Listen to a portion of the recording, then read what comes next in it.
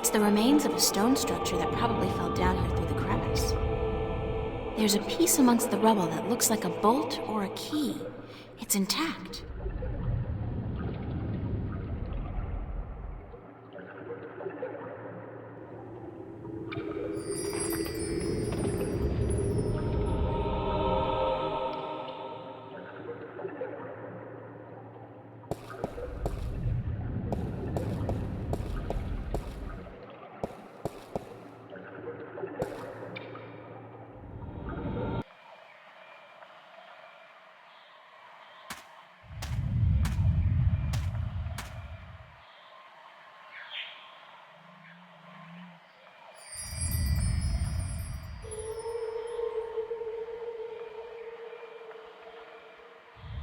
The top half of the statue depicts a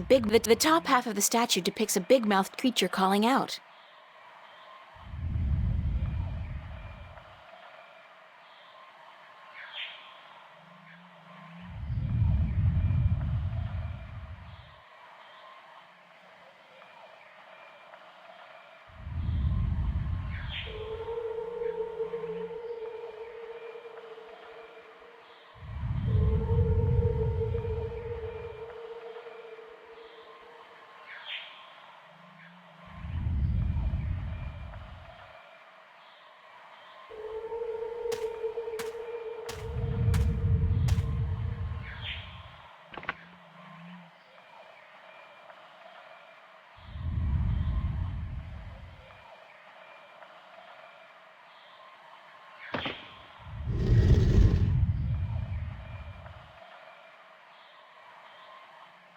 It's a triangular hole, like a keyhole.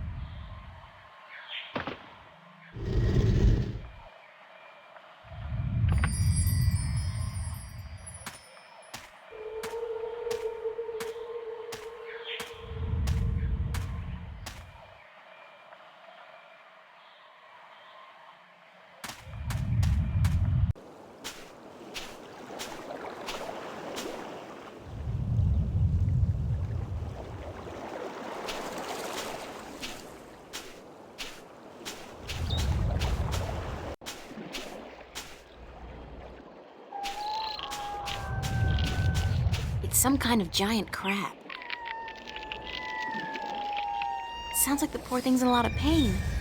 Yeah, the shell does look way too tight. Maybe he's outgrown it, but can't shed it. Or whatever it's called.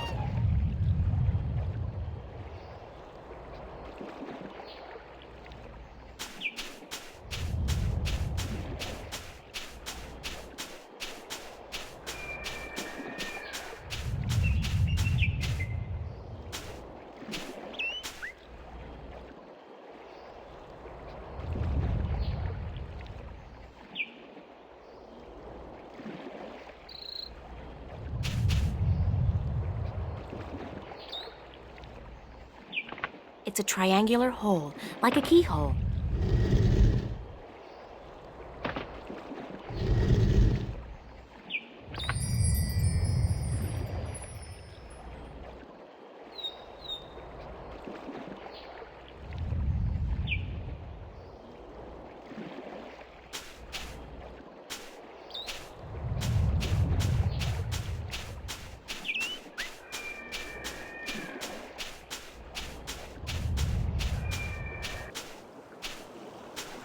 I could get lost if I just wander off into the jungle with no idea what the island looks like or where I'm heading.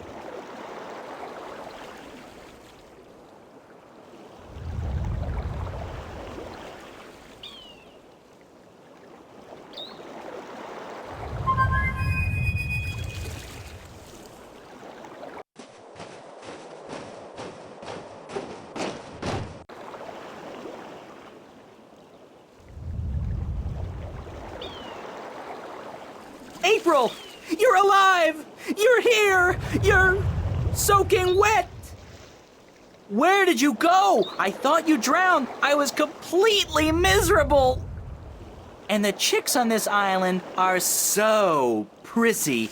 They don't even care for a kiss unless you're all settled down with a nest in your own territory.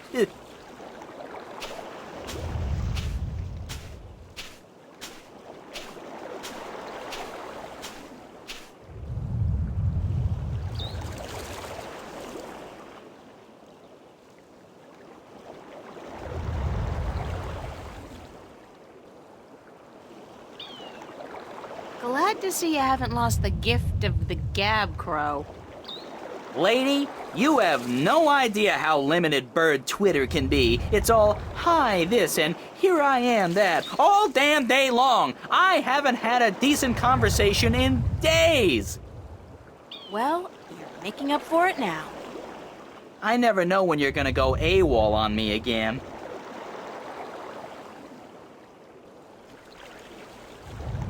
I had a little adventure under the sea. Oh? I didn't know humans had gills. We don't. Well, I do. I think. At least I can breathe underwater now. Cool. Not as cool as being able to fly, of course, but still. Hey, does that mean you're a mermaid? Hardly. I don't have a tail. What did you do after I saw you last? Well, it took a while, but I found land. Not this island, just a rock with a couple of trees, basically. But when I went back to tell you, you disappeared. I thought you'd gone bonkers from thirst and hunger and drowned yourself or something, so I decided I'd better find solid ground myself or I'd suffer the same fate. And then I found this place. Nice, isn't it? And the best part is, there are no hunters. Only a bunch of big crabs on the east side of the island and a volcano. I'm gonna walk around for a bit, Crow. I'll just stay here and preen myself, thank you very much. What can you tell me about the island, Crow? Only what I've been able to see from above. There's a volcano, dead I think, and lots of jungle, and some nice beaches. I'd like to explore the jungle, but I'm afraid I'm gonna get lost. Any ideas? Well, I could stay airborne and keep track of where you are. That way I could direct you when you get lost. Sounds like a super plan, Crow. Let's go.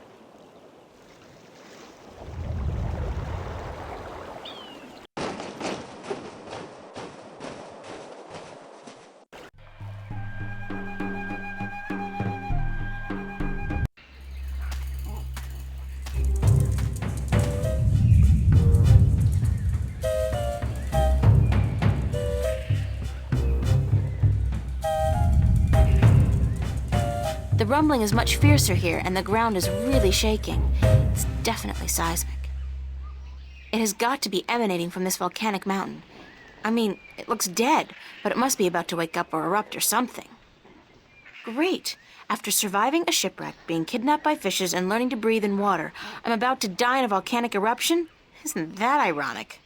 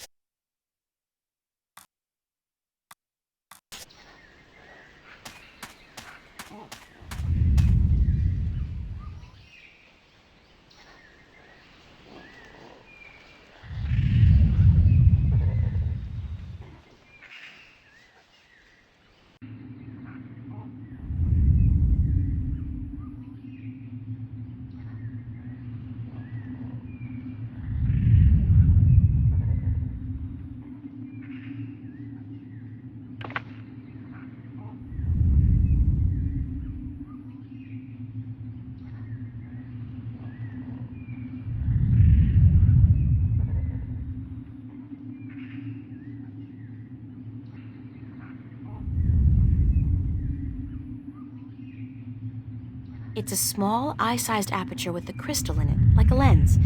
Maybe some kind of telescope? I don't see anything interesting. I don't see anything interesting. What a strange symbol. What a strange symbol.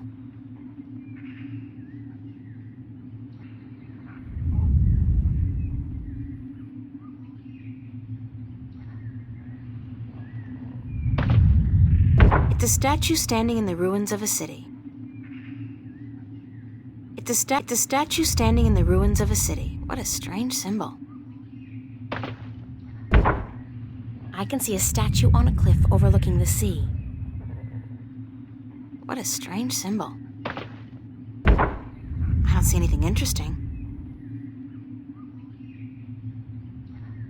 What a strange symbol. I don't see anything interesting. I don't see anything interesting. I don't see anything in. I don't see anything. I don't see anything interesting. I don't see anything interesting. What a strange symbol. It's a statue just below a really tall tree. What a strange symbol. I don't see anything interesting. Somebody's looking back at me. Oh, wait. That's just my eye. The lens is turned into a mirror. What a strange symbol. I don't see anything interesting.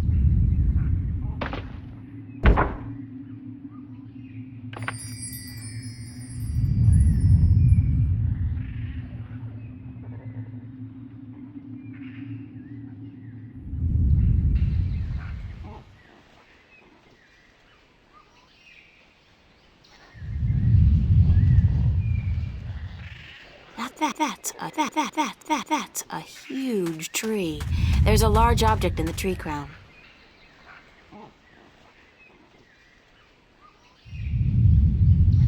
That's a huge tree.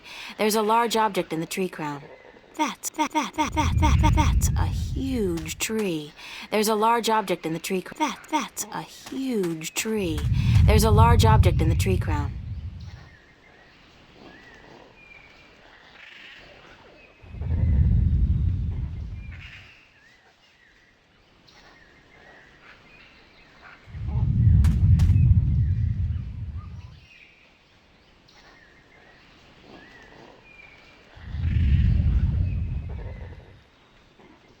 That's a huge tree.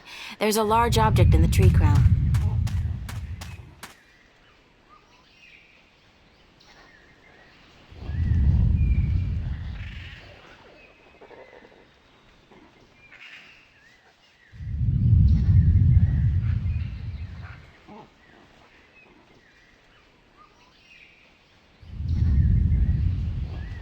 That's a huge tree. That's a huge tree. There's a large object in the tree crown.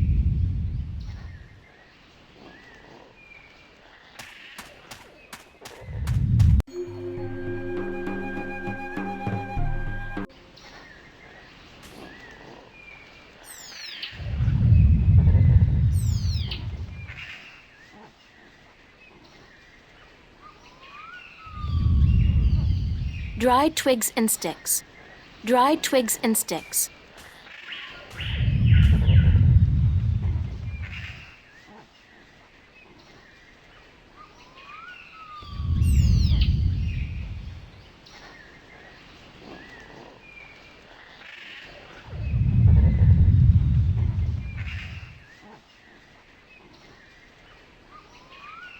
Dried twigs and sticks. Dried twigs and sticks.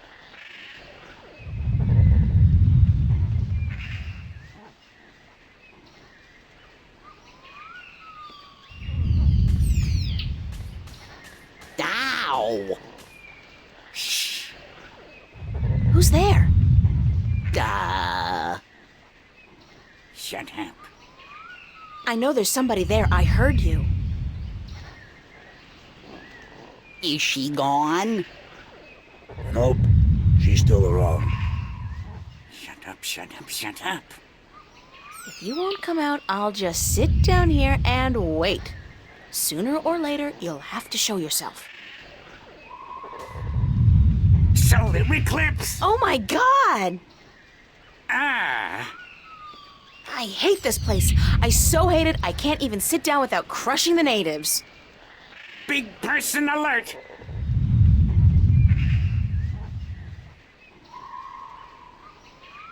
What are you? What does it look like? A talking twig? We're stickmen. And you're an accident waiting to happen with your large, ungainly body and wobbly legs.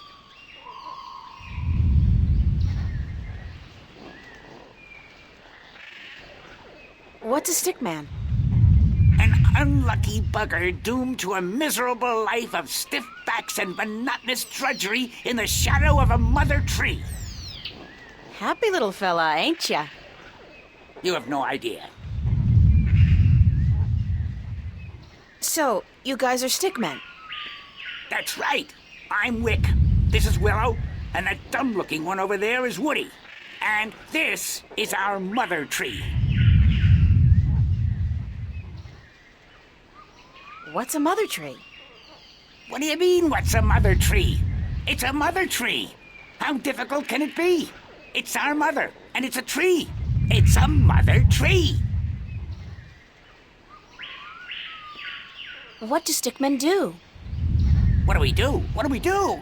What do you mean, what do we do? Well, the people in this world always do something. Like the Banda dug tunnels in the earth. The Merum killed Snapjaw and covered their houses with Tanyen. You gotta do something. Hey, it ain't easy being a stick, let me tell you. You got your stiff back and limbs, your fear of fire and water, your 300 years of miserable boredom, and then you have to get planted and raise a family. It ain't easy. So, you're not doing anything worthwhile then? Lady, I'm miserable. I'm grumpy, and I got a headache. What do you want from me?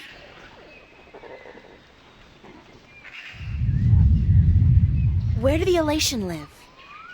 The Elation? The guys with wings? Up in the volcano. There's an old city in there. I think they're squatting.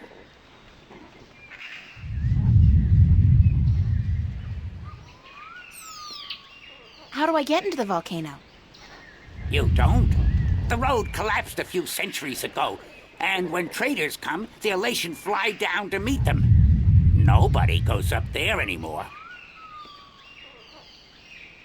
What's that constant rumbling noise? Lady, you have no idea what we have to endure. All day, all night, that noise is just murder. It all started when Quaman, the Quiet Giant, would you believe that's what we used to call him, was banished by the Orowal from his perfect fishing place to some remote place in the forest. Whoa, information overload. Let's step back for a minute to fill in the details. Who's Quaman, the Quiet Giant? He's the scariest human we've ever seen. He stands tall as a mountain and uses whole trees for toothpicks. But he was the quiet type and reasonably gentle for a human. He'd spend his days out by the Orowal village, catching fish and frying fish and eating fish, and looking out across the ocean, dreaming about loose women or whatnot. What happened to get the Quiet Giant banished from that place? The Orowal got scared when he accidentally stepped on one of their young ones. He didn't do any real harm, but they banished him from their village nonetheless, and told him to go far into the forest.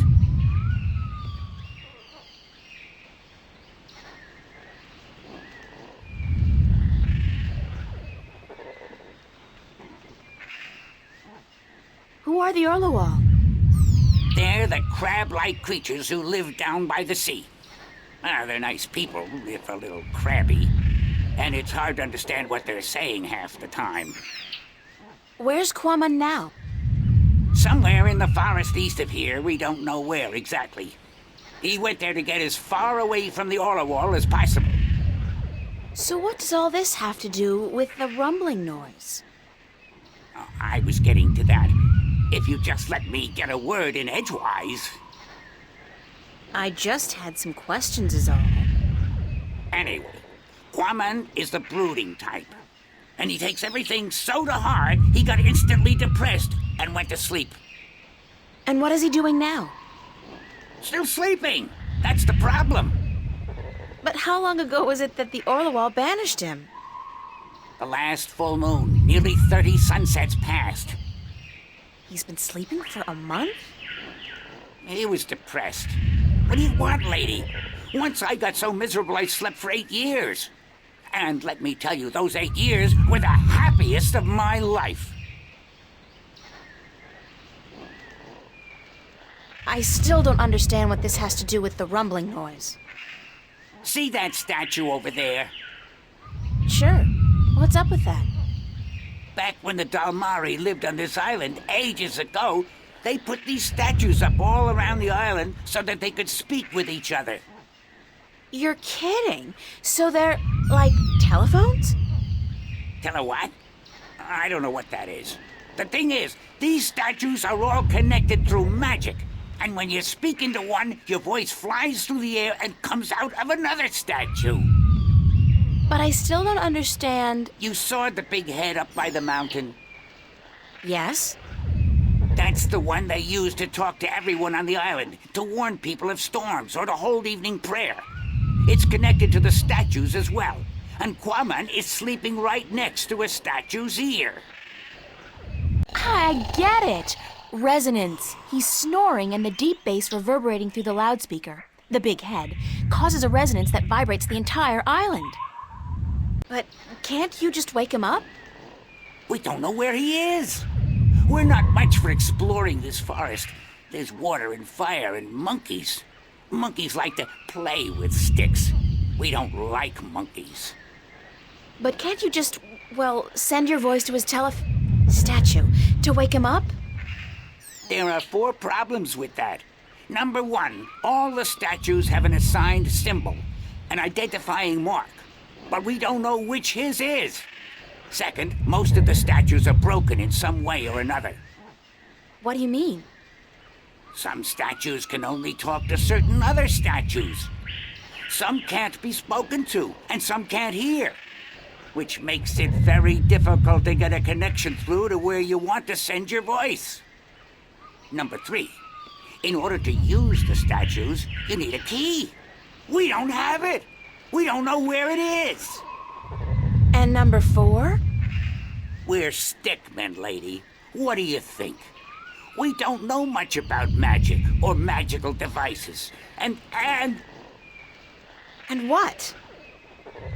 we're not too smart, okay? There, I said it. We're not too smart. And when you look at Woody over there, who's pretty stupid by stickman standards, that's a pretty scary thought. Sorry I asked.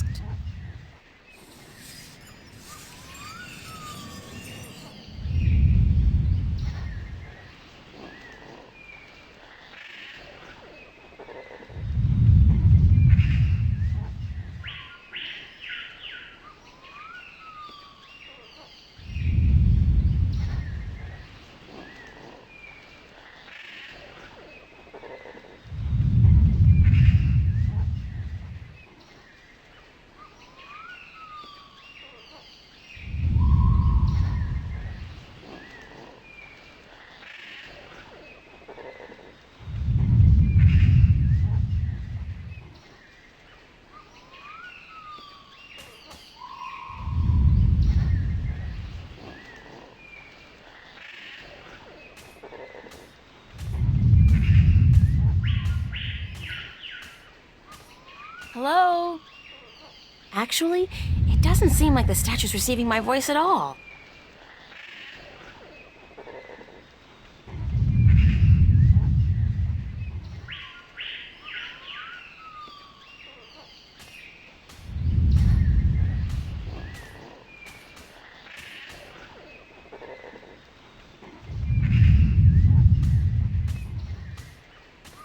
Hello, I'm Woody. They call me the stupid one, 'cause I'm kinda slow, so don't let me keep you busy. I was born with a big brain, so I can't move as fast as my two brothers. I can only do useless stuff like calculations and design, and I play a few instruments, and I'm writing a book on the flora and fauna of Elias.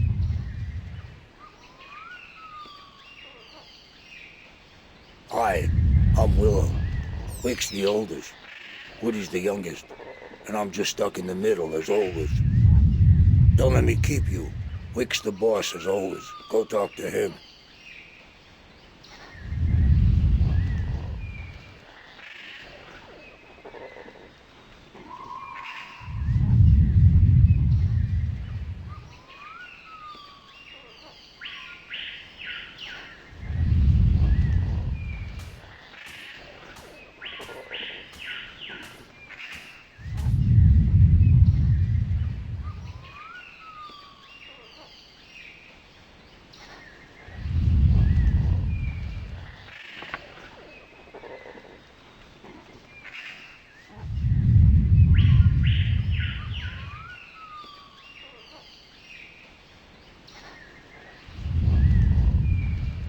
It's a triangular hole, like a keyhole.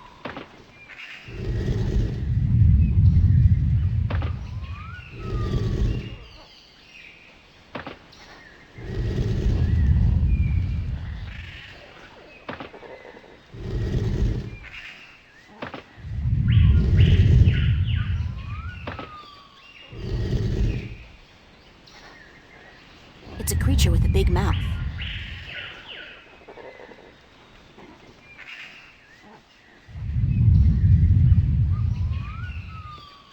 It's a creature with large ears.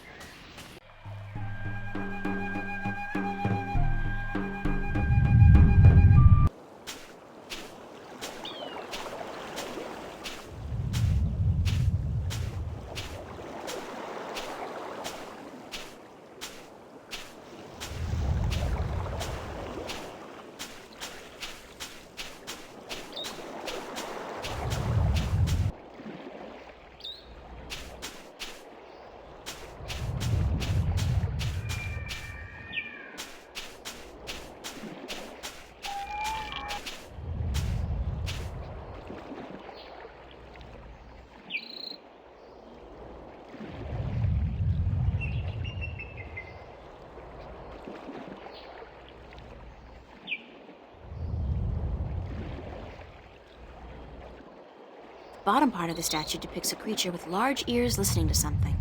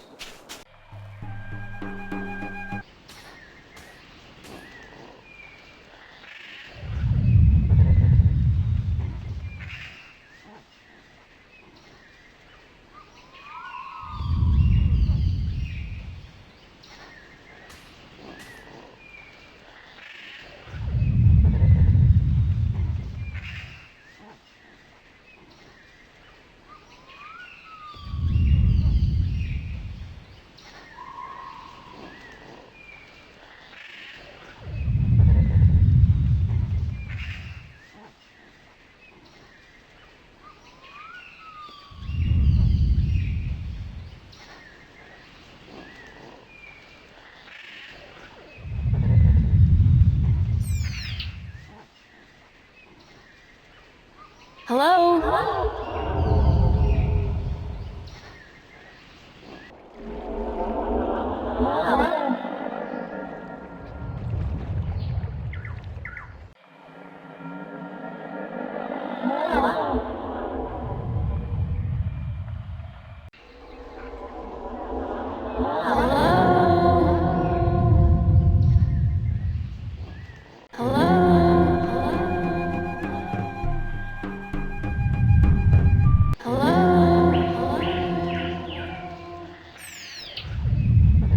Wake up!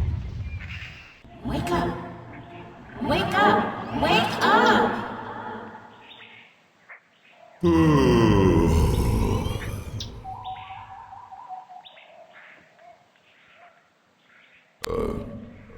Who'll be there?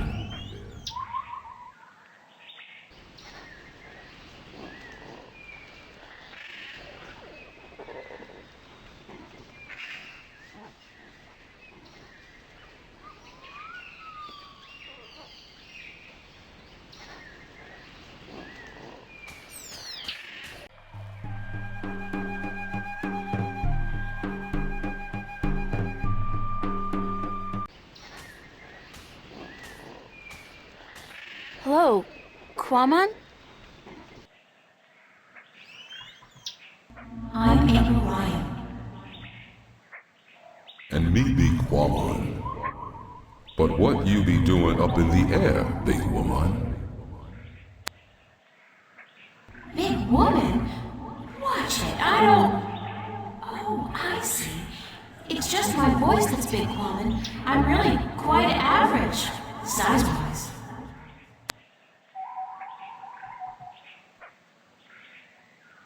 Could you please stop snoring?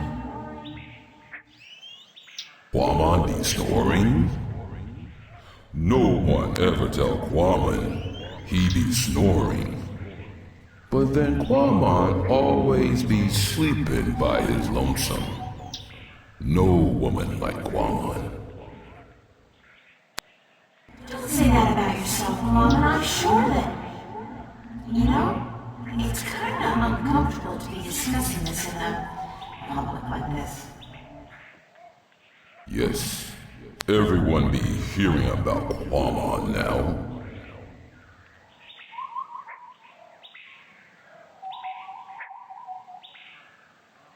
You want to talk about your problems? Face to face? What be the point? I'm a good listener, and I'd like to be your friend. That'd be the point. Quamon not sure if he want friend now.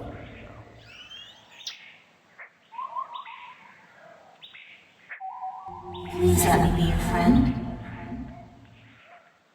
Why? Because I'm lonely too. I don't really know anybody on this island, and I need some help. Well, Quamon be wanting to help, but... Okay.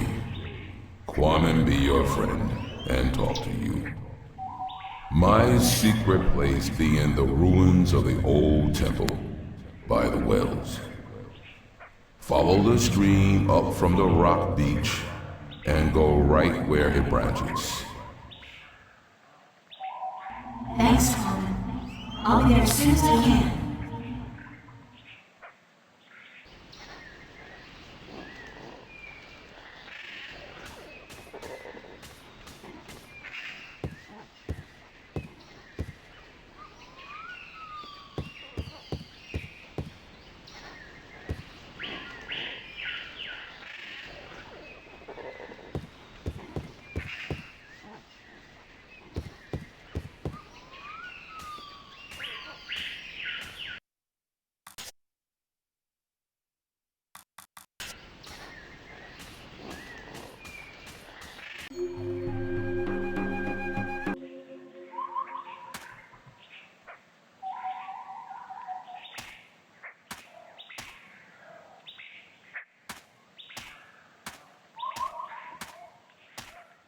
Whoa, you are big.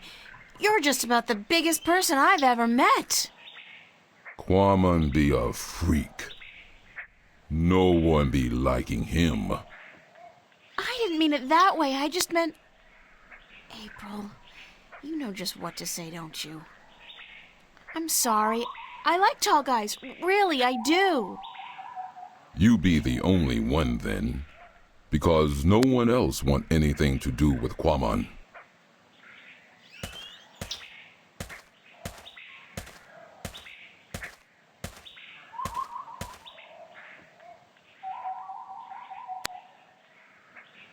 How did you come to be on this island? That be a long story. Do you want Quamon to be telling you? Sure, I have time. Tell me the story. Many long moons ago, Quamon be happy. He be working at the circa in Coruscant, where he be big attraction. What did you do? Quamon be the world's strongest man. He be popular. People come to see him from all the Northlands. Some even from east of the Bay of Fire. But then there be an accident, and the circa tell Quamon to leave, that he be dangerous, and that no one be paying to see him anymore. What kind of accident? Quamon's most popular feat be the breaking of large rocks with his fist. Everyone would applaud when the rock be breaking. Then one day, the Caliph be at the circa to see the performers. He be saying, Quamon, I hear of him breaking a large rock with his fist. This I want to see. But my performance be over that day, and there be no rock to break. So the circa ringmaster Oberon, he be saying, let's get a rock in here, any big rock at all. So they bring in this rock that Quamon never be crushing before. Quamon not be sure if it is a good idea, because rock can be dangerous when it breaks. But Oberon be saying, this you must do. The Caliph wants to see we do not disappoint the Caliph of Coruscant, or we lose our heads. So Quamon break the rock, and when it breaks, What happened? there be large pieces of rock flying everywhere, and one piece be hitting the Caliph and one his son. The Caliph be not seriously hurt, but his son be unconscious and bleeding from the head.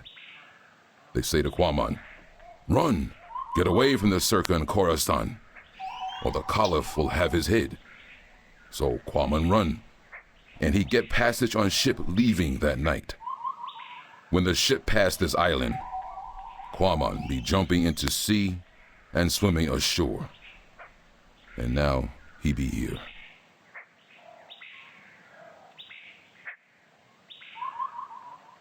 What happened between you and the Orlawal? Oh, Quamon be so clumsy, so dangerous. He should not be among people. He be only hurting them. The Orlawal be kind, letting Quamon live and fish in their village. But then Quamon be stepping over a young Orlawal, almost breaking his shell.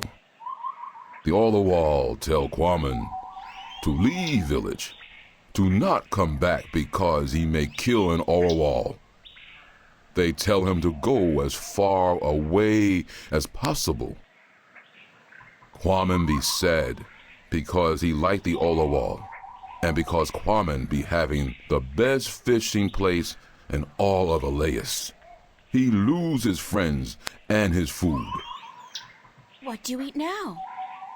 Quamon fish in these wells here, but the fish that live down there be small and not very tasty.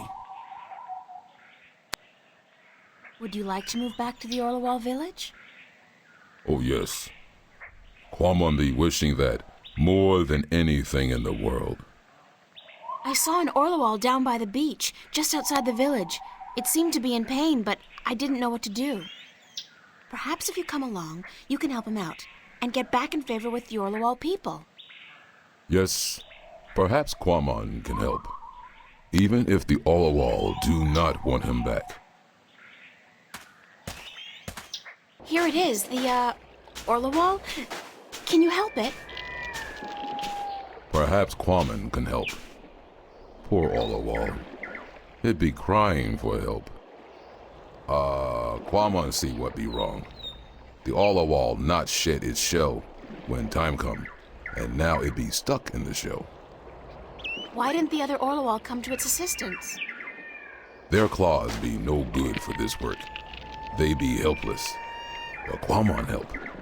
Quamon be good with his hands. Quamon be happy.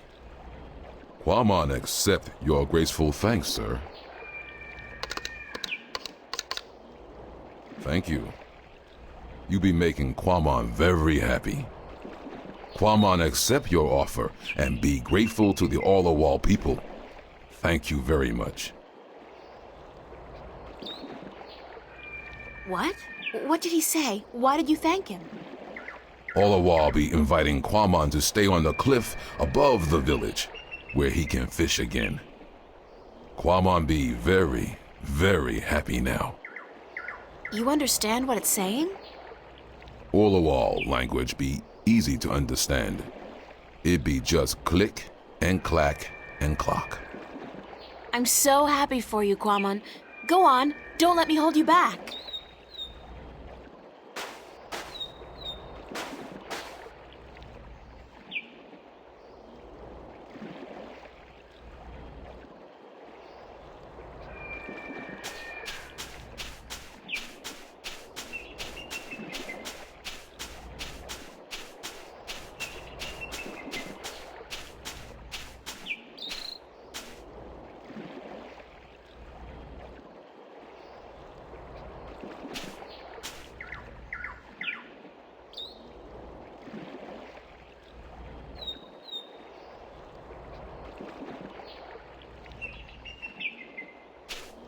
Hey, Quamon, how's the fish biting?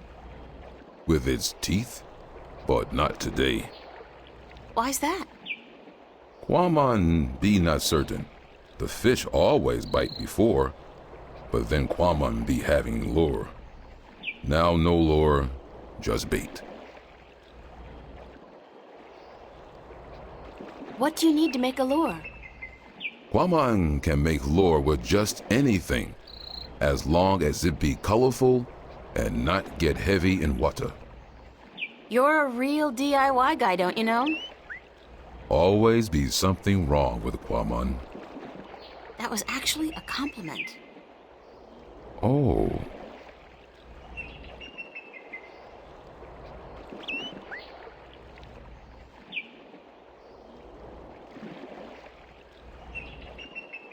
Are you happy now, Quamon? Quamon be happy. He be wanting fish to bite.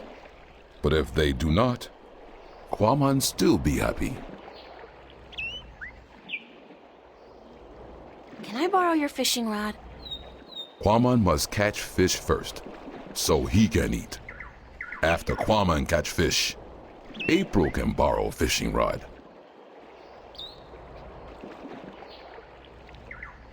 Happy fishing. Thank you.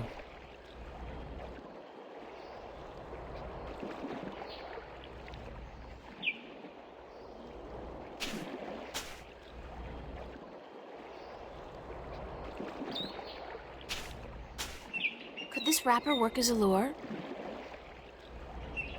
Yes. Yes, with some work. It'd be perfect for a lure. Now Quamon can make one, and hopefully catch many fish.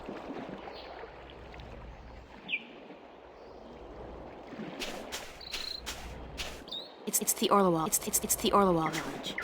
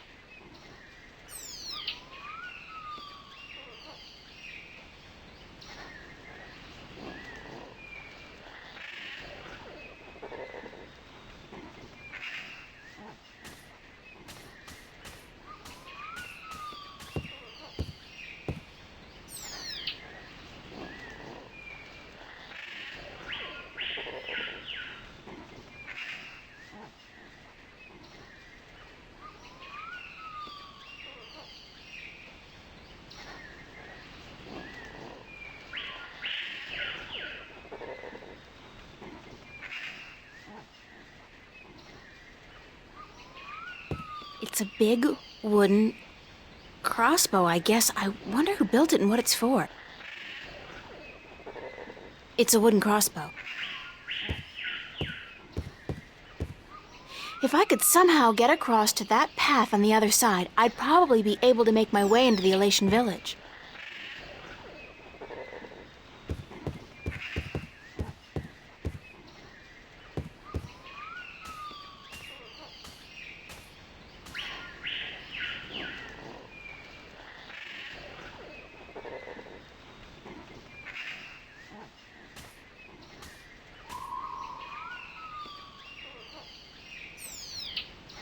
Who built that big crossbow in the tree?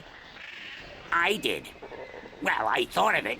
And these two nincompoops gave a helping twig on the, manual side. So they built it, and you supervised. Yep, but it's not done. There are still a few pieces missing before we can blast off for Luna. Did you say blast off for Luna? That's what I said, Luna. As in the moon? The same. You intend to go to the moon using that thing? Lunar cannon. And yes, that's the plan.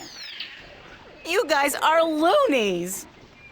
If by loonies you mean visionaries, then yes, we are. How come you're not working on your lunar cannon now? Because of that infernal noise is why. But Quammen has moved back to the Orlowal village. He's not going to disturb you again, trust me. Really? How the heck did that happen? Nah, I don't care. The important thing is we can work again. Thanks, lady.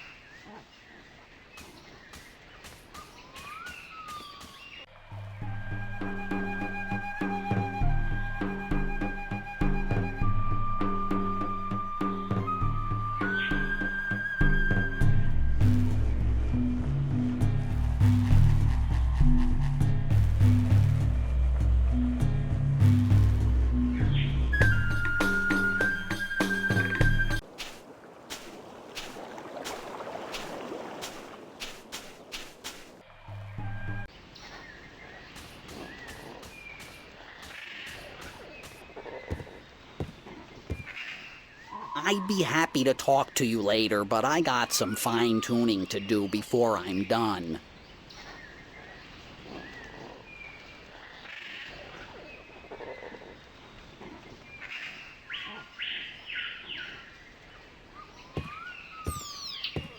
How's it going? Almost there. Oh, one tiny little problem, though. And that is? We don't have a bowstring for our, Propulsion drive mechanism, Wick. what he said, yeah, we need a bowstring. Something strong and flexible and sinewy. Like what? I don't know, lady. I'm no engineer. I'm just a supervisor. String made from animal guts would be perfect. Yeah, but look at us. Do we look like the kind of stickmen who'd make good hunters? Do you see me going after a gate beast carrying what, a cone? A dry leaf sharpened to a razor edge?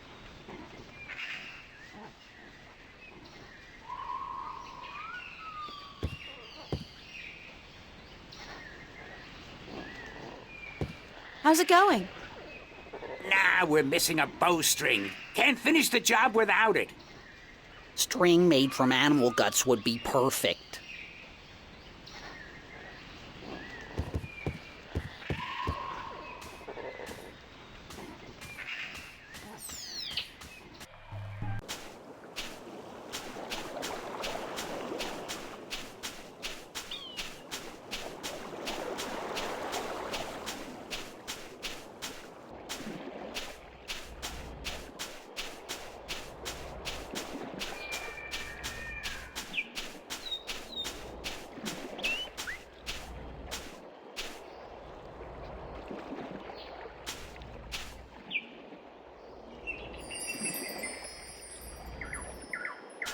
I don't figure I'll be needing the rod anytime soon, but I'll borrow the line.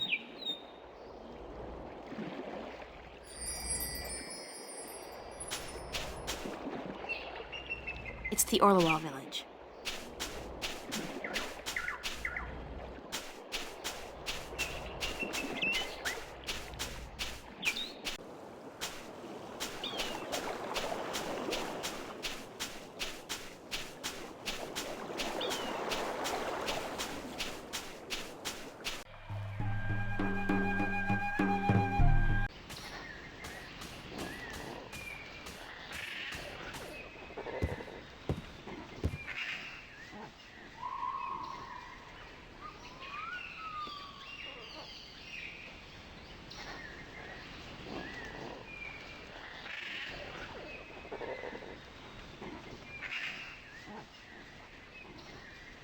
I'd better show it to Wick first, or he'll freak out.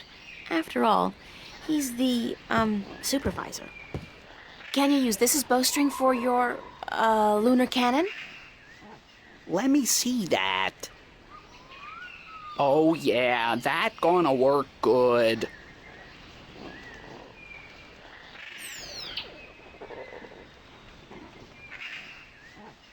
All right, listen up. I got us what we need.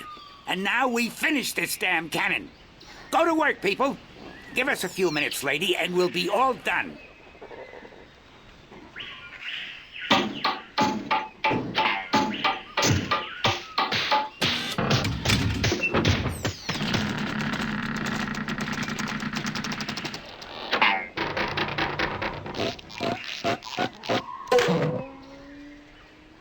It worked. Of course it worked, you wood-brained fool. I built it.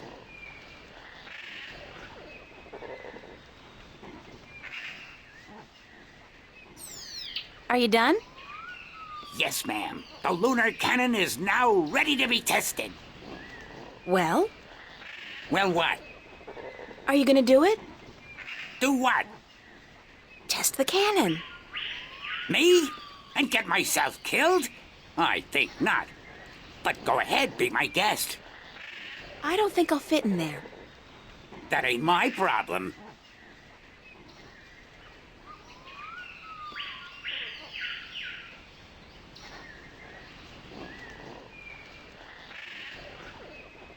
I'll just place the hook along the bowstring, like so, and let the rope trail behind it. Okay, we're ready to fire.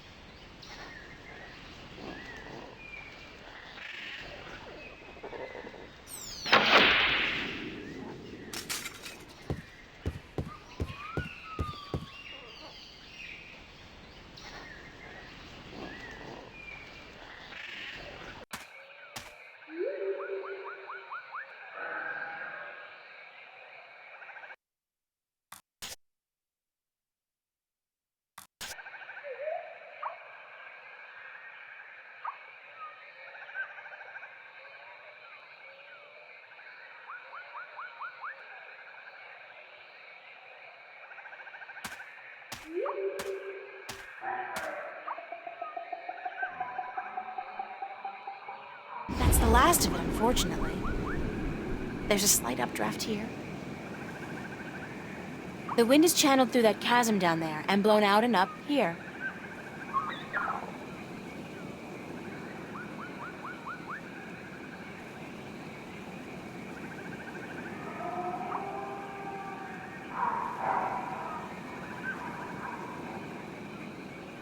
Oh, God, I think I'm gonna throw up. That was so not appetizing. Weirdest thing, though, I do feel lighter. Like I lost 90 pounds. I can't even imagine what people would pay for this stuff back home. Ah!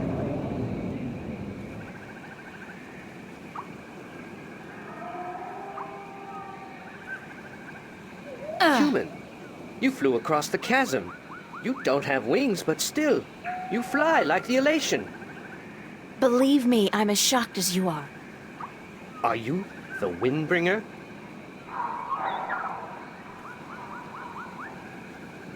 What's the Windbringer? It's a prophecy amongst my people. Of course, there's no escaping the prophecies. It's said that someone not of the elation shall come among us to float on the wind like an elation, to learn our stories, to bring the wind back to us, and to bring us into a new and happier age. Is that all? You know, I'm starting to forget how simple my life used to be. Family, friends, grades, boys, no prophecies, nobody looking to me for salvation. I don't understand, Windbringer. You should speak with our teller up in the city.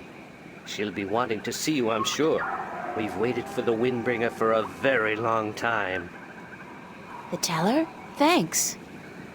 No, Windbringer, thank you.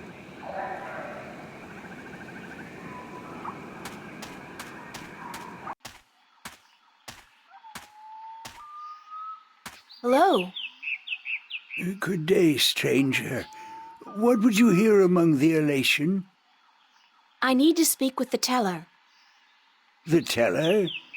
Go down into the city and you will see the castle. The teller, she keeps to the tower. She's old and her eyes don't take well to the sun.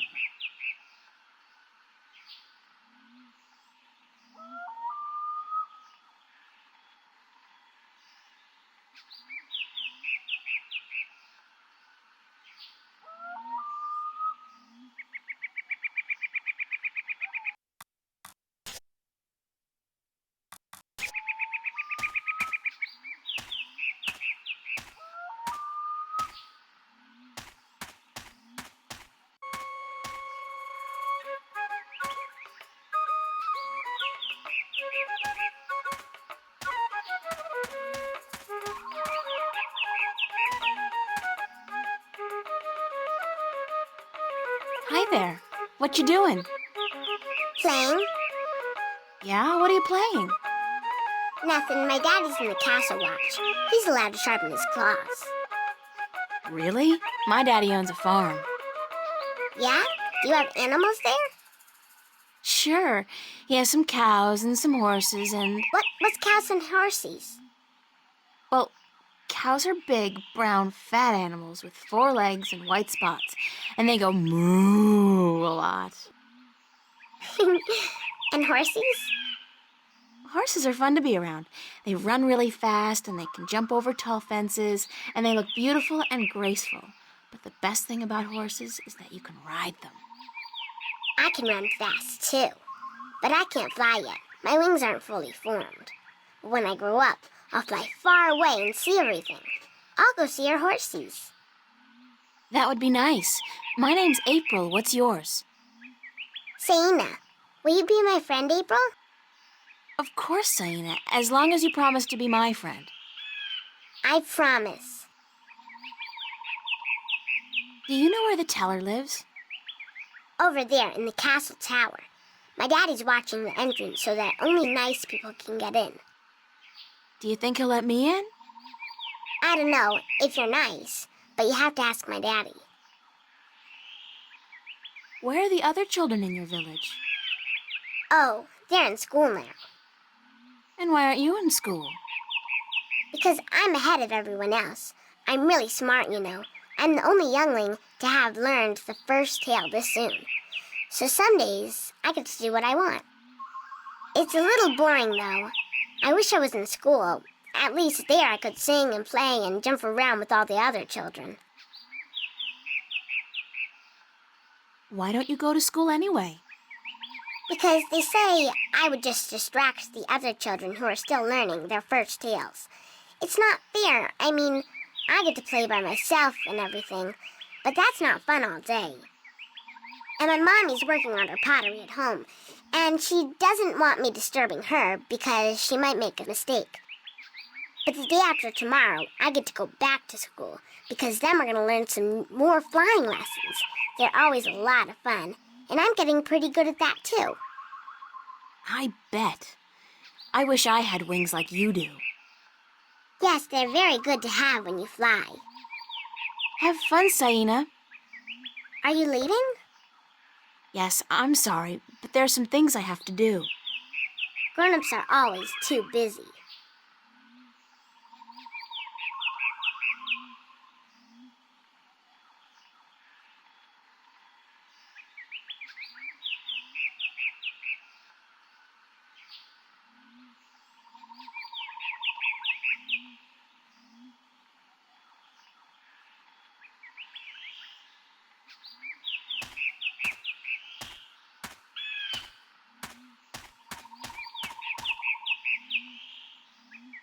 Be careful, don't come too close. I'm almost done with this pot. Sorry.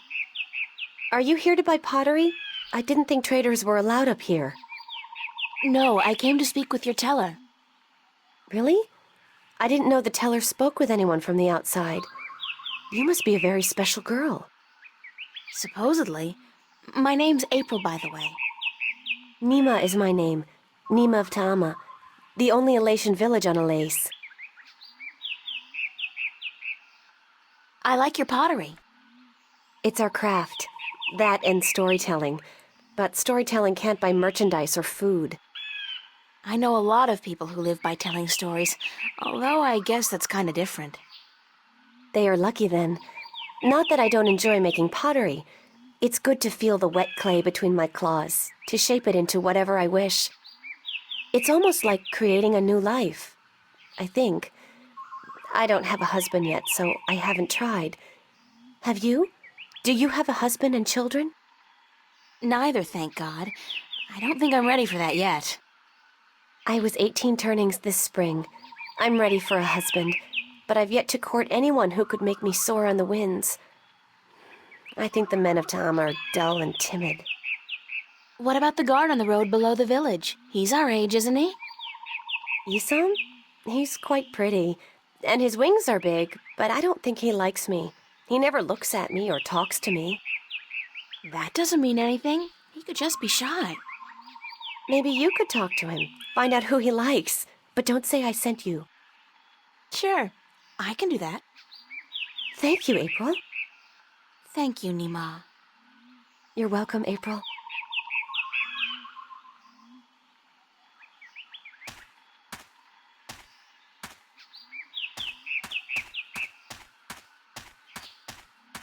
Halt! Who would visit the teller? My name's April. And what would you with the teller, human? I'm not sure, but I need to speak with somebody in charge. The teller is our teacher and our mother, but she will not speak with foreigners who walk into our city. And how, pray tell, did you get here? The road is closed and guarded. It's got to be my female charm. It will not work on me, human. Please, leave our village and return to your ship.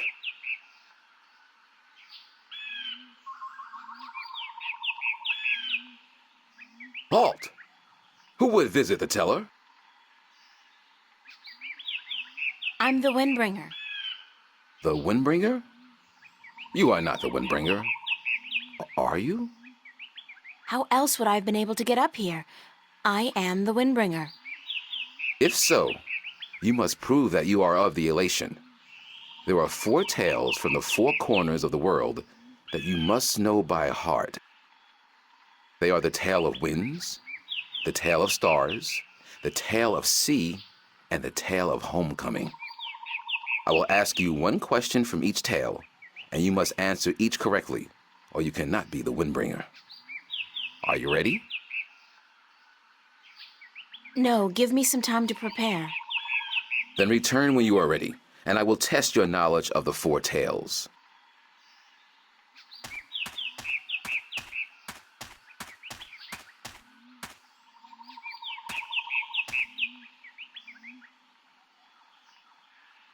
Hi, Nima. Hi, April. Do you know one of the 4 tales of winds, stars, sea, and homecoming? I had to learn the tale of homecoming. It took a long time, but I think I got it now. I'm better with pottery than I am with the tales, unfortunately. Do you want to hear it? Please. Very well. This is the tale of homecoming, my tale, and I shall tell it in my own words, as told to me by my teacher, in her words, and by her teacher in turn. Moran was a handsome young Elation man with strong wings and a hardy beak. He lived below the white cliffs, where the water was salty and the fish plentiful. Moran was betrothed to Inara, the loveliest girl there ever was. She was fair and slender and tall, and her eyes were the clearest shade of blue. But Moran was hesitant to enter into union with Inara, to become her husband and to give her children. He would always come up with a new excuse for why they had to wait a little while longer. Now, Anara was skilled at pottery, but even more so with stories, and the teller of the village had many times asked Anara to be her apprentice, to learn all the tales, so that someday she could take over as the teller. But Anara refused, knowing that if she did accept the teller's offer, she would never be able to marry Moran, because a teller cannot have a husband nor children of her own. Her refusal to become the teller's apprentice was unheard of, because who could refuse such an honor? But to Anara, love was more important. Her love for Moran was beyond honor, beyond reason. But despite Anara's love, Moran was still hesitant. And then one day he told Anara, "I am traveling on a pilgrimage to the far shores. I will be gone for some time, and while I am traveling, and in accordance with our traditions, I will be freed from our betrothal. Not until I come back will the bond between us be renewed." It was not unusual for a young Elation man at that time to go on a pilgrimage, and the bond between the betrothed would often be cut while he was away, to be formed again upon his return. But Anara was heartbroken, because she had thought that Moran would soon want to marry her. When Moran saw her tears, he said to her, "Do not weep. When I come back, I promise I will marry you. Just wait for me, and stay with your pots, to make the time pass quickly." And then Moran left on his pilgrimage to the far shores. Many years went by, and Moran had exciting adventures on the far shores. But by and by, he began to long for home, and for Anara, and now he had finally realized that he loved her, and that he wanted to marry her. But when he returned, he could not find Anara amongst the pot makers. He went to visit her family, and they told him that, after waiting for many years, Anara accepted the teller's offer of apprenticeship. And that when the teller left on the last wind during the previous winter, Anara herself became the new teller. Angry, Moran made his way to the teller's nest, and when he saw Anara, he said to her, "You promised me you would wait." But Anara did not say a single word in answer. She just turned around and lifted something wrapped in leaves from the cot behind her and gave it to Moran. Moran unwrapped the package, and inside he found an old pot, cracked and broken in two. "What is this pot?" he asked. "And why did you not wait for me like I asked you to?" And finally Anara spoke, and she said to Moran, "I made this pot for you, my dear Moran, when you left, because I wanted it to be my marriage gift to you. But when many, many years passed, I finally realized that you did not love me the way I loved you, and to live hoping otherwise would be death." "But I want to marry you," cried Moran. "I came back."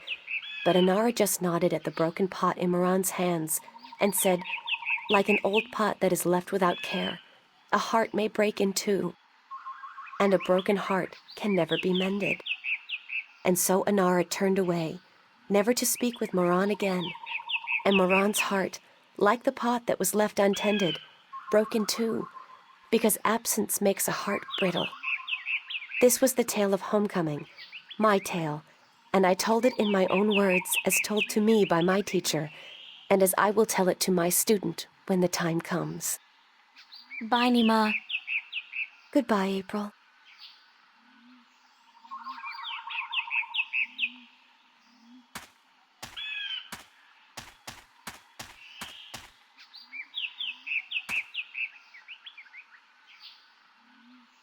Hi, Saina. Hi, April. Do you know one of the 4 tales of winds, stars, sea, and homecoming? Yes, my mommy taught me the tale of the stars. It's a really pretty story. Do you want me to tell it? Please, Saina, I would like that very much. Okay. This is my tale, the tale of stars, and I tell it to you in my own words, as it was told to me by my teacher, in her words. In the small village of Jinjay near the rumbling hills of Onion, there lived a girl called Mona. She was a curious girl, and she would always get in the way of grown Elation.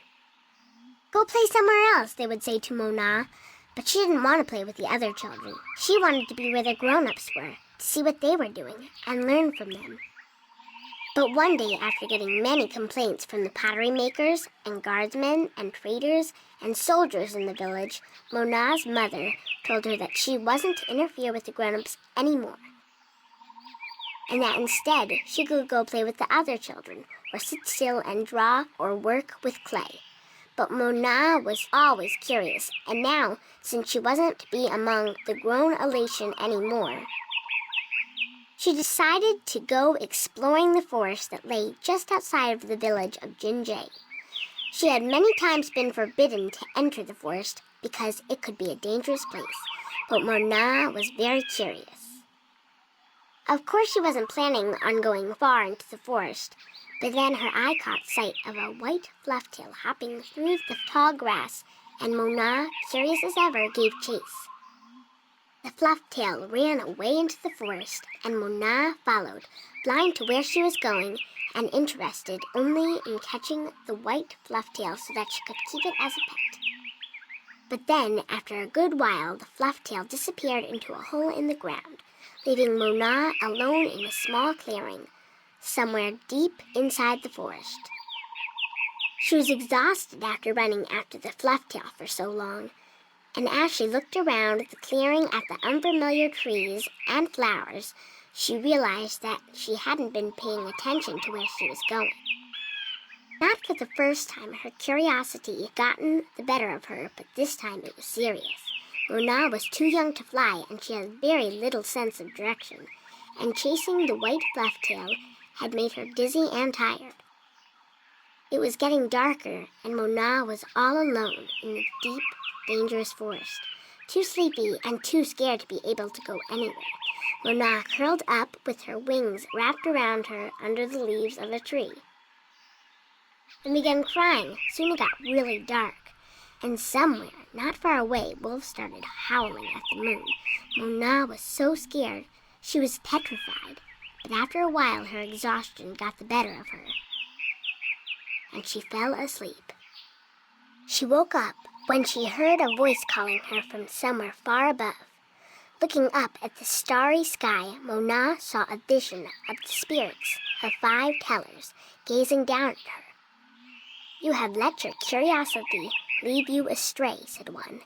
"You are lost, and you deserve to be lost," said another.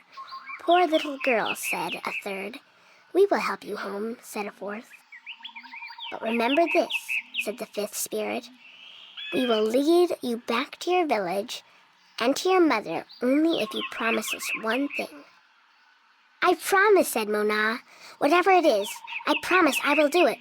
"Very well," said the 1st spirit. "You will make the story of this night into your own tale, and you will call it the Tale of Stars."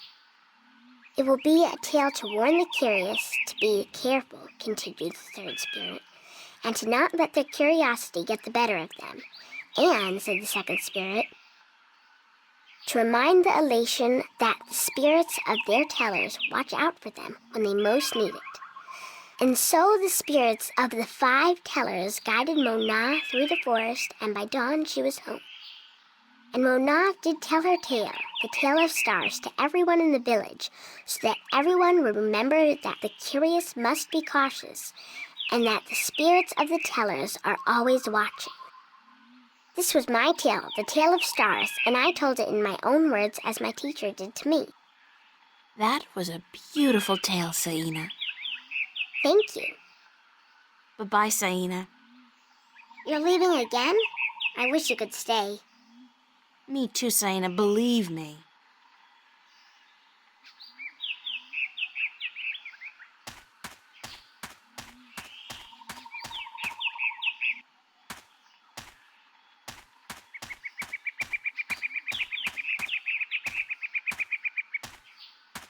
Do you know one of the 4 tales of winds, stars, sea, and homecoming? Mine is the tale of sea, human. Would you mind telling it to me? I would be happy to do so. This is the tale of sea, told in my own words, as it was told to me by my teacher in his words, and to him by his teacher in his words. This was a very, very long time ago, when the elation were a strong people, and we could spend days riding the hot winds above the seas. We hunted fish then, and we were at war with the Merum. the Wet-Tails. Acalas was one of the strongest warriors there was. His claws were sharp and long, his beak pointy, and his teeth strong. Acalas was admired by everyone in his clan, and because of this, he was cocky and arrogant. So one day, the teller of Acalas City asked him to perform a very important and very special duty, to bring a sacred jewel to the teller of an Elation town across the sea.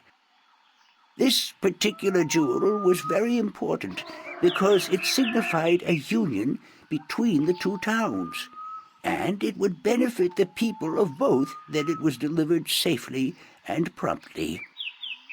Acalas grinned and told the teller that he would deliver the jewel both quickly and safely, and that she was not to worry.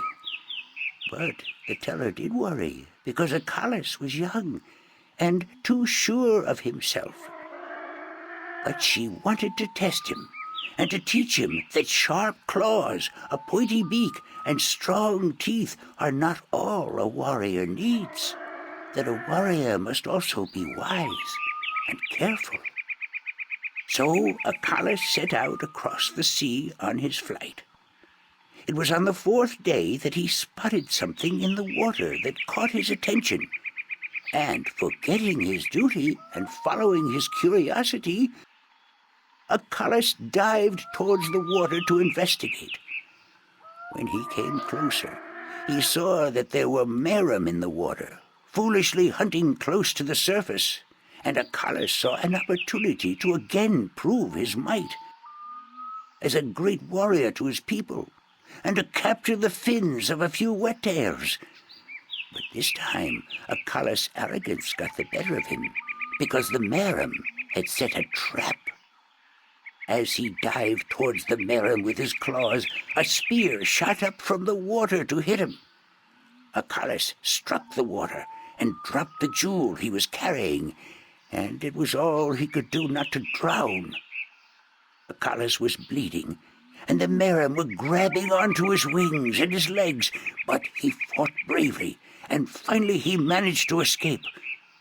But even though he now lived, he was dead inside, because the shame of losing the sacred jewel would always be with him. Acalas could not return to his village, because he had neglected his duty to his teller and to his people, and so he went away to a small island where he could be alone. To himself and his people, Acalas now became the Lost One, he who had been on a sacred mission but had failed in his arrogance. A year passed, and one day Acalas met with human traders from a ship that came close to his island. From the traders, Acalas heard speak of a hideous creature that lived in the sea, the Octowoe. The Octowoe was said to have a third eye, like a jewel, and that this eye pulled hapless sailors into its deadly 8-armed grasp. Acalas knew immediately that the Octowoe's third eye had to be the jewel that he lost in the sea a year ago, and he now saw the opportunity to redeem himself. But Elation were not used to water, and the thought of submerging himself in the cold, harsh ocean chilled Acalas to his heart. But he was the Lost One, and if in his death he could at the very least redeem himself, to his own heart then it would be worth it. So Acalas fashioned himself a spear, because in the water his claws and his beak would be too slow, and he flew out to where the Octowoe was last seen. And then Acalas dived into the sea. The dark water closed in on him, and his wings and legs went numb. But still Acalas kept pushing down until he saw the lair of the Octowoe. Spotting Acalas, the Octowoe attacked, and Acalas saw the monster's third eye, his sacred jewel, shining bright in the darkness. and his heart was filled with a sense of duty and courage that he had never felt before. But as he began fighting the 8-armed monster, Achilles realized that if he were to fight like he usually did, he would not stand a chance. He would have to think differently. And so Achilles tricked the Octowo into following him through a tight chasm where the monster got stuck. And then he swam above it and, using his spear, tipped a rock on top of the Octowo. Swimming back down again, the Octowo was flailing helplessly. Now, almost out of air, Achilles took the sacred jewel from the Octowo's head and swam back up. Finally, Achilles could deliver the sacred jewel to the town across the sea. And upon returning to his village, he went to the teller, bowed his head, and said, "Forgive me, teller, for in my arrogance I thought I could do everything. But I could not, and I became the lost one because of it." "You were lost," said the teller, "but you are no more. Because now you see the limits of your own strength, and you will know that a warrior must be careful and wise, in addition to being strong and fierce." This was the tale of C, and I told it in my own words, as told to me by my teacher.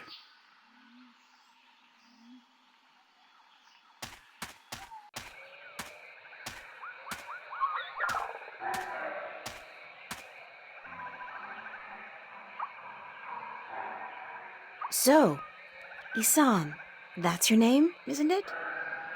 Yes, Isam of Tamar. A good-looking guy like you must get a lot of attention from the girls, right? Are you asking me for courtship? Me? No. Wings don't do anything for me. No, I was just thinking, maybe you had your eye out for somebody special? I'm without a mate. The women of Tamar are cold and unfriendly, and whenever I try to talk to one of them, she ignores me. Huh. Even Nima? Nima? No, she's too pretty for me. She won't appreciate my attention. This is like high school. Trust me, Isam. You go talk to her one of these days, and I'm sure you'll find you have a lot in common. Just be yourself, okay? You think so? Perhaps you are right. I will do as you say, Windbringer. Thank you. Do you know one of the 4 tales of winds, stars, sea, and homecoming? Mine is the tale of winds, Windbringer. Do you wish to hear it? Very much. Then I shall tell it. This is the tale of winds, my tale, and I pledge to tell it in my own words, as told in turn by my teacher. In the village of Karan, in the mountains of tall winds, there lived a young Elatian woman named Iwana. Iwana had one desire above all others, to soar higher and farther than anyone else. And even though her wings were no broader, nor her body sleeker than anyone else's, she pursued this foolish desire without rest. And as time passed, she did soar higher, and she did fly farther than the other young Elatian in her village, and her name became known far and wide amongst the tribes of the mountains of tall winds. But still, Iwana was not happy. She was not happy because, in her vanity, even though she was a better flyer than almost everyone else, and to her eyes, she was still not good enough. She wanted to be so much better than anyone else that she would be remembered for all time as the best flyer amongst all the Elation. And so one day, Iwana decided to climb to the top of Mount Bakta'ana, the Tower of Light, and to soar from those giddy heights to the ends of the world. Her friends and her family pleaded with her not to, because every Elation knew that to soar from such heights was dangerous, that at such heights the air was thin and the winds treacherous. But Iwana would not listen. and on a cold and clear morning she climbed up the Tower of Light to the rock and the ice at the very top. From there she could see to the ends of the world. And it brought tears to her eyes to know that now, finally, she would be greater and better than any elation before her. And so Iwana spread her wings and leaped off the mountain. Those who watched her from far below said that for a split moment Iwana soared, and she soared higher and farther than any elation before or since.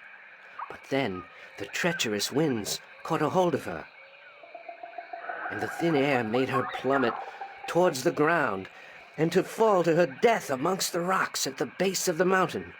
In her vanity, Iwana could not see beyond her desire to be the very best. And vanity always stands to fall. That was the tale of winds, my tale, and I told it in my own words, as told to me in turn by my teacher.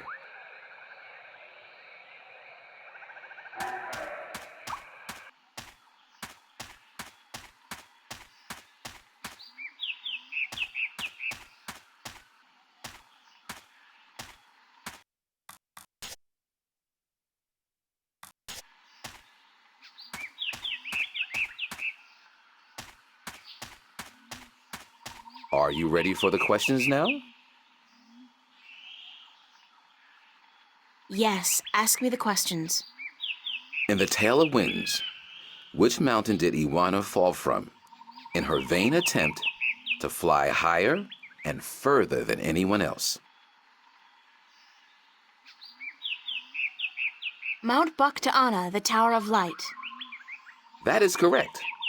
In the Tale of Stars, what did Mona see in the sky that helped her find her way home?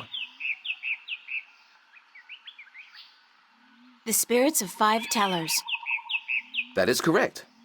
In the Tale of Sea, what creature did the Lost One battle in his quest to recover the sacred jewel?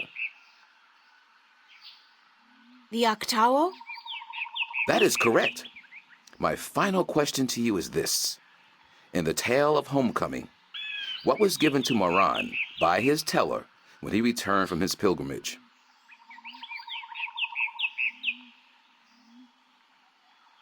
A broken pot, to teach him that absence may break a heart in two. You have correctly answered all my questions, and so have proven your knowledge of the 4 tales. You are the Windbringer. The teller would see you presently.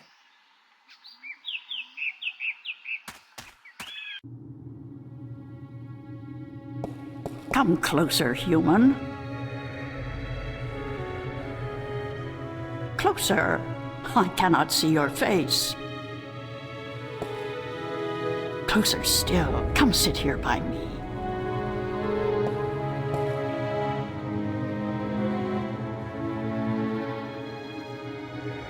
There you are. You see, my eyes are not what they used to be. Ages ago, I could spot a ladybug crawling up a straw of grass from 15 tree lengths up. Now, I have a hard time seeing my supper. But my ears, balance be praised, my ears, they are as good as ever. I could hear you outside, learning the tales my children tell. You are a good listener and a fast learner. They were interesting stories, and your people told them well. That is what we do. The Elation are the keepers of the tales, and I am their teller, the one who must know all the tales told since the day we came to this world. How can you do that? How can you remember every story ever told? The secret is to tell them often and to tell them in your own words, not the words of your ancestors. Doesn't that mean that the stories change with every generation? Yes, as all tales must. Change is important. Otherwise, the tales will have no meaning to us. They will just be words, and we do not care about the words. We care about what the words tell us. How long have your people been telling stories?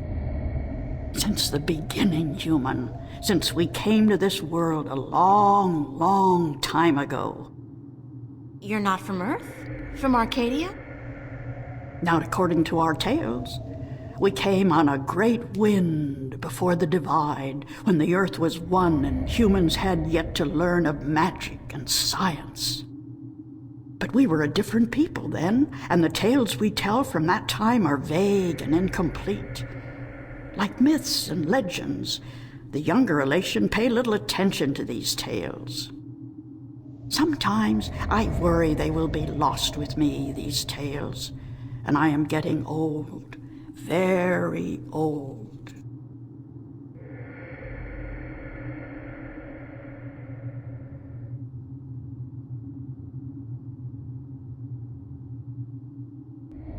I came to you to find answers to some important questions.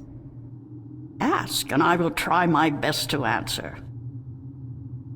Have you heard of an ancient god or dragon that lives beneath the sea?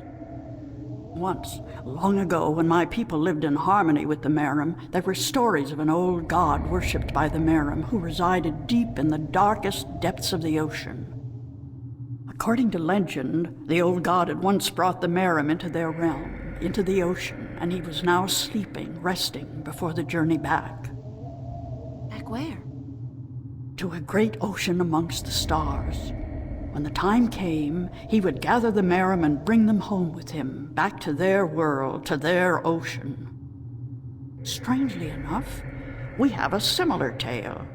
It is said that the great wind that brought us here will someday return to bring us back to a place where we can soar forever on warm winds.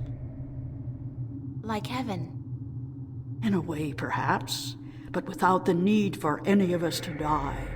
The great wind will just sweep us up and carry us away. Every evening before I go to sleep, I recite this tale to myself. It is a comforting one. What do you know about the Draic kin? The kin are numbered 4, or so our tales tell. 2 in this world, 2 in the other. The mirror world, the white and the blue, the red and the green. Do you know where they are? No, the tales never say. The kin are elusive. They keep to themselves. I have never seen one myself, and I doubt any of my kind has. The tales do say that our past and our future are tied to the fate of the kin, but how I would not pretend to know. This is one tale that is yet to be told. Do you know anything about the Guardian's realm? This is human business. Would you not know more than I? Your people are the keepers of the tales. You remember more than humankind has forgotten. Please, I need to hear what you know. That is very little. The Guardian's realm is home to the Guardian in his tower. No one is permitted within except the Guardian who was, the Guardian who is, and the Guardian who will be. And of course the Draic kin, who were instrumental in its making. Have you ever heard of the existence of a hidden entrance to his realm? Oh, yes. Yes, I have heard tell of such a thing, though I would not know where it is. I gather that one of the kin may be able to tell you. Thank you. I don't have any more questions. I am glad I could help you with some answers. I'm the Windbringer. I know you are. It's strange to me to hear those words spoken. I did not think they would be in my lifetime. But here you are, standing in front of me as real as the sky is blue. I'm sorry I have to ask, but what is it that the Windbringer is supposed to do for you? I did not expect you to walk in here and have all the answers, child. The balance has both blessed you and cursed you, and it has sent you here to do what it wills. The Windbringer is said to be the first sign of the great wind that will take us away from here. For a long time, the Elation have lost the strength they used to have. Our bones have become weak, and our wings fragile. Where we used to be able to soar for days on strong winds, we are now using our legs to walk rather than fly. Why this is, we do not know. Tianyan. You know of the reason for this? I'm just guessing, but it makes sense. Go on. The tales also say that the Windbringer will unite us with our past and end the age-old strife. I know. You must make peace and be reunited with the Merim. You share a common ancestry. I have always thought we did. The tales were too similar, the signs clear. But my people, they will have a difficult time understanding why and how this can be. If you don't, both the Elation and the Merim will die out. When war broke out between your people and you were forced to move up into the mountains, it compromised a precarious symbiosis. A substance called Tanyan was abundant where the Merim and the Elation lived in close proximity. It brought fish and heat and light to both your people. But now, living up in the mountains, your way of life, your diet, your customs and habits, they've all changed. And that's probably the cause of your brittle bones and fragile wings. Then we must make peace with the Merim and restore the balance between us, so as to strengthen us both and prepare us for the journey that will surely come soon. When our sitting is over, I will speak to my people, and I will elect one representative from the Elation to meet with the Merim in the place of your choosing to open a dialogue. I guess it's time for you to talk to your people and for me to make arrangements with the Merim. Where do you wish for our meeting to take place, Windbringer? You want me to decide? Well, I know. Send your ambassador down to the ancient caves by the beach. Inside, there are remnants of an old Elation settlement and a Merim city. It's a good place for your two people to meet, don't you think? Yes. And could you ask if they would bring their half of the stone? The stone? You have the other half? We have held onto it for centuries, knowing that someday it would be of use to the Windbringer. It will, trust me. Then we must make haste and arrangements. It is an important day, so let us not waste light. Go and wait for my ambassador in the caves.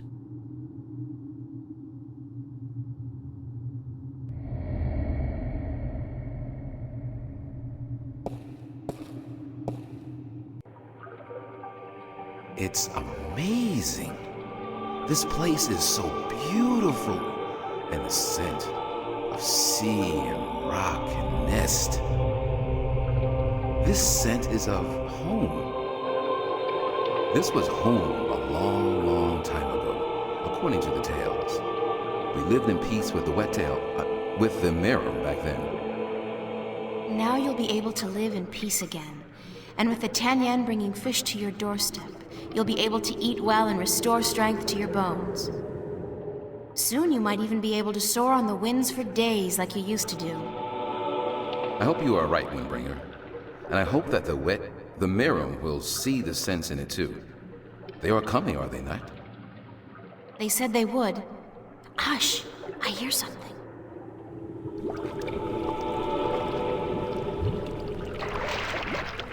We are here, Order Stiller, as was promised.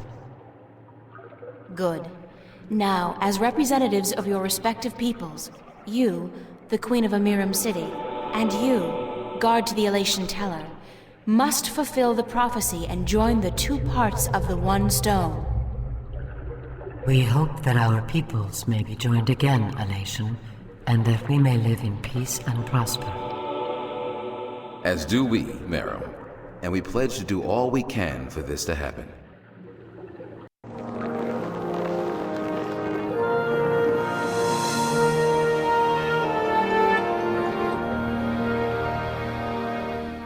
The stone is now whole, Windbringer, and the Elation and the Merim will once again be as one. You may take it with you. Thank you. The both of you. Come now, April, and we will take you to our sleeping god. May his wisdom guide you and lead you down the right path.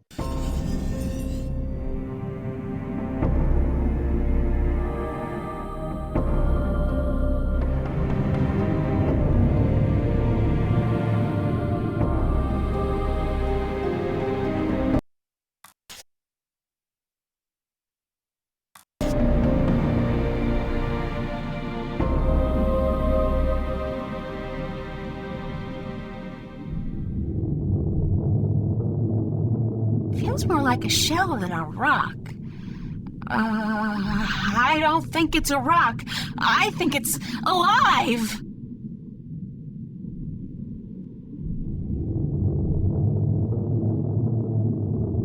It's a large shell. I wonder how deep it goes and what it contains. It's a large shell. It's a large shell. It's a large shell. I wonder how deep it goes and what it contains.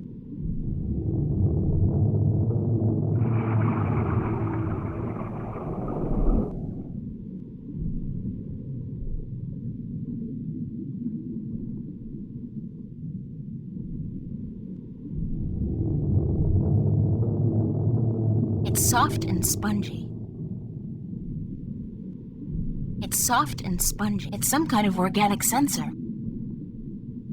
I'm so deep now, I really should have been crushed by the pressure, but I feel fine.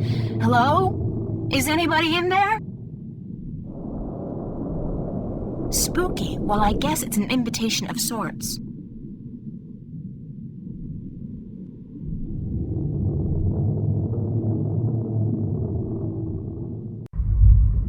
There's air in here, and it's dry. I swear I'm never taking a bath again. That doesn't look like a natural protrusion. It's too big and round. I know you.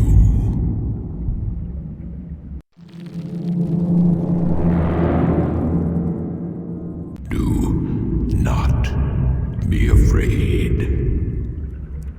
I know what you are. You do? Yes. Yes. What would you hear? I do not like to be disturbed. I wish to be left alone. I wish to rest until the day of ascension.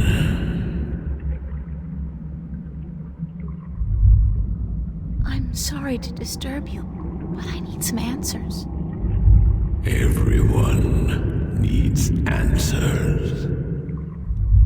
Everyone has questions. I am not the oracle.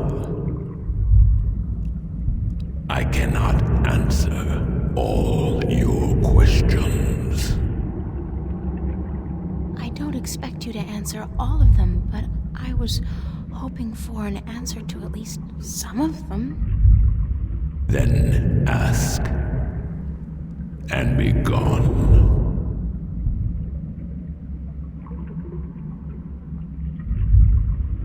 I'm looking for a jewel called the Dragon's Eye.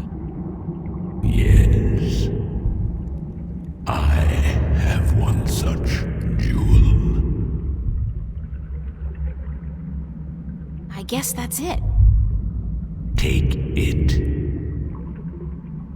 Are you sure? Take it. It is yours now. It is part of your destiny. Okay. Tell me if it hurts.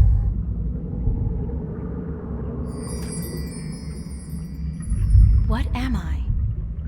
What do you mean? You said you know what I am. What am I? You do not know. Then it is not I who should teach you about your heritage. You must make this discovery on your own. Listen, I'm tired. I'm wet. I'm at the bottom of the sea, and I'm breathing with the help of a polyp stuck in my esophagus. So just cut the Buddhist bullshit about a journey of self-discovery and answer my question. Please? Your question has already been answered. That is all I will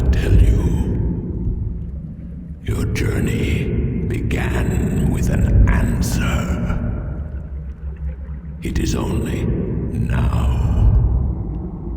that you know the question. That's so not helpful, but thank you. What is the Day of Ascension? The day when the kin return home. When my siblings come to me, and we rise toward the stars for our journey back to our cradle. This is the Day of Ascension. So you're going back to wherever it is you came from? We will, eventually, when everything is ready. When what's ready? I will not answer that question. It is not necessary for you to know. I need to know where I can find the gateway to the Guardian's realm. So you come to me. They told me, well, they as in the few people who could tell me anything at all, they told me that if anyone would know, it'd be you. I know. When the earth was divided, there was a doorway left open where the tower was built. But it's moved, hasn't it? That spot. When Stark and Arcadia were created, that spot moved somewhere else. Into the sky. Amongst the stars. But where? I knew you were coming. Your journey has not been a quiet one. Even down here, I could hear you. I speak with the Dark People. They are my messengers. They have prepared a map for you with the entrance you are looking for. You knew I was coming and why? Then, okay, I know this is probably a futile question, but why didn't you send the Dark People to me earlier? You could have saved me a lot of time and hard work.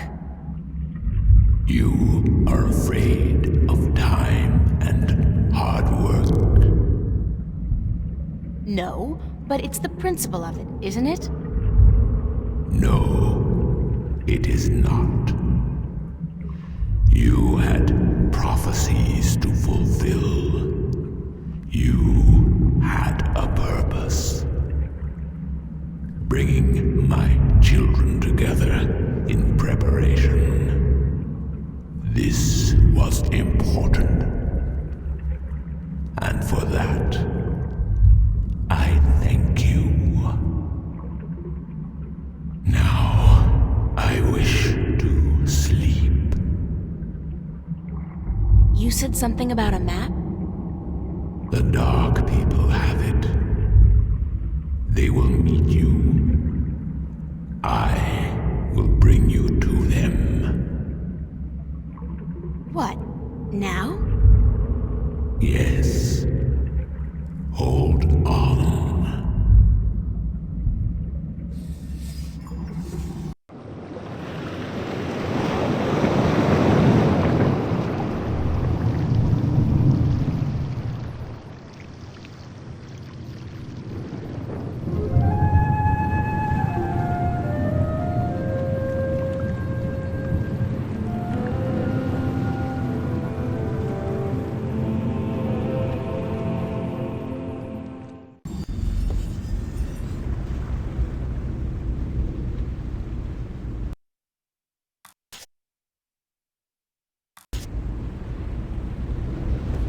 Thanks for taking me on board. Who are you? Well, I thought you... I mean, didn't the old dragon... Well, I'm April Ryan, from Stark. And I guess you're a dark person. But who are you? I'm just a student. Not anybody special. You are special. Who are you? I'm not. I'm just... I'm the Windbringer. I'm the Water Stiller. I'm April Bondu Mbata of the Banda and the Venar Kangang La. I'm a shifter. I will someday become the 13th Guardian, the protector of the balance. And I'm April Ryan. This is who I am. Yes, that is who you are. And you are a wave. Why am I, a wave? You have a purpose. You play an important part in the cosmos. A wave is someone who propels people and events toward change, towards the future. And that's what I do? You are a wave. There are ripples from your passing, and they spread wide and far. Those ripples will never die down. The worlds will be changed by your journey. You're telling me that everything I do affects the universe? You cannot escape it. You are a wave. The ancient dragon, the blue of the Drake kin, told me you had a map for me. A map of stars, yes. It was made for you in our library and given to me to hold. It is yours now. Keep it well. It is the only one.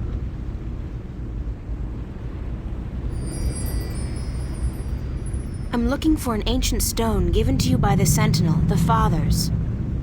You came for the stone. Of course we have it with us. Our ship would not have been chosen to meet you were it not for the stone we carry with us.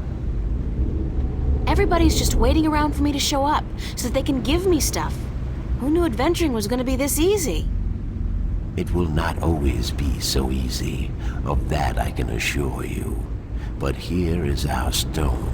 We entrust it to you, as we were instructed to do when the Fathers first entrusted it to us.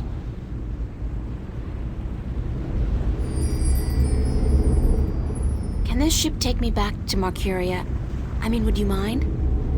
We will bring you to Marcuria henceforth. It will take the night, but we will be there at first light. That's fine. Thanks a lot. You are free to rest here, to sleep, while we travel. The flames will keep you warm, but do not move too far away. My brothers are not friendly with outsiders. They do not take kindly to intrusion. I'll keep that in mind. I'm staying right here. Good. Sleep.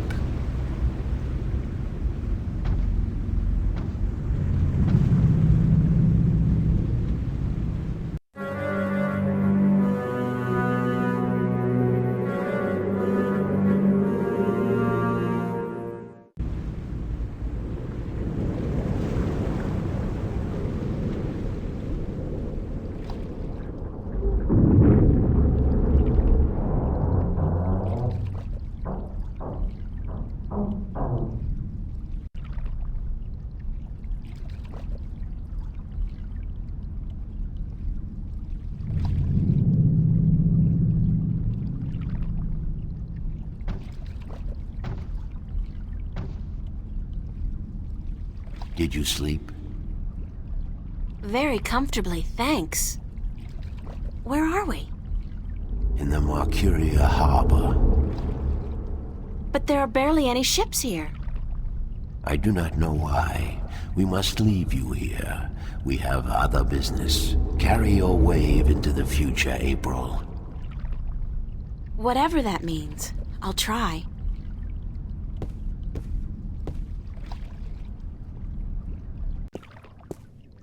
Where did all the ships go? They're gone. This can't be a good sign. I mean, duh. The city looks strangely quiet and deserted. And the sky, those are not ordinary clouds. They look more like smoke. What's going on here?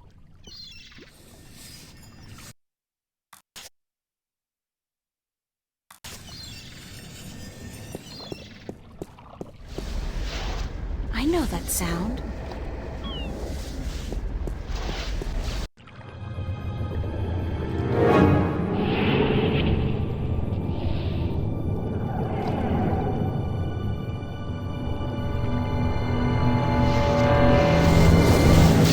And I know that vortex! Shit! Cortez must have found me, and just in the nick of time, too! That was close. What caused that shift to open just in time? It has to be Cortez. Finally. Hello? Anybody there?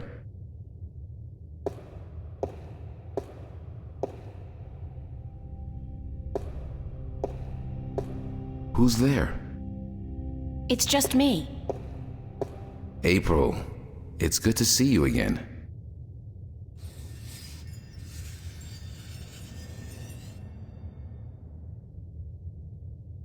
Father Raoul, where is Cortez? I thought he'd be here. I haven't seen Cortez for a week, and it worries me. He usually stops by once every few days. When did you last see Cortez? It must have been, I think it was last Sunday. Exactly 1 week today. He's been gone longer than that before, but this time What? This time I have a feeling there's something wrong. I don't like that feeling. Is there anything you're not telling me, Father Raoul? I don't know what you, Yes, you do. You're no ordinary priest. You know about Stark and Arcadia, about the balance, and I'm sure you know a lot more about Cortez than you're willing to let on. How did you...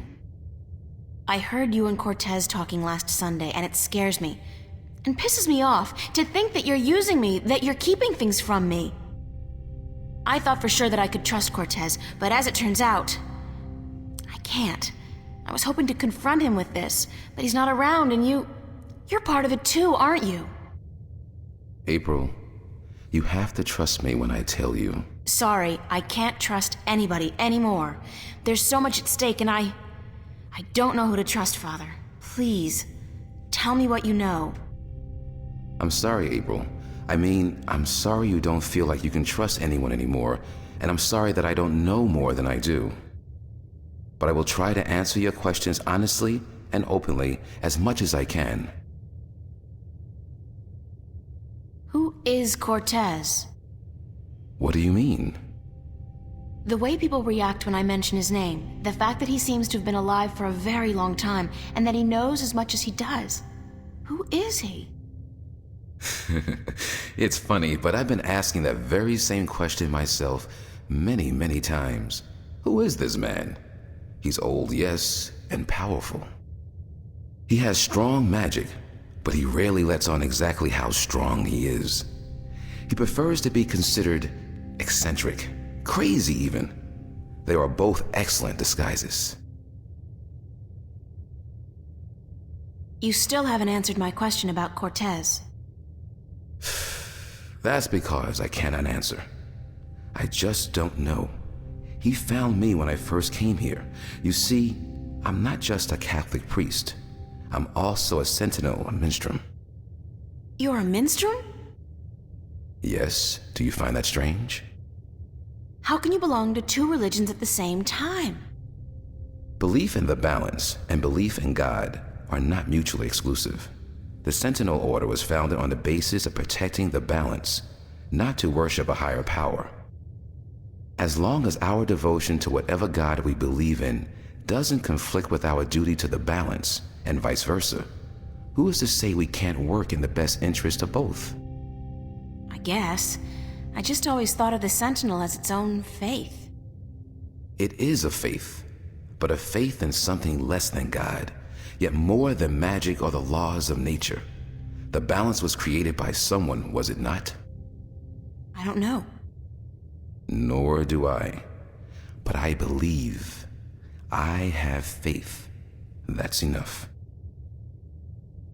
What did you mean when you said Cortez found you? One day, he came to visit me here. He knew who I was, that I was a minstrel, and that I was devoted to restoring the balance as well as to my guide. We soon became good friends. He was very worried about the imminent collapse of the balance, yet told me that he was waiting for someone special, someone who might be able to help us. Me? Yes. He waited for a long time for you to show up, and when you did, it was hard for him trying to convince you that he wasn't crazy. I guess his disguise was too good. I don't know much more than that.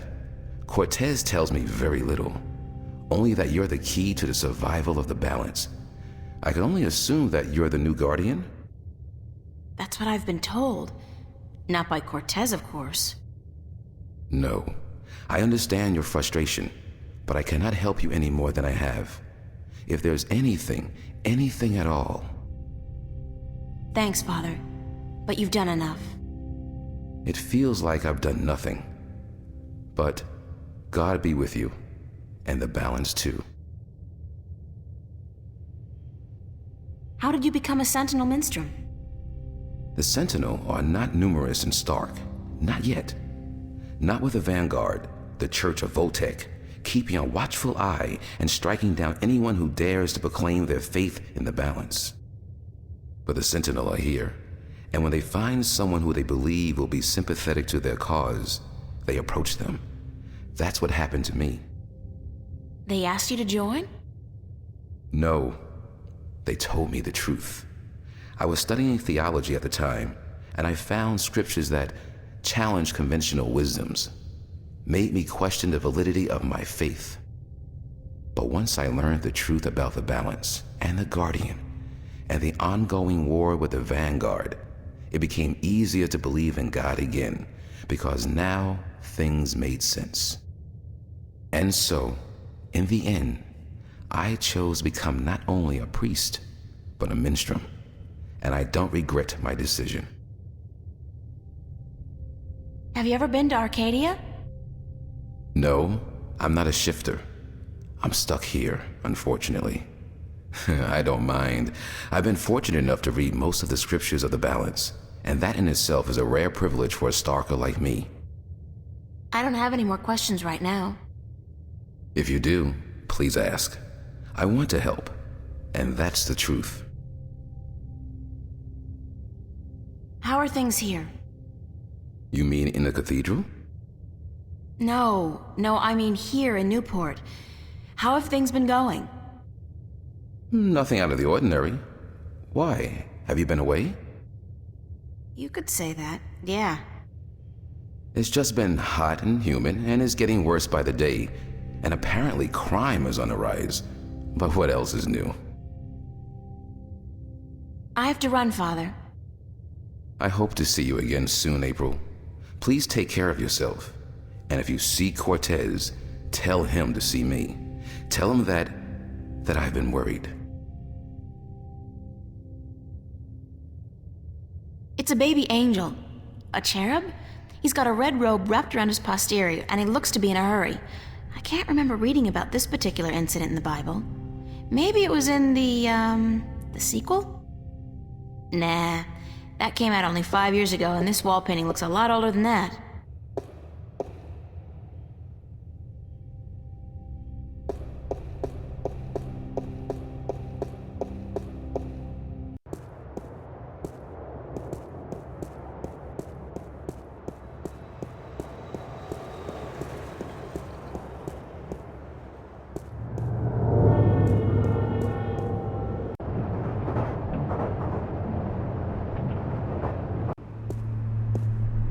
I really should go home and change into something that doesn't make me look like a medieval restorationist. I wonder what the homeless people do in the wintertime. Supposedly, it gets biting cold here in Newport, and I don't...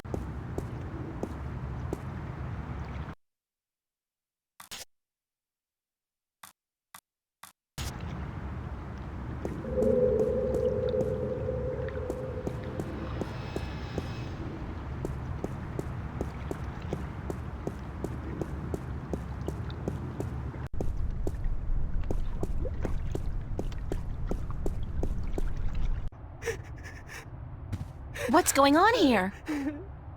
April, run! Get out of here! Why? What's the... Run, April, now!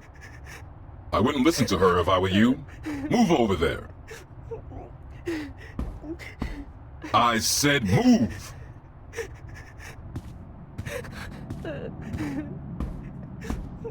Emma, who's this man? Tell me what's going on. Who are you? What do you want?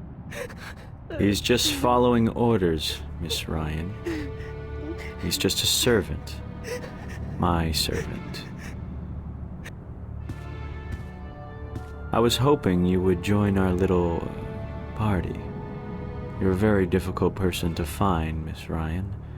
A very difficult person to find. What are you doing to my friends? If you cooperate, nothing. Nothing permanent, at any rate.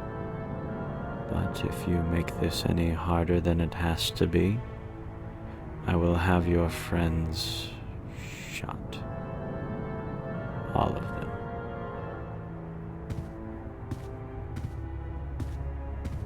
What do you... Do I know you? I know you.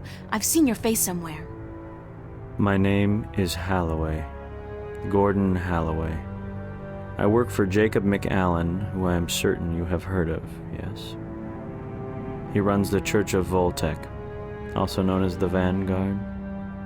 He has been insisting on meeting you, Miss Ryan. Of course, we were not sure who you were at first, but we knew we would find you in Venice. You did give us a run for our money, I must admit. Your shift a week ago today made it a lot easier, but then you decided to stay out of town for a while. Smart. Coming back, though, was rather stupid. What do you want from me? We want you, and what you carry with you. We have our connections in Arcadia. We know of your journey north. Good job on our friend Mr. Klax, by the way. Good job. Very impressive. Of course, not to mention the fine work you did on that Gribbler creature. She was not very cooperative. She just refused to listen to reason. But she was a twisted old girl, and we respected that. Unfortunately, we lost track of you once you set out to sea. The Tyran are not very comfortable with water, and so there was no chance of sending anyone after you. However, with your good fortune and, shall we say, good breeding, I am certain you brought some valuable items back with you. I would expect no less from a bright and industrious girl such as yourself. So, give me what you have and let us be done with this nasty business. I will let your friends go, and then you and I will go on a little trip.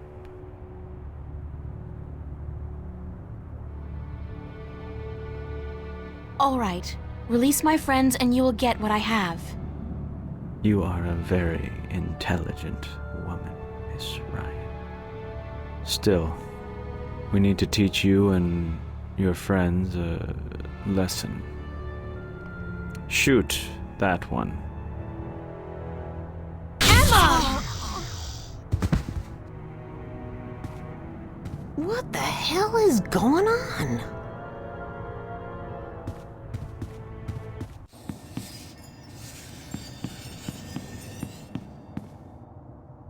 Get out of my way, Zach! Where are you going, April? Don't you know the game's up? What game, Zach? They're trying to kill me. They just shot Emma. Who did? The agents, the Vanguard. But they said they weren't really gonna hurt nobody. They were just gonna... They said? What do you mean? You spoke with them? No, I mean, they were just gonna arrest you and... You bastard! You sold me out? You killed Emma? Do you know that? You killed my best friend! I didn't...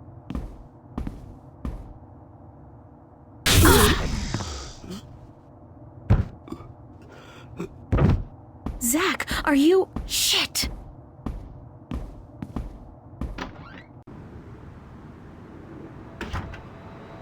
Open up! If you don't open, we'll break down the door.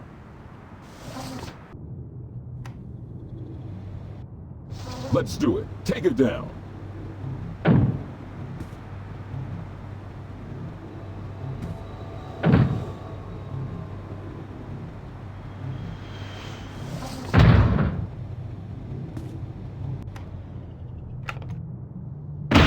Right, so I could only carry one suitcase with me when I left home. There was so much I would have loved to bring, but c'est la vie. At least it was a clean break with my past.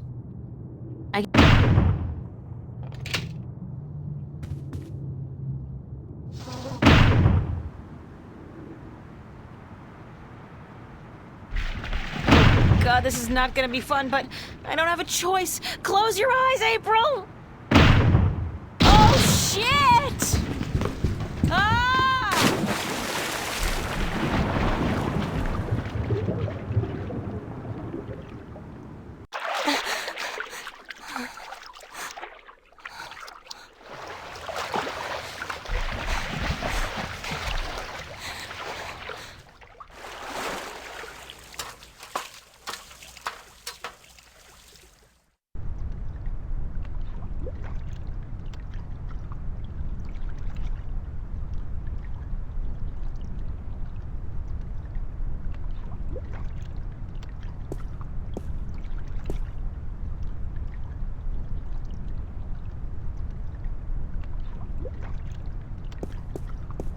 Who's there? I know somebody's there. I can hear you. Nah, probably just a sewer rat. Sewer rat?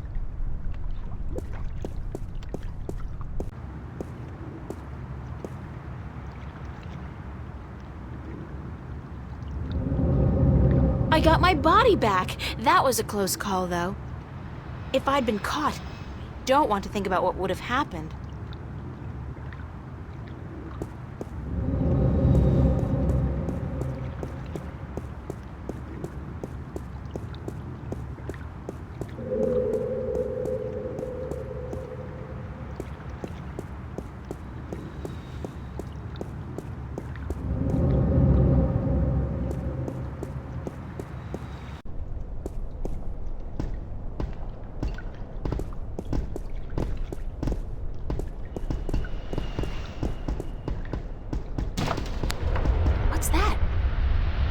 The mystery door. It's open.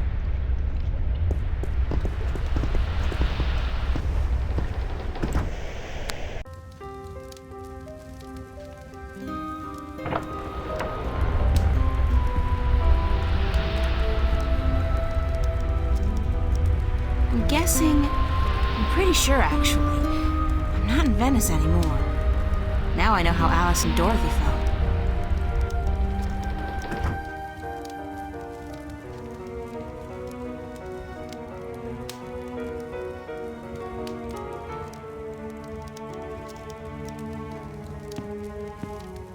Welcome, April Ryan. I won't ask how you know my name, but who are you? The Lady Elvane is my name now. And where am I? What's this place? This is my home, the house of all worlds. This is Arcadia? It looked like I passed through a shift, but it didn't feel... It felt different. Not like shifting. It's similar to shifting, except that you did not pass through dreams, and you're not in Arcadia, nor in Stark. This place is between and everywhere. But don't worry. You are safe from your pursuers, for the moment. Did you bring me here? You brought yourself here. But yes, I opened a doorway for you. Why? Because that's how the story goes, April. You escape. You outrun your pursuers, and your journey continues. It's been written, and we cannot change that now.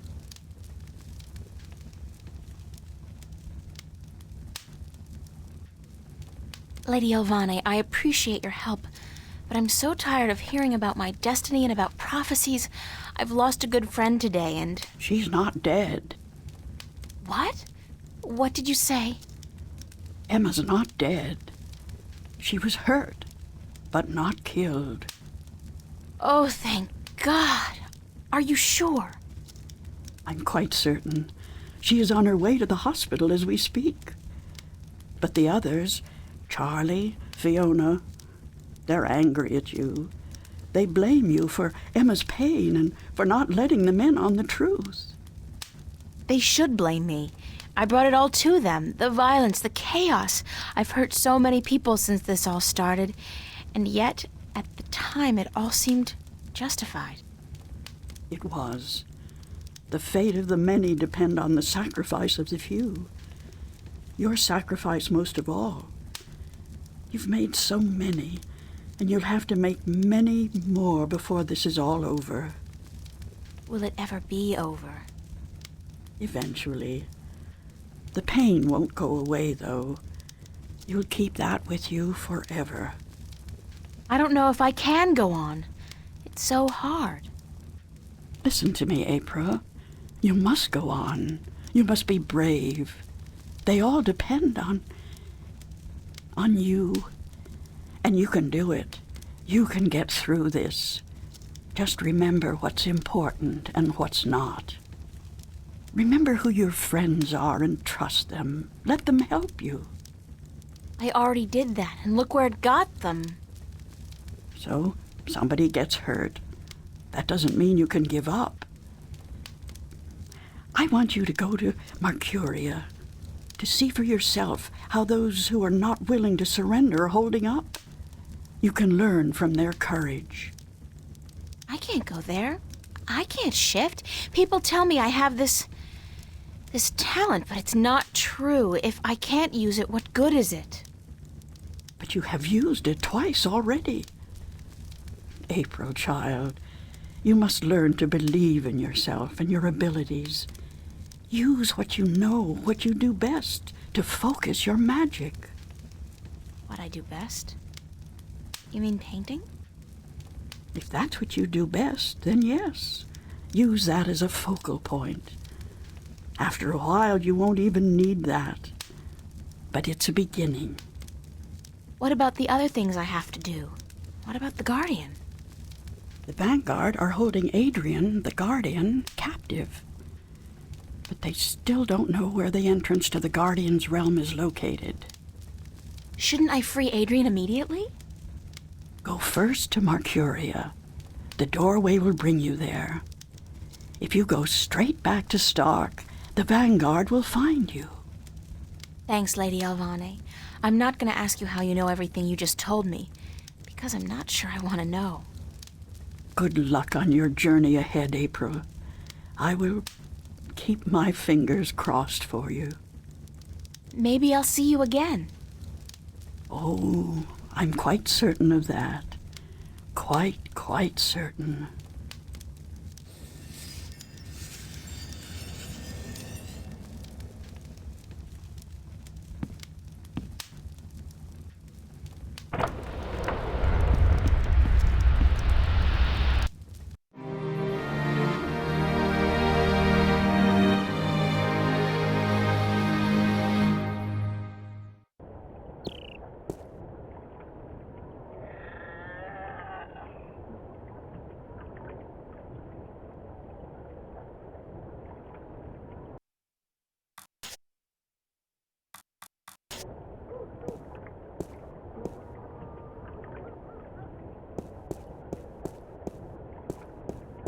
It's deserted, and from the looks of the place, I'd say they left in a hurry, too.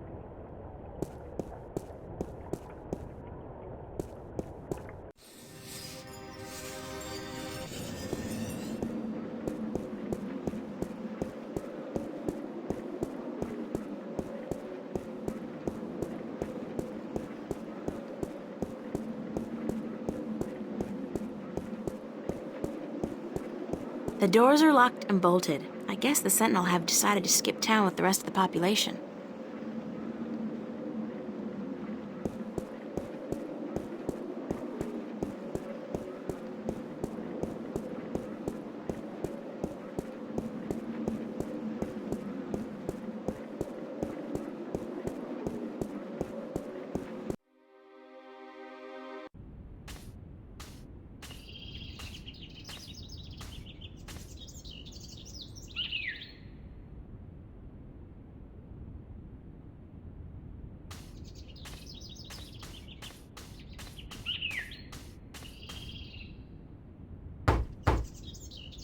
Enter, honored guest, and I would have been with you presently.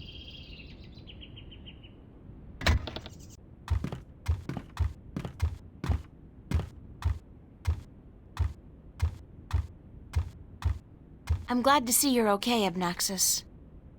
Should I not have been okay, April Ryan? I wasn't sure. Everybody else has left town. Yes, most everyone did. A war is coming. Shouldn't you be leaving too, then? I am, after I see you again. You shouldn't be putting yourself in danger for my sake, Abnaxis. Then, for the sake of the balance, you will find 3 stones, yes? I did, yeah. Just missing one now. Here, this was the stone of the Venar entrusted to me. I was to take this to Marcuria, and there hold embassy until the Kanangla will come to take it from me.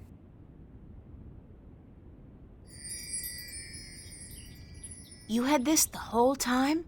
Why didn't you tell me before?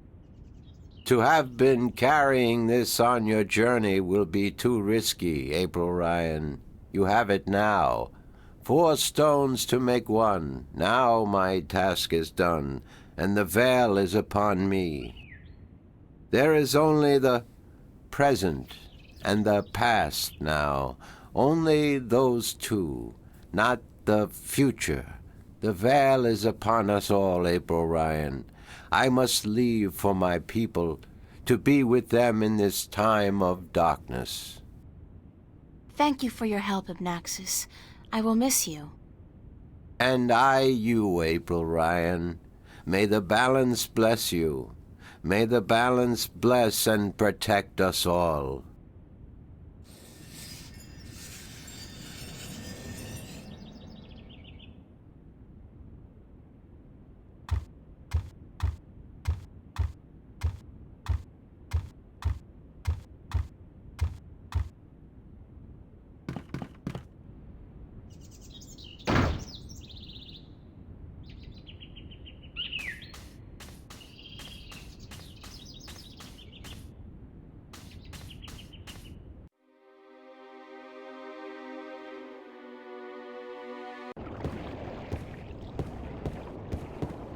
I figured you'd still be here, Brian.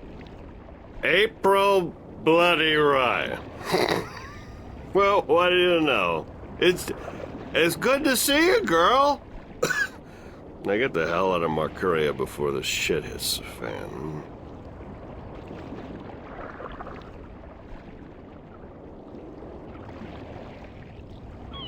You're not leaving, are you, Mr. Westhouse?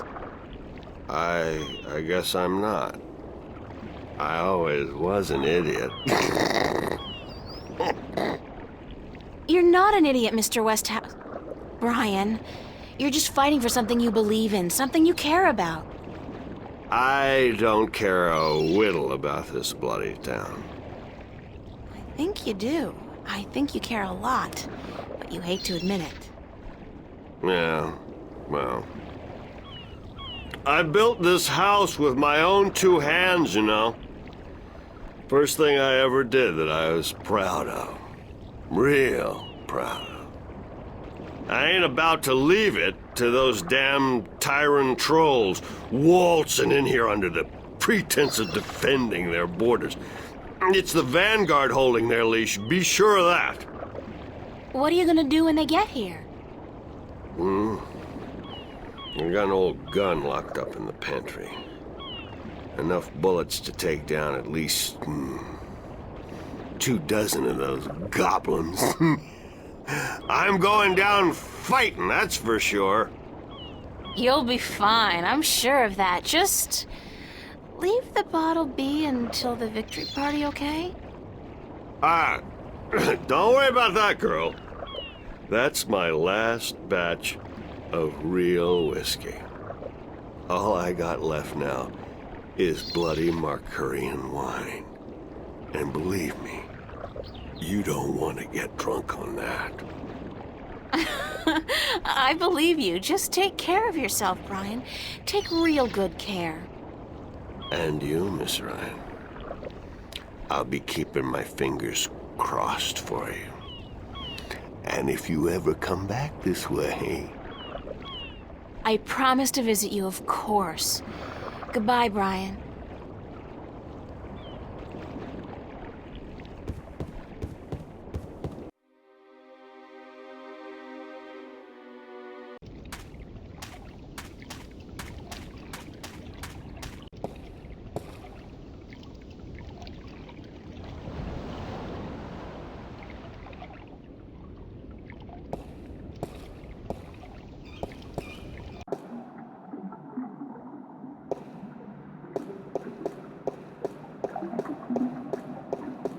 So you're still here?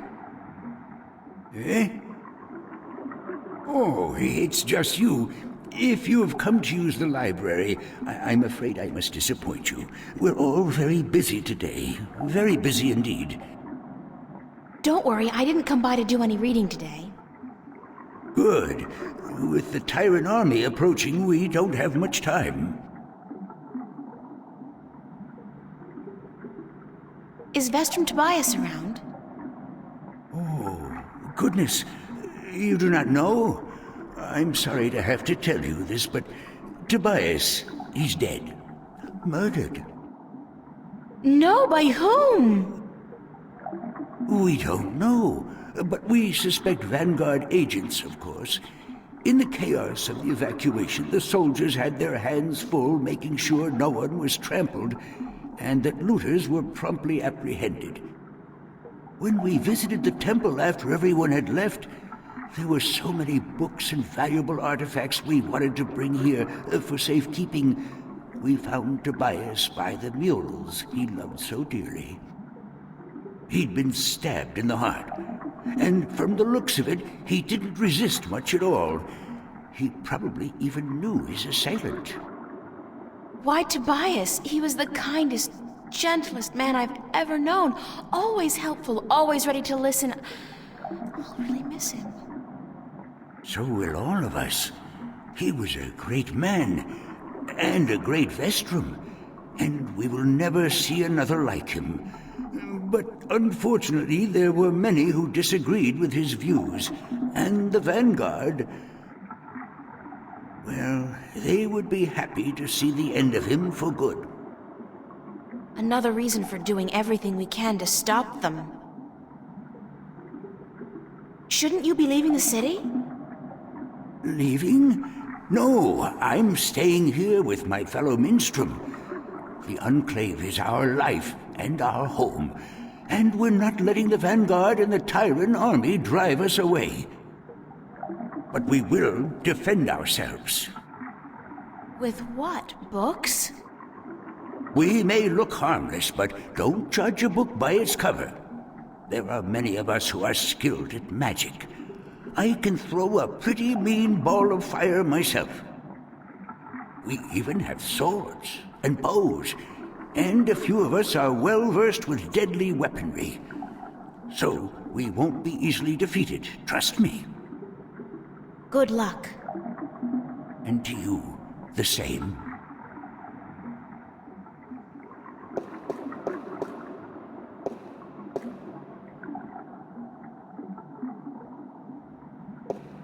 It's a rusty wheel.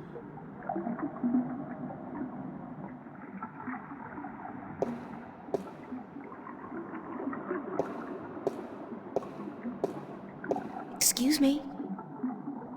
Yes? What's the rusty wheel downstairs for? A wheel? Oh, yes, the wheel. That's used for draining the water out of the pool. Good luck. And to you, the same.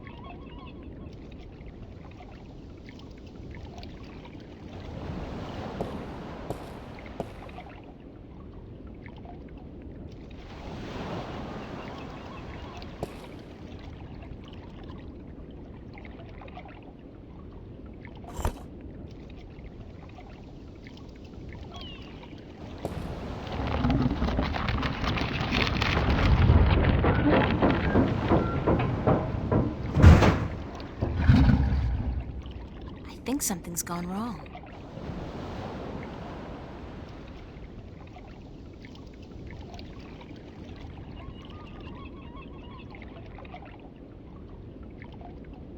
It looks like something's blocking the dragon's mouth from opening up completely.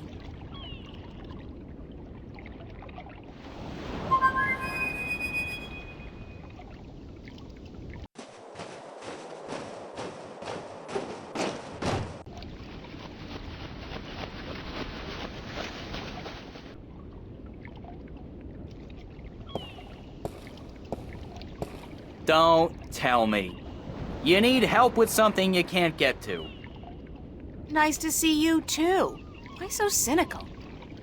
Because it seems like the only times you call me is when you need me to do something. It's never to say, "Hello, Crow, what have you been up to?" Or, "Hey, just wanted to let you know how much I love you." Sorry. There's just so much on my mind I forget to treat my friends right. Friend? I'm your friend. Whatever you need me to do, babe, I'm there.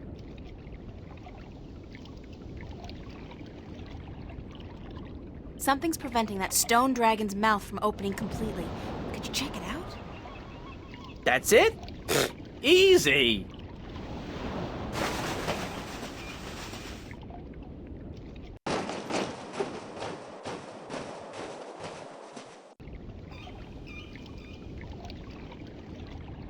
Yeah, I see what's wrong here.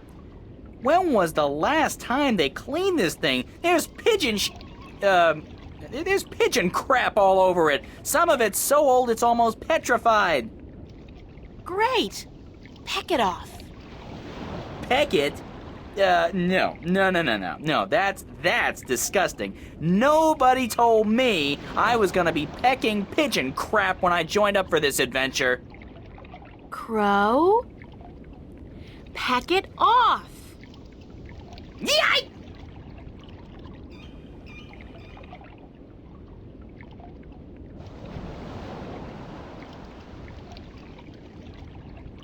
I'm on fire!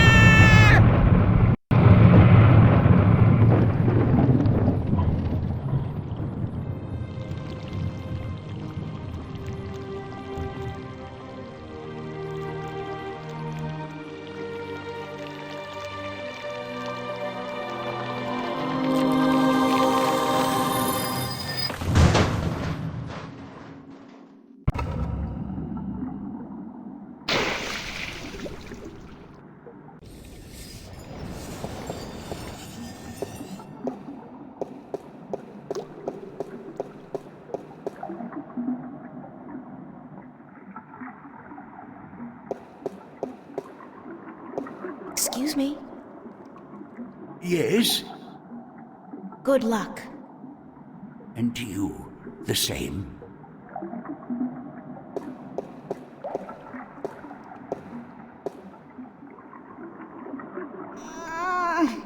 It's stuck.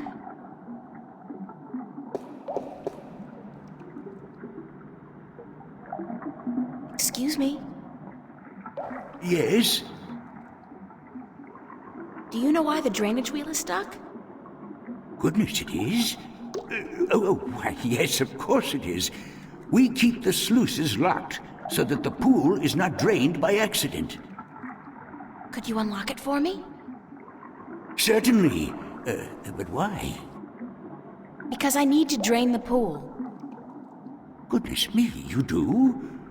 Very well, I will unlock the sluices.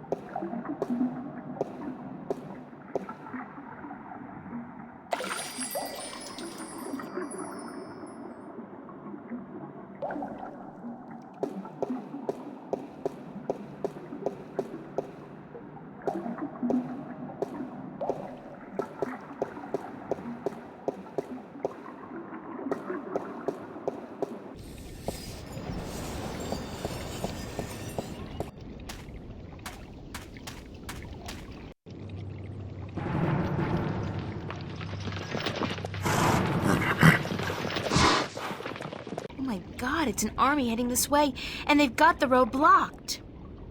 Where's a shift when you need one? I'm in real trouble here. Come on, shift, shift. I did it last time I was scared out of my mind, and I don't feel any safer now.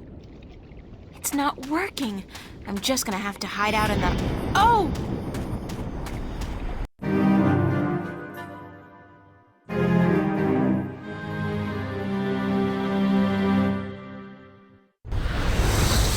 Saved by the bell. Again.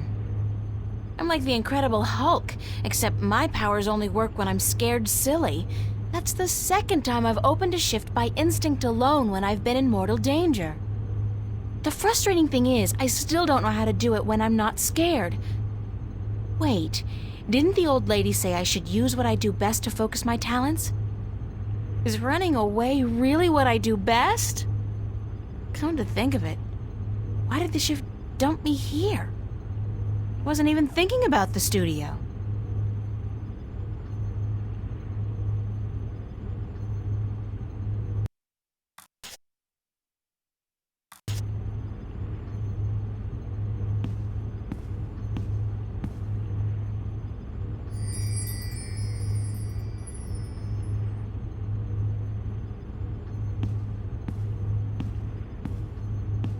The old woman, Lady Alvane, was it? She said something about using my craft to focus my powers, to learn how to open a shift at will. I guess it's worth a try.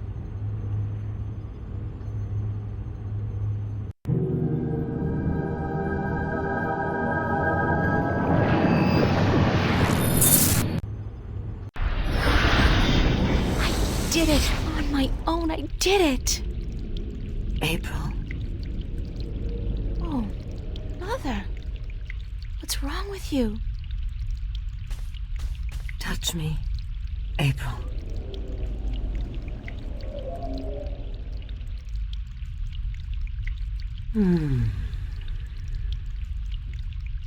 What's happening to you, Mother? I am dying, April. But you can't die. You're the Mother, the White Dragon. You're eternal. Aren't you? The Mother is, April, but I am not. It is time for the new to replace the old, for the seed to grow into a flower, and for the withered and the gray to turn to dust and pass on into the ages. Help me understand, please. Take my blue eye, the crystal. You need it. But I can't. Take it, quickly. Thank you.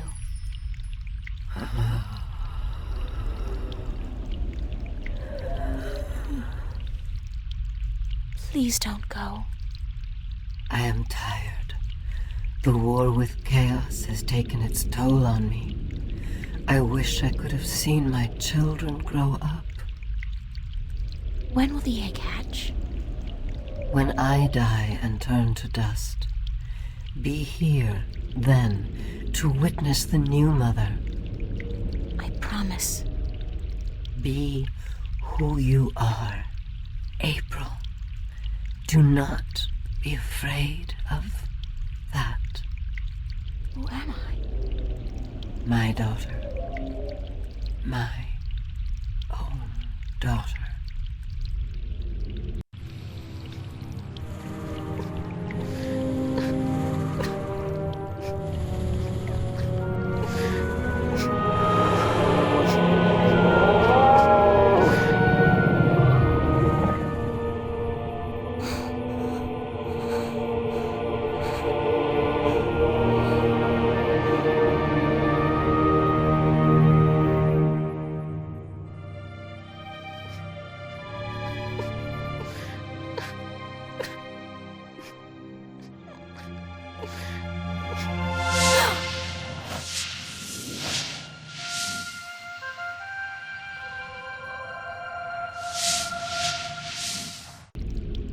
Be who you are.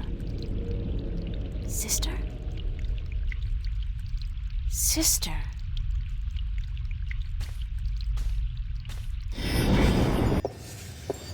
I can do it now. I can shift. It's not easy, but I can do it. Ironic as it may be, though, I think I've done all I can do in Arcadia. I have the 2 Arcadian Dragon's Eye jewels, the disc, and the star map. Now I need to find the Guardian, the 2 missing jewels, and somebody who can help me decipher the star map, and I have to look for those things here, in Stark.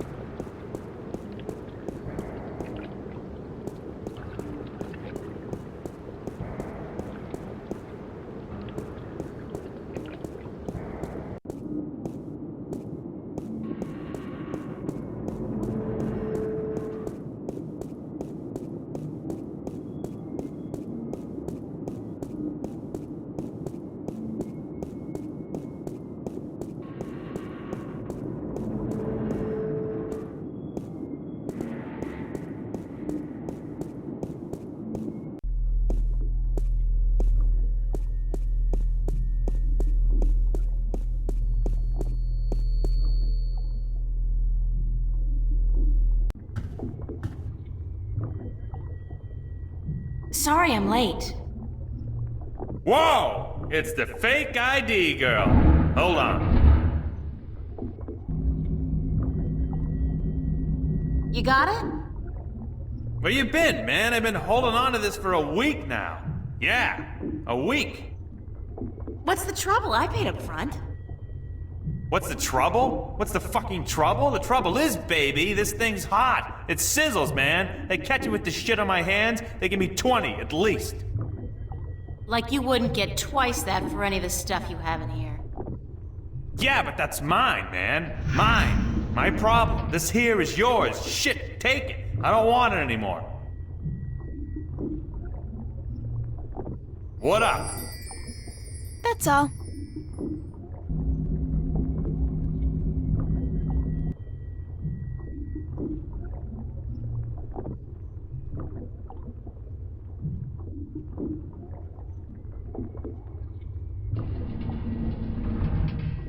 Any chance of you deciphering this for me?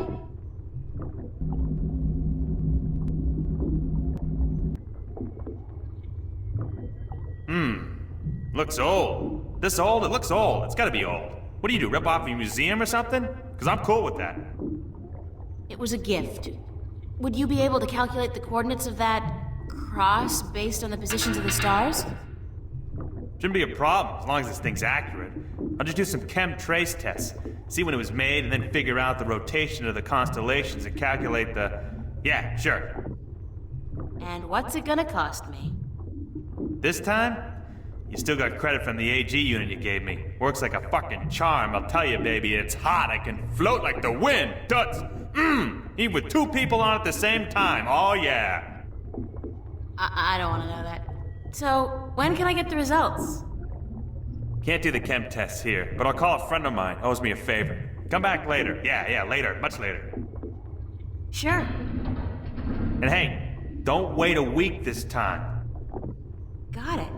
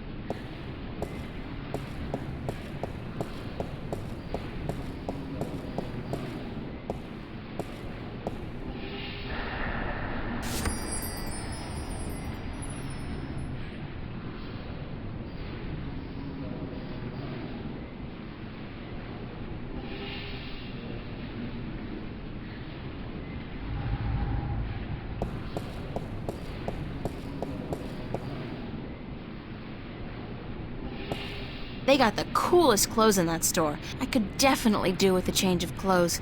And so what if this store's way out of my league? After what I've been through, I deserve to splurge a little.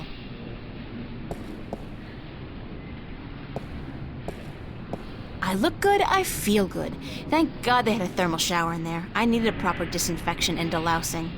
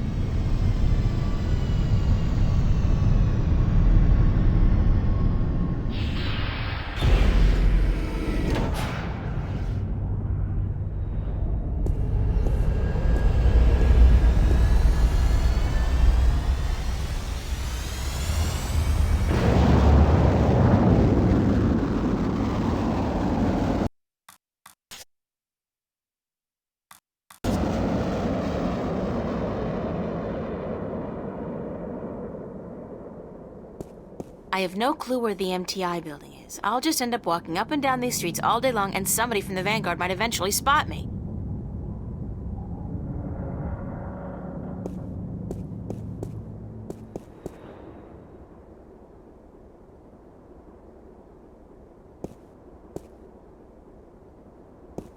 Officer? Yes, ma'am? Can you direct me to the MTI building? Certainly.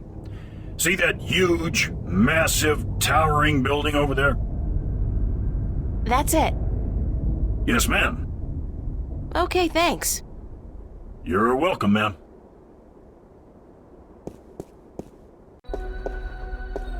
Wow, it's a faux Roman palace. How very Las Vegas.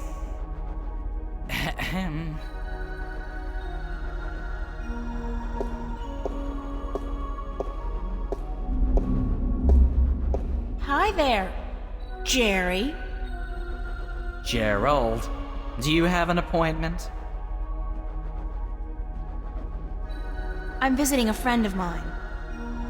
Oh, really? Then your name would be in my appointment diary, yes?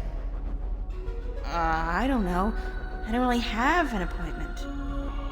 You don't say. And do you really have a friend in the building? No. Then I suggest you turn around and walk out of here, miss. This is a private building.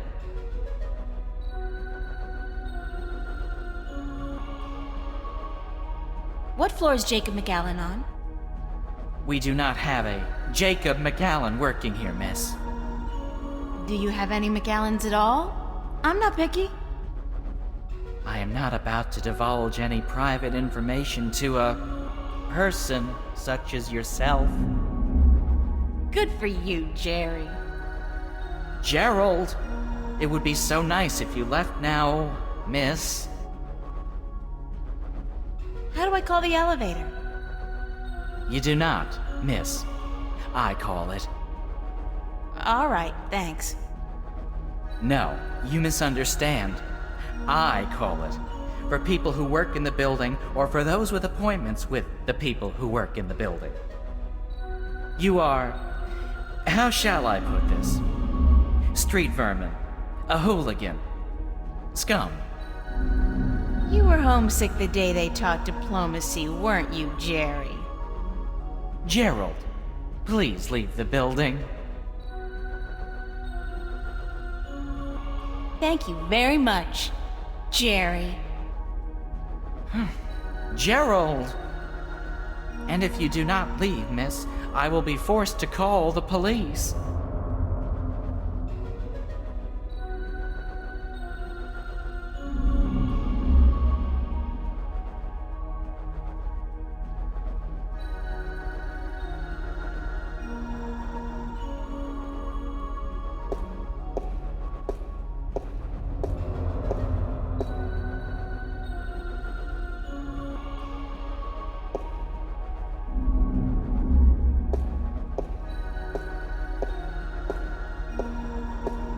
Got a pizza delivery for Mr. McAllen. Really? There's been no... Wait a second. Weren't you in here before? Me? Nah. Been delivering pies to to Venice. I ain't been up here before. Nice hood, clean pavements, good air. I could have sworn... Oh, very well. Give me the pizza and I will see to it that it's delivered to Mr. McAllen as soon as possible. No can do, Guy. This has got to be delivered now before it gets cold. You know how Mr. McAllen gets when his mozzarella is cold. I can't very well leave my post, so... All right. Step into the elevator and I will send you to Mr. McAllen's office. But I want you back down here pronto, do you understand?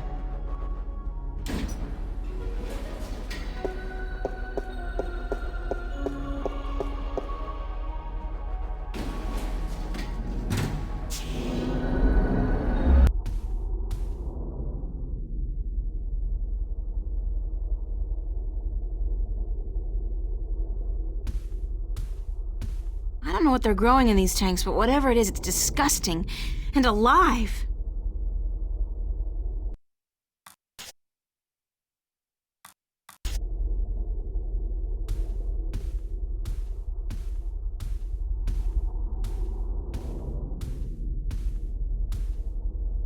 Papers. There's nothing here that... That's my name. And my address. Obviously, there's... God, they've been tracking me, watching me.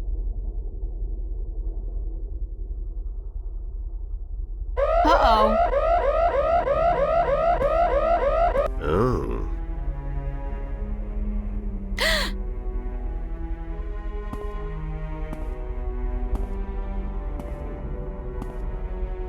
You were the last person I'd expect to find here, Shifter. I've spent an obscene amount of money and resources tracking you down. Since before we knew your name, before you even came to Newport. And then you simply walk into my lab, like a mouse into a great big trap, looking for the cheese, I'd imagine. The Guardian. Well, he's not here, I'm sorry to say. He's being held elsewhere, awaiting your directions. You do have them, yes. The directions to the Guardian's realm.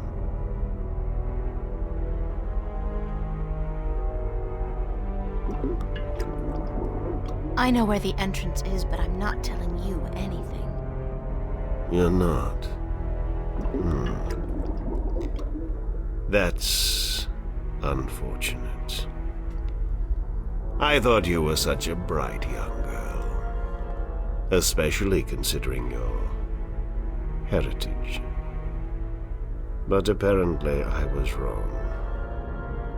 At least you have the disc and the 2 jewels I'm missing in your possession. So good of you to bring them here. I thought I might have to go pick them up myself. I have friends. Oh, you do?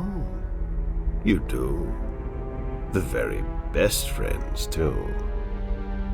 Don't make me laugh, girl. Did you really expect your good buddy Cortez to tell you the truth? Or to come to your rescue like a knight in shining armor? He's been using you. Tobias, Cortez, the bloody kin, all your friends. They've been using you for their own selfish reasons. They're no different from me, Shifter. No different at all.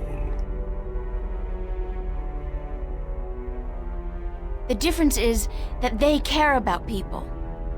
Care? Care about what? I care about people. I have no intention of destroying mankind or enslaving it. I just want to open the borders to allow mankind to fulfill its true destiny. The Sentinel, they are the ones who wish to keep the truth secret, to keep the past locked in their sacred scriptures and behind their well-guarded doors. Now, you have been kept from the truth just as much as everyone, Shifter. You are just a piece in a grand game of chess. You're not even a big piece. You're a pawn. Now, give me the disc and the jewels, the dragon eyes, and then we can wrap this game up. I'm quite certain you know more than you let on about the Guardian's realm as well. I'll have that information too, very soon. I'm not giving you anything. I have an army of devoted soldiers in this building, Shifter. I run this city. What are you going to do? Round up a mob of your friends? Forget about shifting as well. There are magical barriers against that in this building. All right, I give up. Here's the disc and the jewels.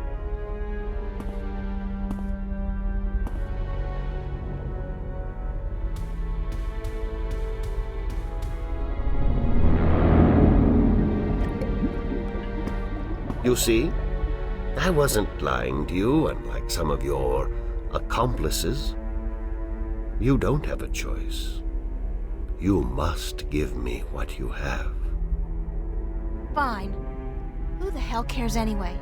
I'm exhausted and I give up. Cortez has abandoned me. I've hurt my two best friends in the world and maybe you're right. Maybe you're no different from the Sentinel. Maybe they're as bad as you, and maybe you deserve each other. It doesn't matter, you've won. What are you gonna do now?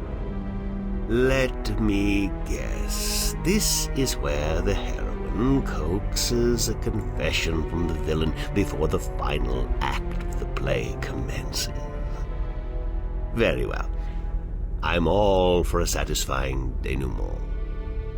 What now? I have the Guardian, I have the disc, and the jewels, the key to the tower. And soon, if you play along like a nice little girl, I'll know where the gateway is. So you don't need me anymore? Apparently not. I thought I might, so I decided not to kill you. But now that I have the Guardian himself, your role in this game is up.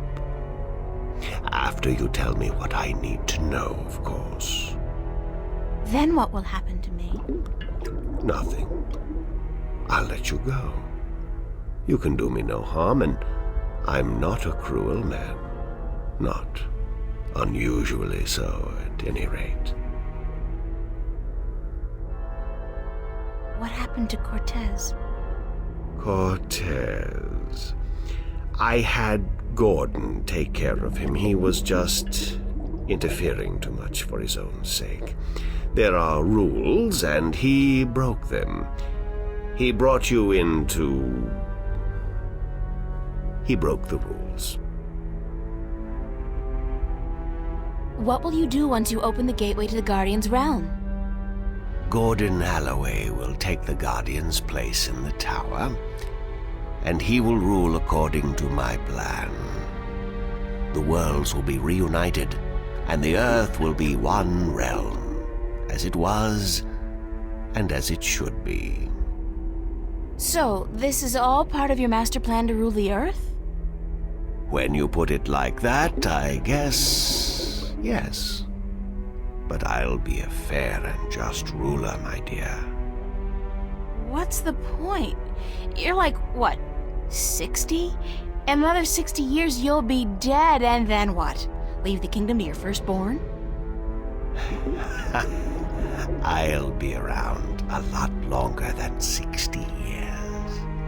A lot longer. You really don't know me, do you? You really don't know anything about me. Apparently not. How did you get the other 2 jewels? I've had one of them for ages. The other came into my possession only a week ago, as luck would have it, and now I have the last 2 and the disc. Why didn't you go look for the jewels and the pieces of the disc yourself? I would have, but my power over Arcadia has been disturbingly limited until now. The Tyren have proved a valuable addition to my disciples, and with their help, I've dispensed with most of my opposition in Arcadia. But still, locating the stones would have required the cooperation of the Sentinel. Now, I may be a charismatic man, but I doubt they would have told me anything. And those wretched magical races, you think they would have cooperated? No. They were waiting for their savior, their prophecy come true. And you seem to fit the bill. Why not take advantage of that?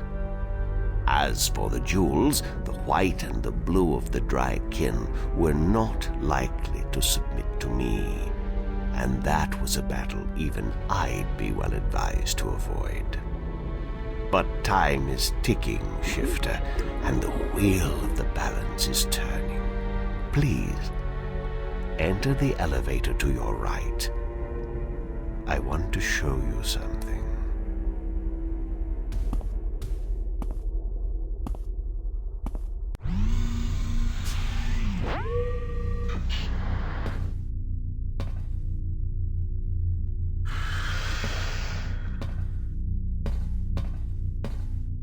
What do you think? What is it? This is the end result of the centuries of work and research the Vanguard have done. A breeding ground for shifters such as yourself. Warrior shifters. So tell me, what do you think?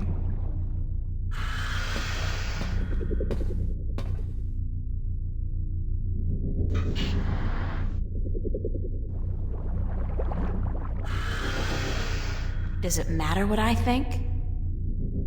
No. I'm just trying to be polite. Now, give me the disc and the jewels. And don't try anything this time.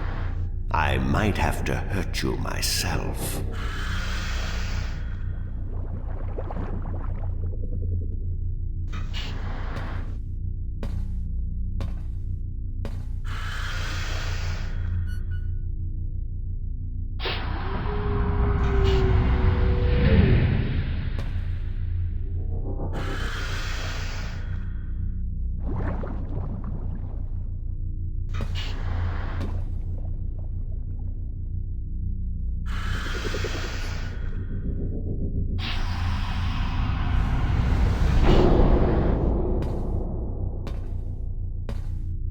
I will ask this one last time, because I am a patient man. Where is the gateway to the Guardian's realm?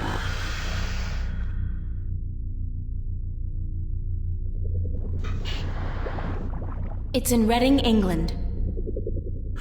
I'm sorry, what? Right by the train station, there's a quaint little coffee shop.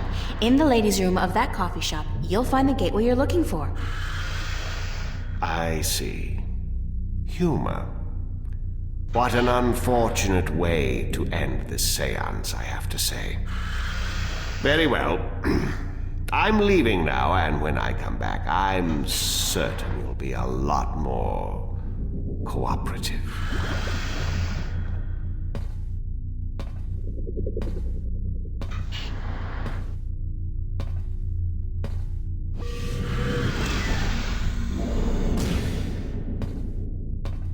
Elevator locked. Hoverpad exit closed. Hoverpad exit?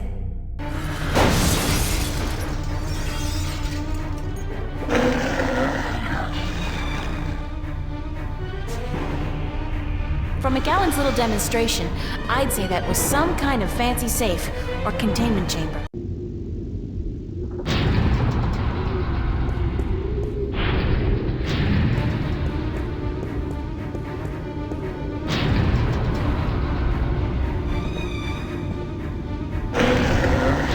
It's still coming after me.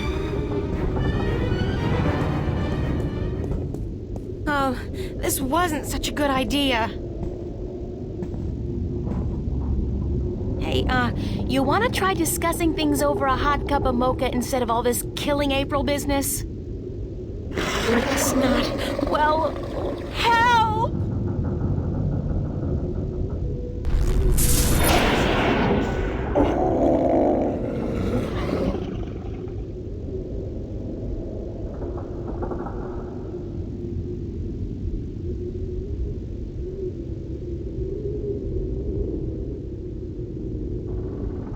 Cortez! You've been keeping some rough company, señorita. Better be more careful in the future, no? Where have you been? What? Were you worried? Yes, no, I mean, I was scared you were, dead. So you care about me. Ave Maria Purísima. What am I going to do now without you telling me to get lost? Don't joke about this, Cortez. I've been in a lot of situations these past few days where I could have needed your help, but you weren't there. Perdóname. Forgive me, señorita. I've been indisposed. When I finally managed to escape my prison last night, I began looking for you. You left an interesting trail, I must say. What do you mean? For one, the border house, most of Venice for that matter, was under guard. There seemed to be some question as to how you managed to escape the Vanguard agents. Magic. So I thought. You've been picking up a few pointers in Arcadia. I'm turning into quite the Girl Scout. It's amazing how resourceful you can be when you're in a bind. I see. I've noticed. How did the Vanguard capture you? With a small army, and with the help of a very dangerous man, Gordon Holloway. I met him. Not the most personable guy in the world, and he could really do with some sun. Gordon is a creature of pure logic. He was split in two halves when he was a child, one bound to Stark, the other to Arcadia. The victim of terrible Vanguard experiments, I'm afraid. The Chaos Vortex, right? That's him. He's magical and chaotic, half untethered. What some people would call his soul. Gordon would have been Guardian had the Vanguard not destroyed him. I heard the story. Can he still be Guardian? The Vanguard believes so, but if he did become Guardian, he would twist and corrupt the balance to his own benefit. What the consequences would be, I fear to even think.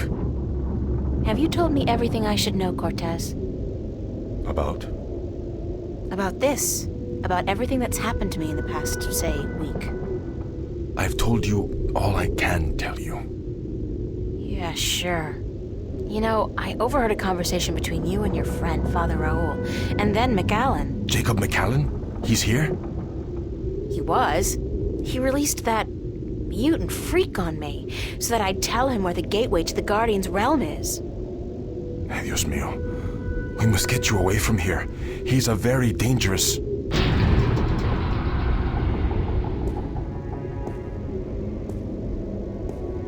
Why, if it isn't a family reunion. I could smell your hand in this, brother. The Vanguard. Was this the extent of your originality? If you had to meddle in the affairs of mortals, would it not have been prudent to show a little subtlety? He seized the dragon and bound him for 1,000 years. Free at last, brother?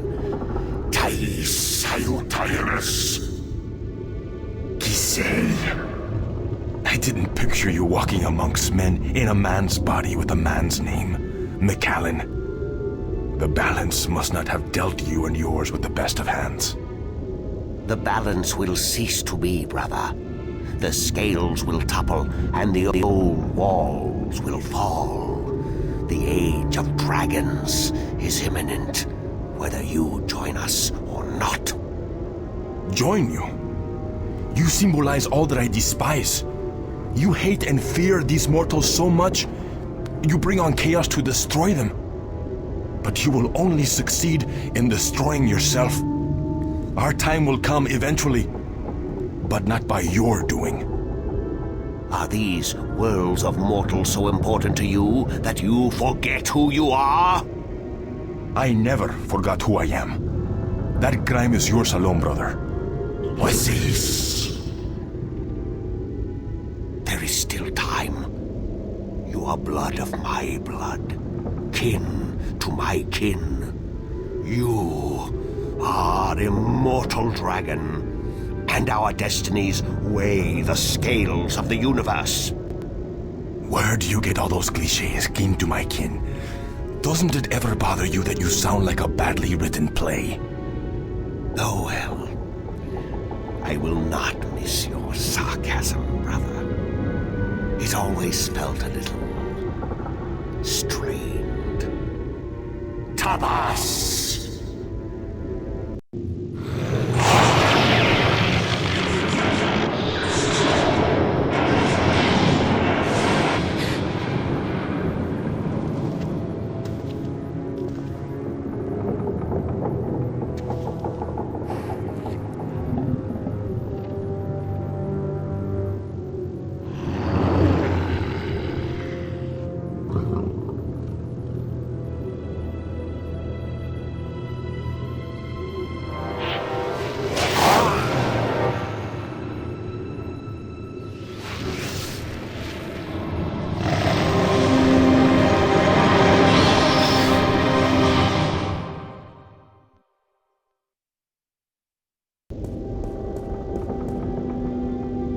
Cortez!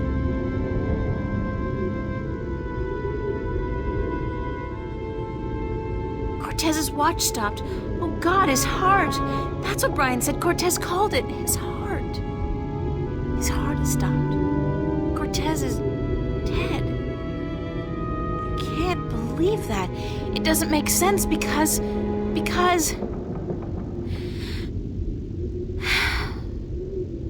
He's gone. They all die. God damn! I can't. Everybody I love dies. Everybody I love.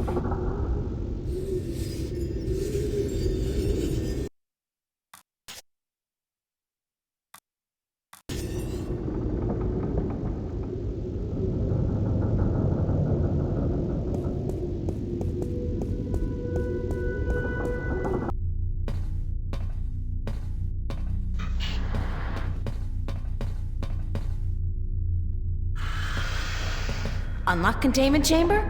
I think yes.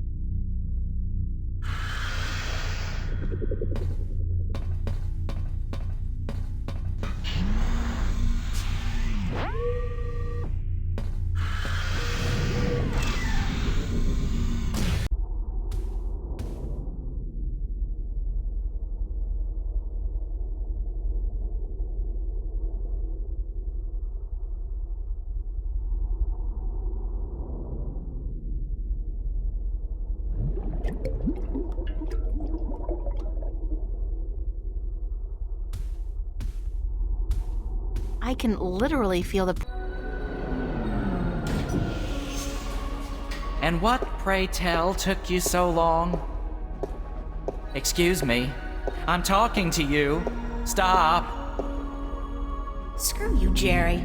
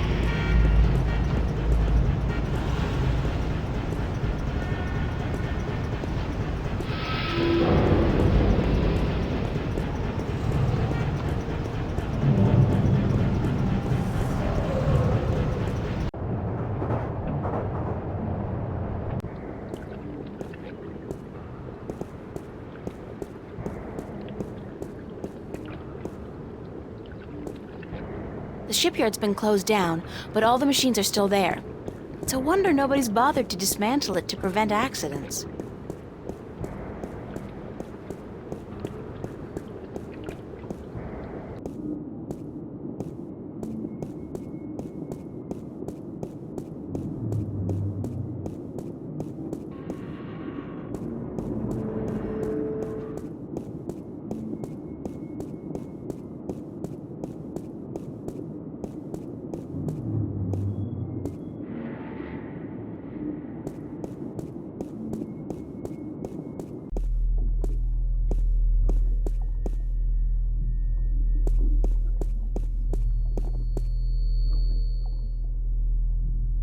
Hello? Flipper?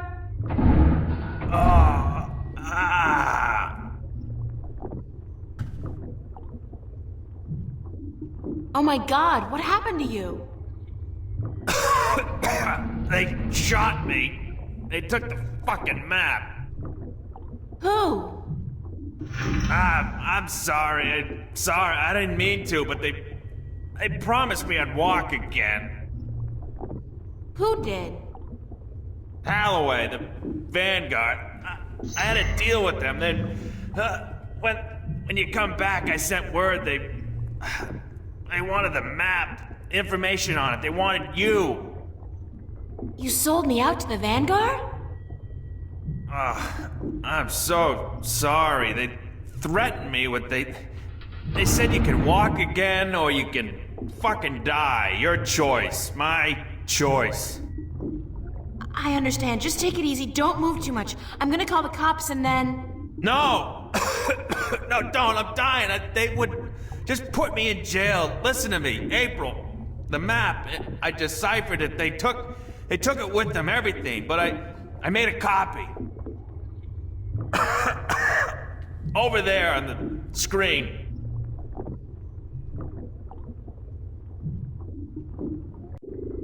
What am I looking at?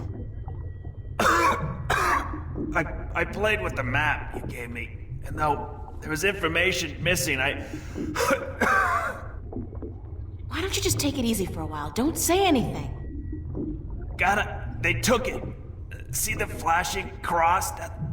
That's the destination on the map. Some kind of anomaly, I guess.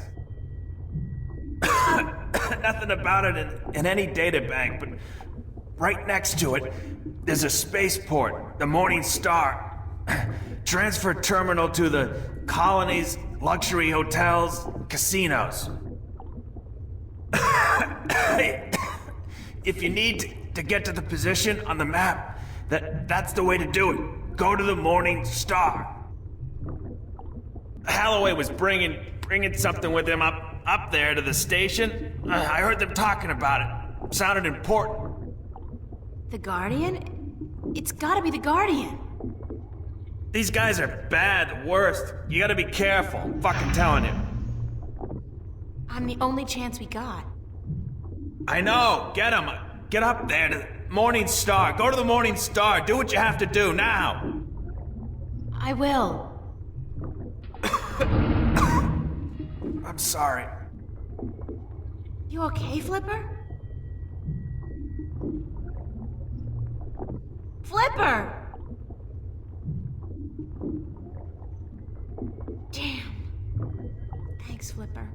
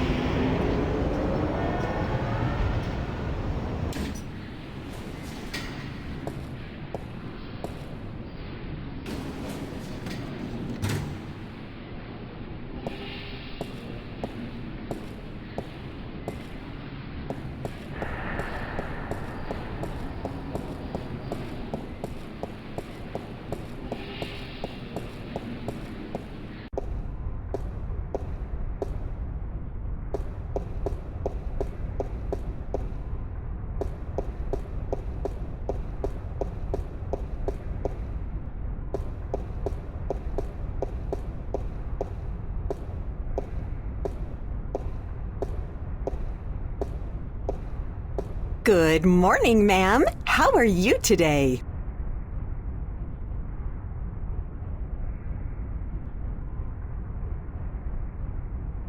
Fantastic. And you? I am just fine, ma'am. Thanks for asking. Well, isn't that just peachy? I guess. How may I help you today, ma'am?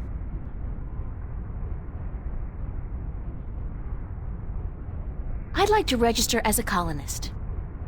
Very good, ma'am. You won't regret this decision, I can assure you of that. I'm sure I will. In fact, I already do. Yes, well, we'll do our best to find the perfect colony for your tenure after you fill out a simple multiple choice form and... Why not just call it slavery? I mean, that's what it is, isn't it? Oh, no, ma'am, certainly not. Our colonists are given the best of care and a full salary to go with their assigned tenure. Whatever, I just need to get on a ship that'll take me through to the Morningstar transfer station. We do have a ship leaving this evening with colonists bound for Bokamba 8, and that does stop at the Morningstar, but I'd suggest you go through our pamphlets. Sign me up for, what was it, Bokamba 8? That's where I want to go. All right, ma'am. If you would just hand me your Newport ID card and place your right thumb on that black square, we can get you registered.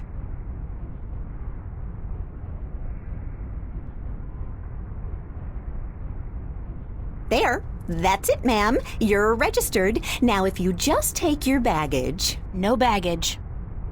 Nothing, ma'am? Well, you will receive everything you need when you get to the colonies, so no problem. Just head up to gate number 1 and wait in our lounge. And I have to remind you that if you choose not to board your ship this evening, you will have committed a corporate offense, and you will be subject to imprisonment. And a nice day to you, too.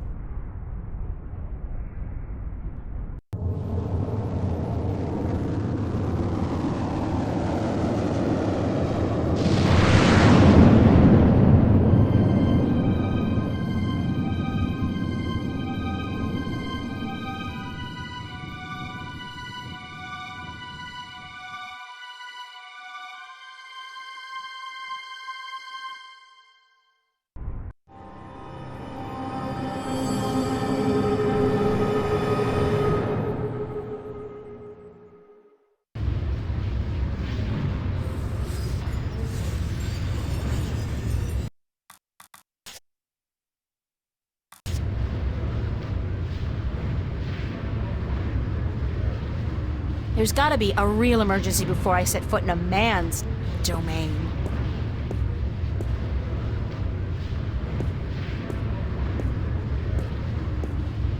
Everybody looks tired and lost. Everybody looks tired and lost.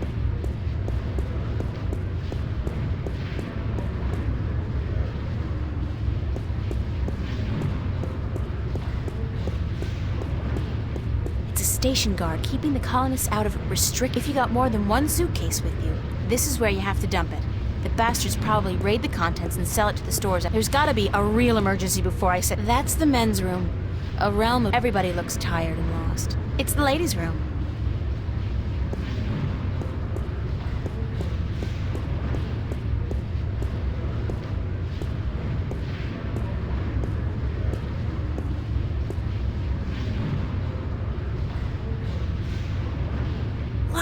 It's locked. There are 300 women here, and the ladies' room is locked. Good God!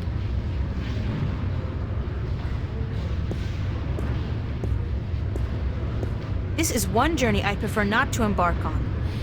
Deep breath. Try not to breathe.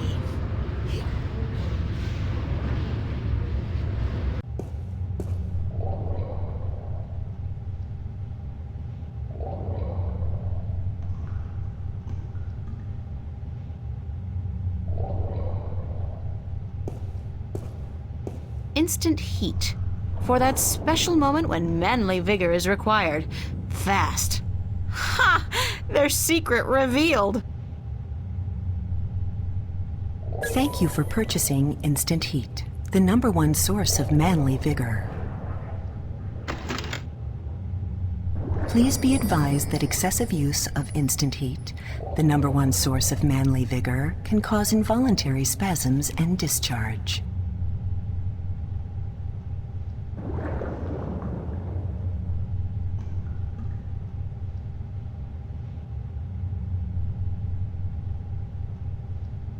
Ugh, no!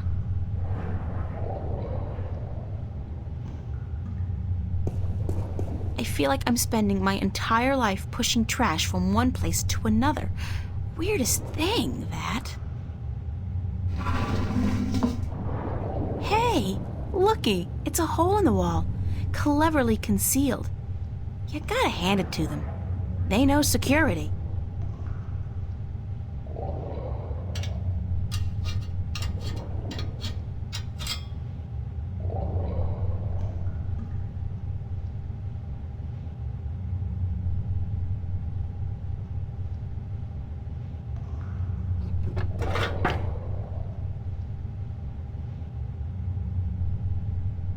There's a light at the end of the tunnel. Looks like it leads into a larger ventilation or service duct of sorts.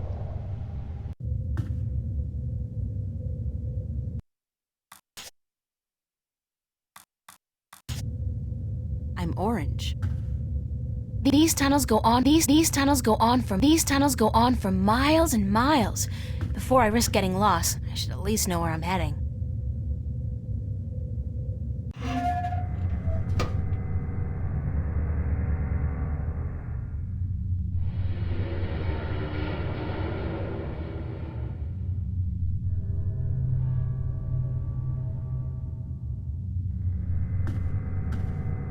It's a surveillance camera. It's connected to the station feed via an optical cable.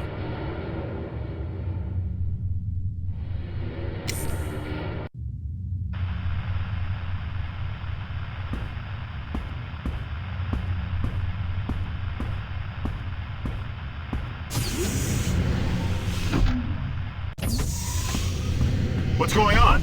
Who's there? Hey, hold on, stop right there.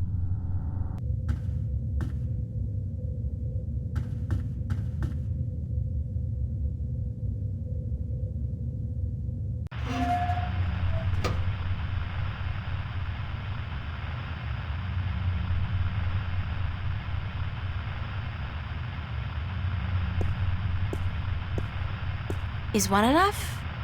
What the hell. I'll use all of them, just in case. It's not as if I'm gonna be needing them myself.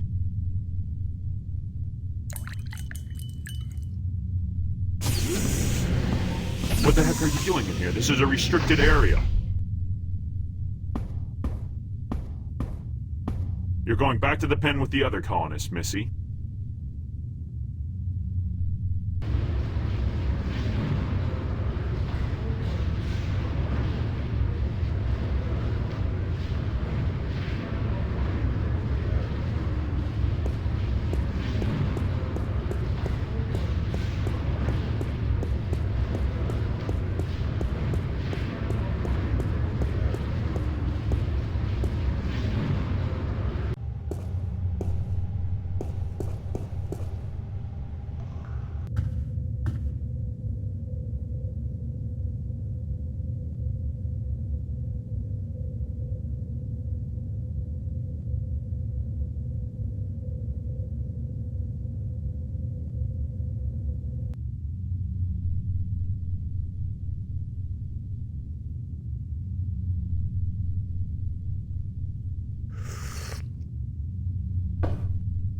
This doesn't taste right. I feel... Mary, Mother of God. I really feel... Goddamn. Madam Joyce Pleasure Suites on the promenade had better be open. This constitutes an emergency.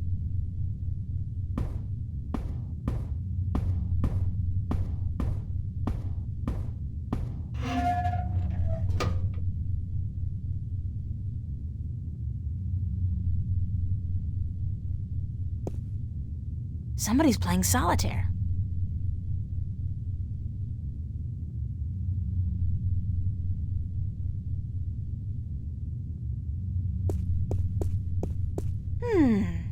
I think this is a registry of all the prisoners on the station. Let's see. Cell block registry.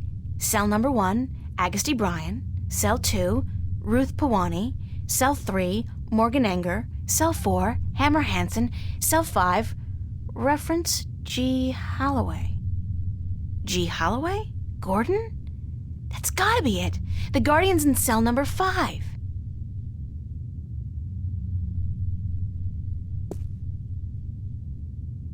There's something in one of the pockets. It's a short and thin cylinder, a magnetic key, I believe. That might come in handy.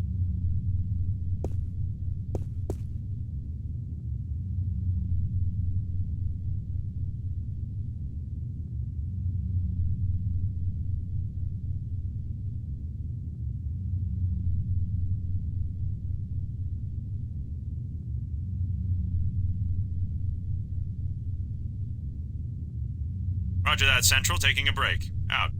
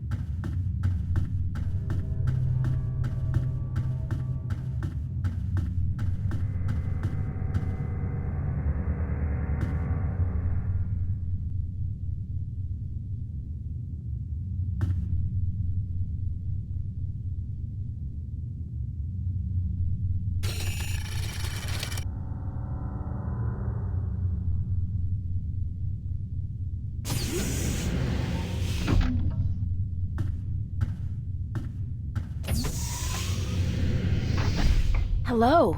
You're a hard man to find. You speak Navin. Are you from Arcadia? No, but I have had a lot of practice. I'm a shifter, like yourself. And as it turns out, the next Guardian, although I'm currently in denial. April Ryan. Adrian, have you come to free me, or to question me more? I'm with the good guys. Well, I'm all that's left of the good guys. The balance, it is collapsing. I did not want to leave the Guardian's realm, but I had to. Nobody's blaming you, but if we don't get moving soon, we won't have time to save the worlds. Can you believe I'm still not getting my head around that concept? What do we do? You just keep close to me, and let me worry about that, okay? I've had some practice in subterfuge lately. I will do as you say.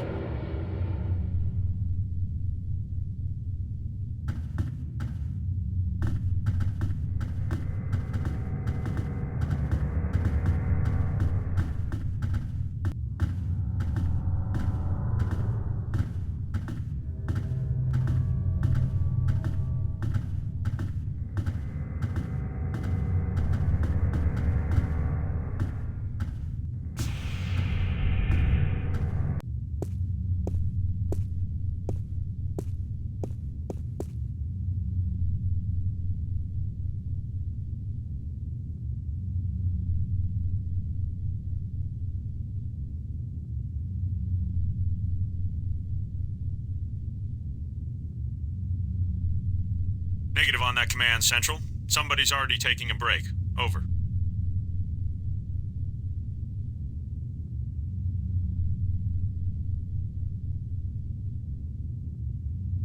Everything is clear, Central.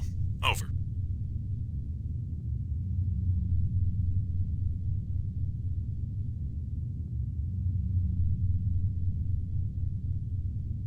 Holding on your command, sir. Over. Roger on that command, Central. Moving into position. Out.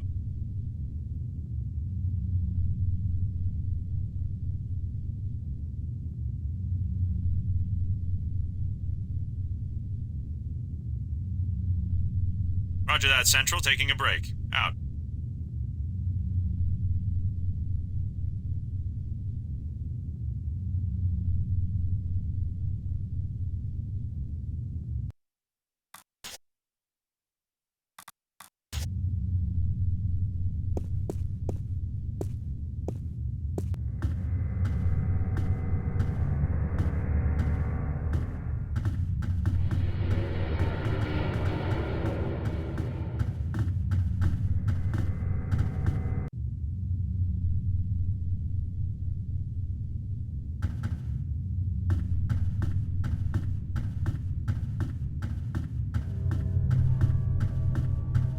Who are you? Identify yourself. This is a restricted area. Oh, come back here right now.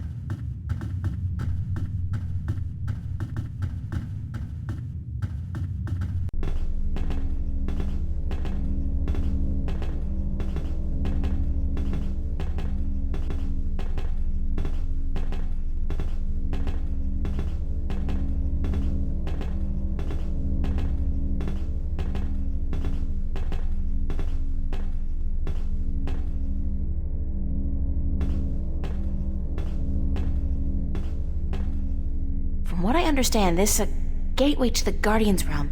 A wormhole, something like that. It's somewhere outside the station? Not far from this metal box. No, not far. I can sense it. It calls to me. Perhaps a day's journey on foot. We'll be going a lot faster than that, trust me. Stay here while I get everything ready. Don't go anywhere, okay? I will not. Believe me when I say I do not want to go anywhere. This place frightens me.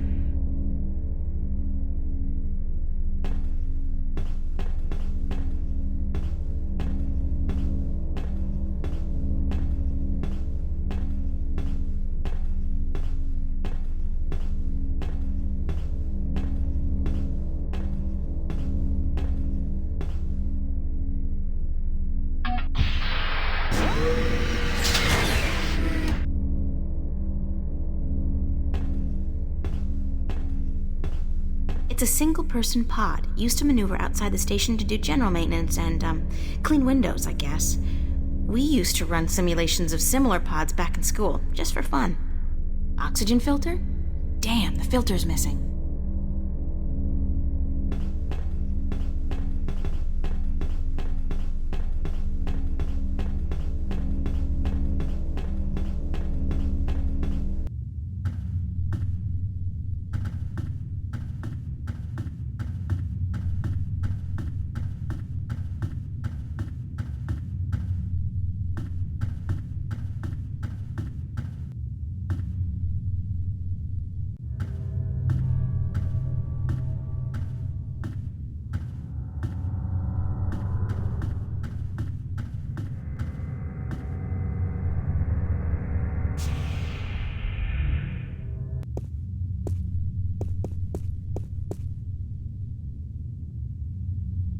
Roger on that command, Central. Moving into position. Out. Roger that, Central. Taking a break. Out.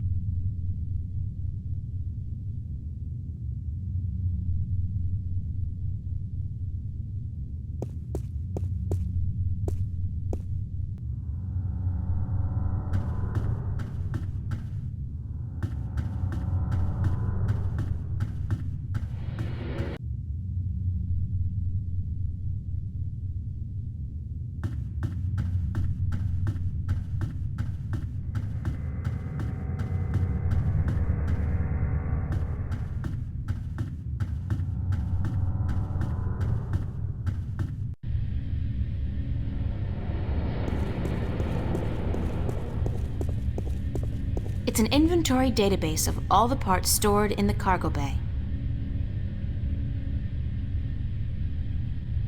I'll do a quick search for the oxygen filter I need. Pods, spare parts, oxygen filters. Bingo! They've got a bunch of them in stock stored at L109. L109.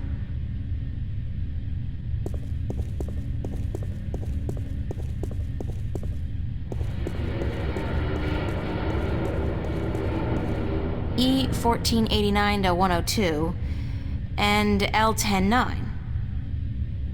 L109, that's the one.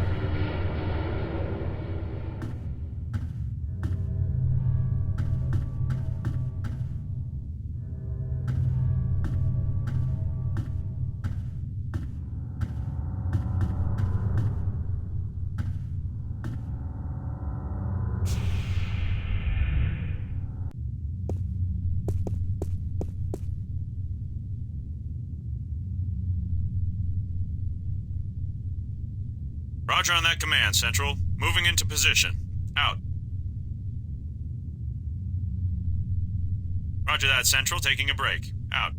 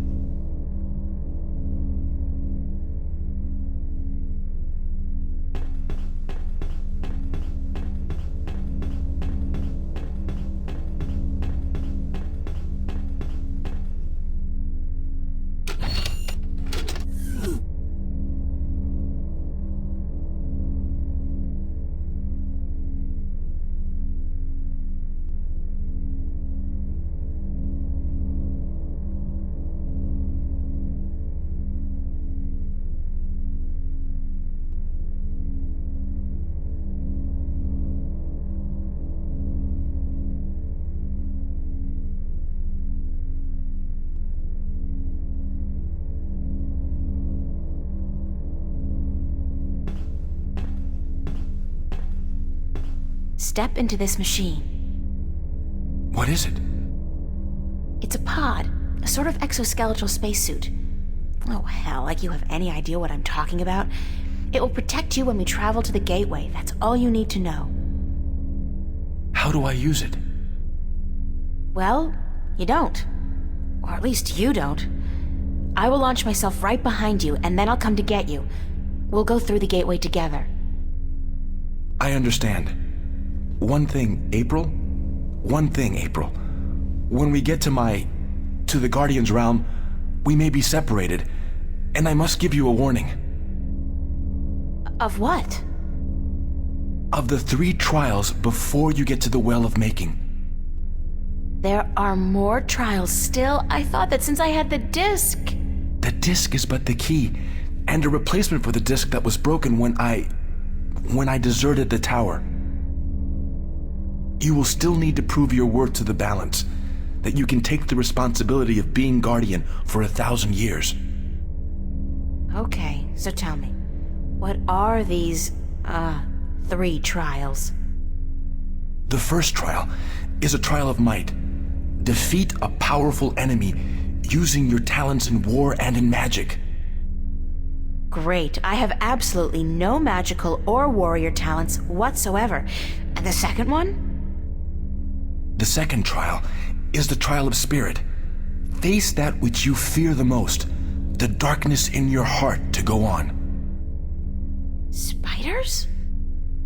You may not even be aware of your deepest fear, April. It is locked in your heart. The third trial is the trial of matter. To get to the Well of Making, you must cross an apparently insurmountable barrier using whatever means at your disposal. That sounds like the easiest one. So that's it? Pass through those trials and I'm home free? Yes. Like I said, there is a chance I might not be there with you. And in that case, you must make your way towards the tower. Okay, got it. Now, let's hurry up before somebody finds us here. Go into the pod and don't worry, I'll be right behind you.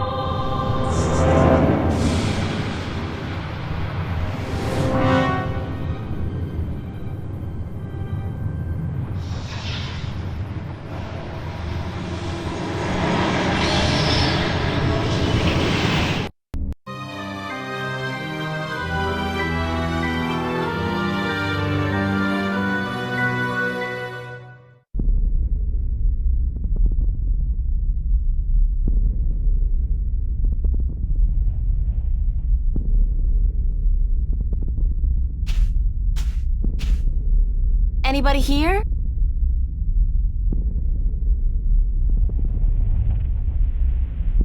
Compared to this place, Arcadia was about as alien as my bedroom. Blue sand. Never seen that outside of a Picasso.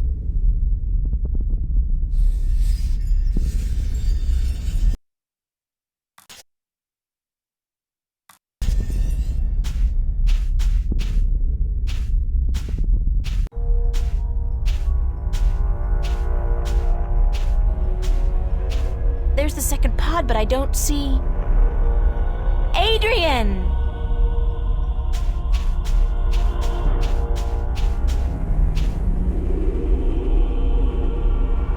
He's not in here, so he must have survived the landing, but where is he? Adrian? Adrian!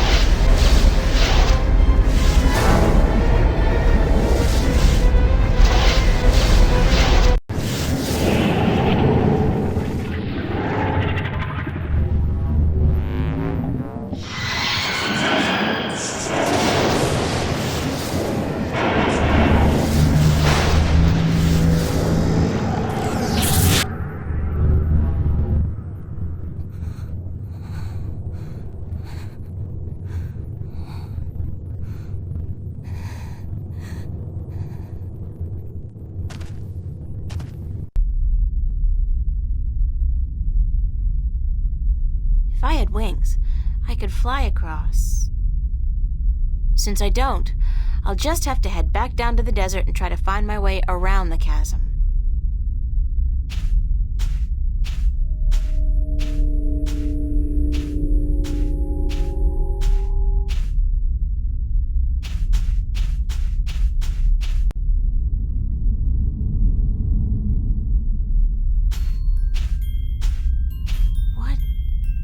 This. It looks like home. It's home. It's not. It's like a projection, but it's definitely the kitchen back home. The way it used to look when I was 8 or 9. No, what's happening to me? Who's there?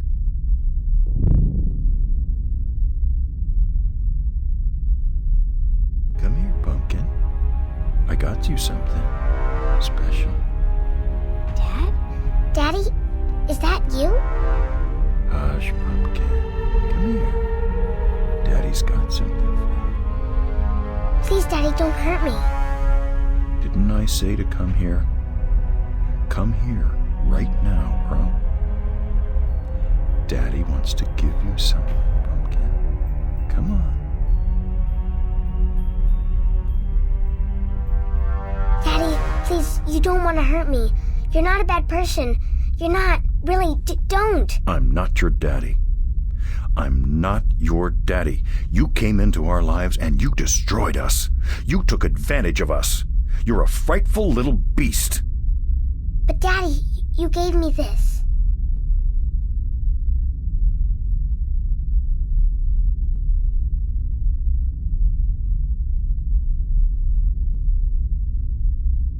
You gave this to me, Daddy. You do care. You do love me. You're just not very good at it. No. You destroyed us. We were a family, and you... God forgive me. What have I done? What have I done to you? You did nothing, Daddy. It wasn't your fault. It wasn't your fault that I got hurt. I'd been drinking, and she was so beautiful. My little April, you were so beautiful. We wanted to give you a home. We wanted to be what your biological parents couldn't be. A family. That night, when we brought you home, I'd had a few drinks with the guys. I was feeling a little dizzy, and then your mother, she says to me, hold her. Hold your baby girl in your arms. And I take you, and I hold you, and you look up at me with such startled eyes, like it's the first time you see somebody like me. I fell in love with you, my little baby. You were so beautiful, and you smiled at me, and then I don't know what happened, but I was taking a step forward, and I stumbled. You fell to the floor, but you didn't cry. You didn't even whimper. When the doctors told us you would never walk, oh, my baby, I couldn't stand the guilt. I don't know why that made me into the monster that I am. Why I decided that hurting you was the only way I could face my shame. When you started walking, and then getting better and better at it, it was like you were mocking me. I was such a fool, a selfish fool, and now I lost you. Forever. I forgive you. You do? Yes, I forgive you for everything. I forgive you. I forgive you, Daddy.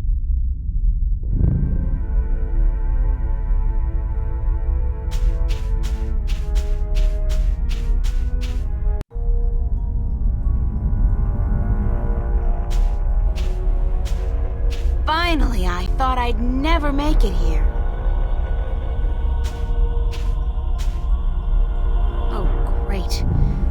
large canyon circling the tower, and there doesn't seem to be any way across.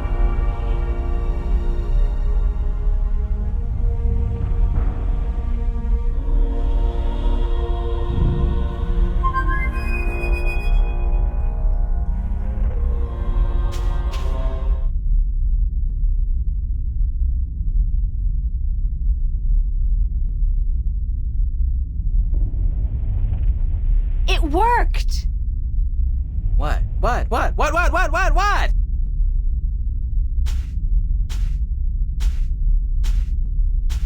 Hello, old friend. April! What the heck? What happened? Yeah, what did happen? You're asking me? I was just, helping this cute little sparrow with her new nest up in Riverwood. Next thing I know, there's a blue light, and then... I thought for sure I'd been shot by a hunter's arrow and that you were an angel. Then I had to look around the place. This ain't heaven. I mean, this ain't heaven, is it? Sure it is, Crow, and I'm the Archangel April. Sweet! Are there any other birds in heaven? Are there pretty ones? We got all the dodos you could ever want. Oh, that's great! Dodos? Dodos? You gotta be kidding me! Oh, I see. You are kidding me. Ha, very funny. Why the heck did you bring me here, to have a good laugh at my expense? I need to find a way across this canyon and into that tower over there. Why don't you just flap your wings and fly then? Oh, that's funny! I kill myself! Flap your wings and fly! Oh, baby! Ooh, that's a zinger. I gotta write that down somewhere. Wait a minute. Oh, flap your wings and fly! Jeez. Anyways, when did you ever need my help? Oh, sure, you brought me along, let me do your dirty work once in a while, but come on! You could have done just as well on your own. I mean, you just left me high and dry at the end there, didn't you? Just up and left without a word of goodbye. I didn't mean to leave you like that, Crow, but you couldn't come with me. Oh, sure. Use me, then leave me. Don't worry, I know how that works. I'm not half as innocent as you seem to think. But I thought we were friends. Crow, we are friends. Good friends. That why you gave me the name Crow? Oh, I thought it was nice, all right. Real ring to it. Until I found out what a crow actually is over there in Stark. Crow? Right. Crow. The sneakiest, dirtiest, most despised bird there is. They're like flying rats. You even have something called a scarecrow to chase us off with, don't you? I mean, crows are so stupid. They're scared off by straw people dressed in rags. Huh. And that's the name you come up with? Crow? Bah! That's not... No? No excuses. I can't bear it. Oh, the pain. The pain. That's all I am to you, a flying flea bag? I'm sorry, I can't bear to look at you anymore. I gotta fly. Stay and shut up! But you... gave you that name because of a cartoon character I loved when I was a kid. His name was Crowboy. Crowboy? He was the star of a series of what we call animated cartoons. It's like puppet theater you can watch on a canvas or a screen. Puppet theater. I love puppet theater. Crowboy was just the coolest bird there ever was. He was a crow and a cowboy, and he had a hat and a lasso and an albatross called Old Whitey that he rode on. He had an albatross? His own albatross? And every week he'd come to a new town where the bad guys were making life tough for everybody else, and he'd sort it out like a real hero. He was a hero? Crowboy? So that's why I called you Crow. I figured you're not a cowboy, so it'll be just Crow. And besides, I think crows are cool. Oh, damn. Get right. Me and my big beak. I couldn't keep it shut, could I? I had to say something stupid. I'm so stupid, dumb, dumb, stupid. It was a misunderstanding, Crow. It could have happened to anybody, even good friends, especially good friends. Yeah, but I'm so stupid. Are you gonna keep beating yourself up, or are you gonna help me? Time's running short. Of course I'm gonna help you. Anything for you, April. Just tell old Crow what to do, and he'll do it. Like that. I can be a hero too, just like Crow Boy. Okay, let me think.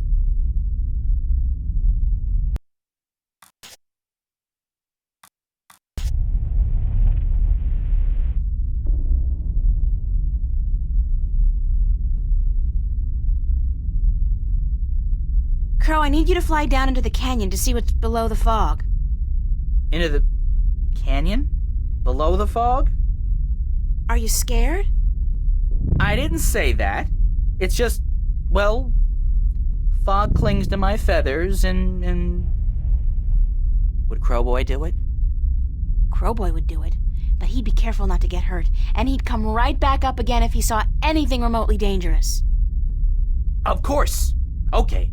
Hold tight. I'll be back soon.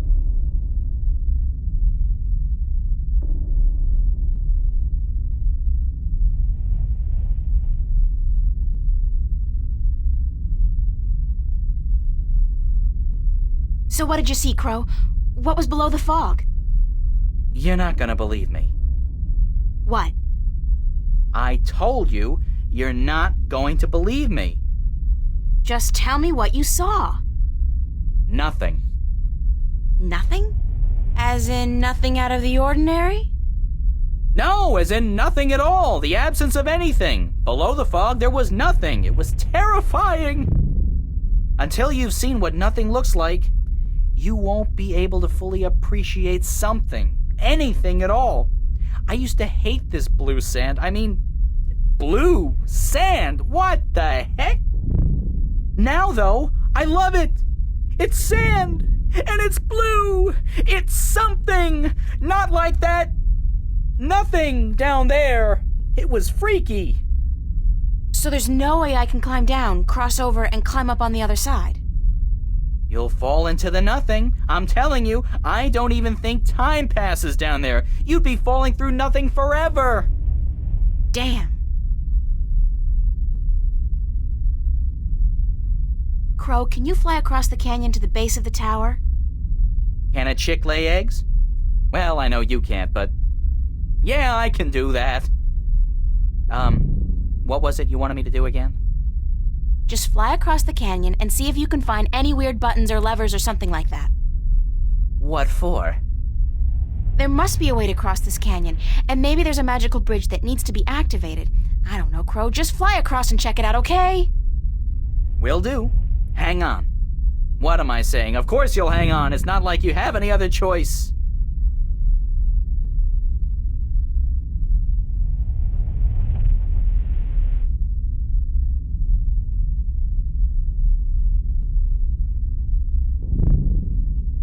What did you find? No bridge, that's for sure. But there's a well on the other side, on top of that conical sandstone staircase right below the tower. It looked magical. It had that no good, stay the heck away blue shimmer to it. So I didn't fly any closer. Who knows where I'd end up? That's gotta be the Well of Making. Well, maybe it can be making us a bridge then. Making us a bridge? I'm killing today. You're easily amused, Crow. My brain's 1/10 the size of yours. What do you want from me? But maybe you got a point. Maybe the Well of Making can help us somehow. It was only a joke, April. I know, but still.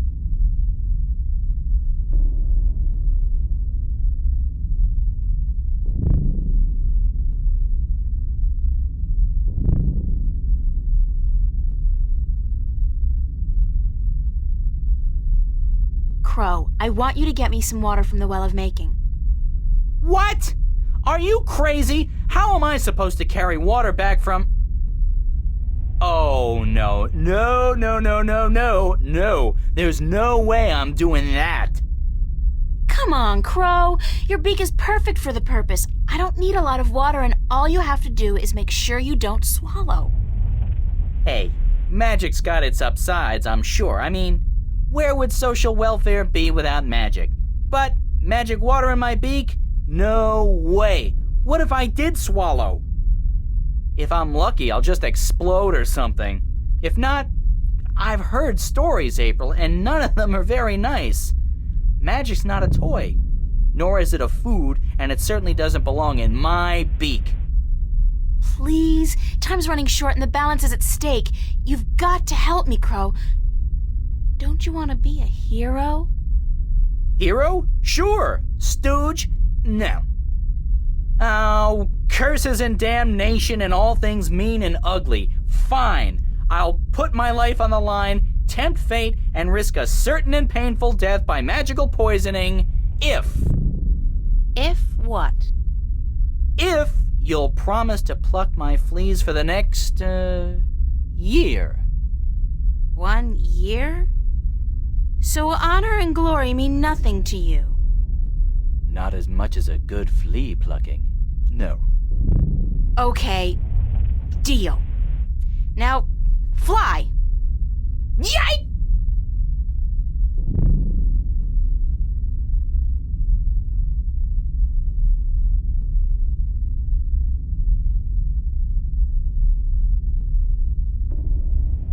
How did it go? Oh, good. Oh, what to do. What do I want you to do? I can't take the water, so you're gonna have to do whatever it is we need done with it. All right.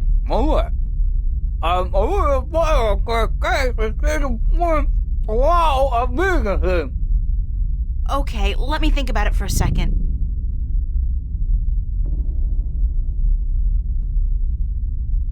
I got an idea, Crow. You said there was nothing down there, right? The absence of anything. The water in your mouth is magical water from the Well of Making. Whoa. So what if we add the magic of making to nothing? What happens then? Something, right? Something's better than nothing. Fly down there and spit the water out on top of the nothing. Then get out quickly. Something will happen, I'm sure of it. I'm just not sure what exactly. Okay.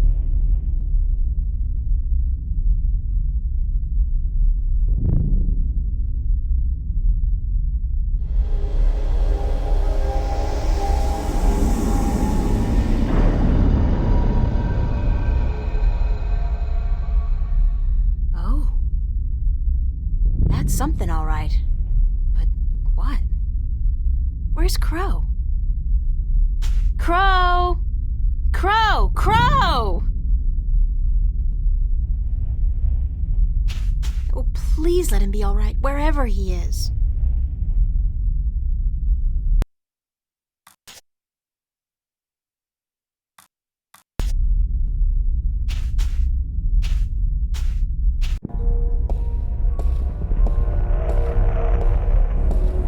It's been a long journey getting here, but this is it. The end of the road.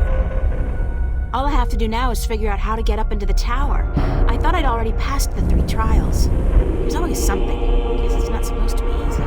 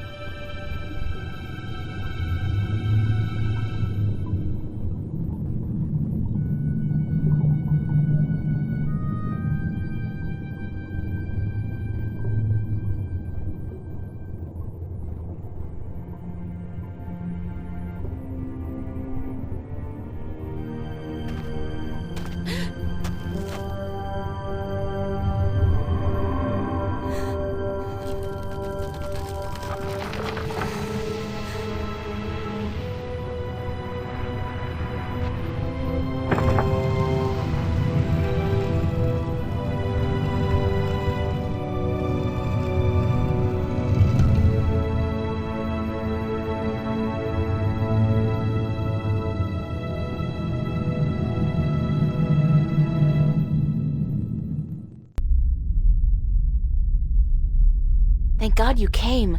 I thought you were lost for good. My path here diverged from yours. You had to pass the 3 trials. You were right in warning me. This place is like a Freudian nightmare. The first psychologist to arrange field trips here will rake in a fortune. I mean, talk about shock therapy. It is a sacred place. Only the chosen few can pass through the desolation. But then why didn't my hand work on the Well of Making? I mean, I passed all the tests, right? That is a mystery. You are to be the 13th Guardian, are you not? The balance has picked you. Your hand should have unlocked the tower, like mine did.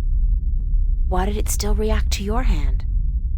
Even though I left the tower, I am still the current Guardian, and I will continue to be until you go through the ritual and take my place. Hold on. I think we're about to move. The tower is letting us in.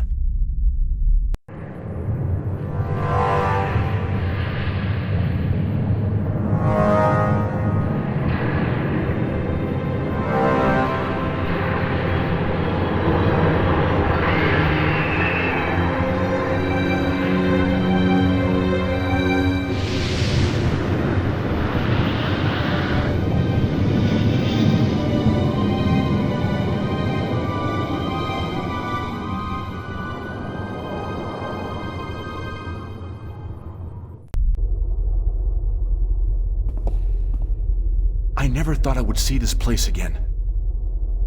It's cold. Was it always this cold? I do not know. When I was here last, I did not feel much at all. Well, I'm freezing. I spent more than 1,000 years in this tower, and yet I cannot remember ever feeling warm or cold. Being Guardian, there is just a balance, and our duty to it. You didn't feel anything? There are no emotions. Emotions interfere with the balance. I was the conduit between magic and logic, between chaos and order, and I had to be clean. That sounds horrible. It never felt that way. I was content, as far as it was possible for me to be content, until the very end when I became restless. That's when you left the tower? I had no choice. The balance forced me out. I was polluting the flows that passed through me, through this room, and it was time for someone to succeed me. So now it's my turn to be Guardian. Are you afraid? I've never been so afraid in my life. 1,000 years. Everything will be gone when I'm done. My friends, my family, dead. My world probably changed beyond recognition. I know, April. I have experienced this myself. When I returned to Stark, I could not believe that all the things I knew, the memories of a life that I recalled as clearly as if it were only yesterday, they were all gone. I was lost, alone, dying, until the Vanguard picked me up from the street and imprisoned me. It shames me to say it, but that was a relief. To be fed, to sleep comfortably, to be warm. You have every right to be afraid. But consider this. Your sacrifice will be the salvation of mankind, of 2 worlds. What greater gift is there? What greater reward than to know you are like a god? Believe me, I could do without the reward. If there was any other way, I'd embrace it in a second. But I won't shy away from this either. If it is my destiny, then so be it. Good. To wish for the loss of dreams and emotions would be wrong. But to acknowledge it in the face of your fears, this proves you are ready. Okay. So, what now? What do I do? Just walk to the edge of the disc. The tower will know what to do. If you are the new Guardian, the tower will embrace you. All right, here it goes. 1,000 years.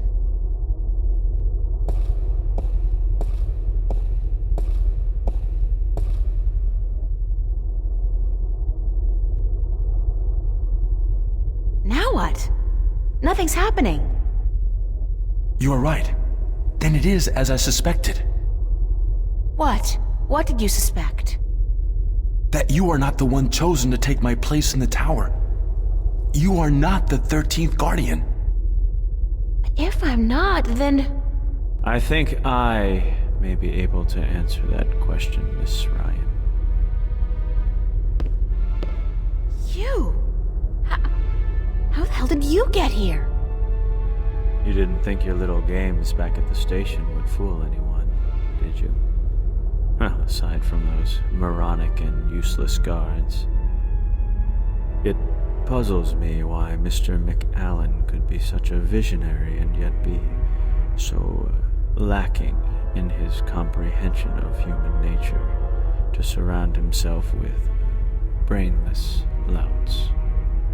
Maybe because he wasn't human. He was not. That would explain a lot. If he was not human, then what was he? You mean you didn't know? He was your boss, and you had no idea who you were working for. How pathetic can you get? Don't toy with me, child! Don't you dare toy with me! I don't. I do not know what came over me. I'm not prone to anger. In fact, I'm usually quite incapable of it. Must be the environment that's... I don't feel quite right. Like there's something in here that's calling to me. What are you doing to me? I don't know what you're talking about, Gordon. No matter. I can ignore this. It's so hot in here. Don't you feel it? The heat? I'm freezing. Maybe you should lie down for a minute or two. Maybe you should lie down, Miss Ryan. I actually have a good reason to be here, but you do not. After all, you are no longer a candidate in this race, are you? I may not become the new Guardian, but neither will you. The balance will never accept you. Don't be so sure, April. That's your name, is it not? April? Yeah. I will be the Guardian. The balance will have no choice. Not with you and the previous Guardian gone. And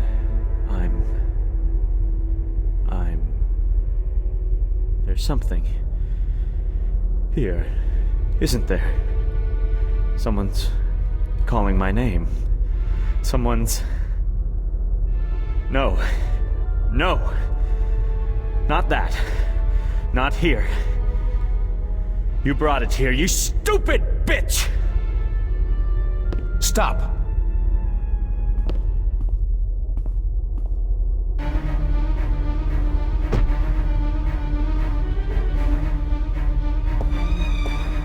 No! Stay away from me! Don't! No!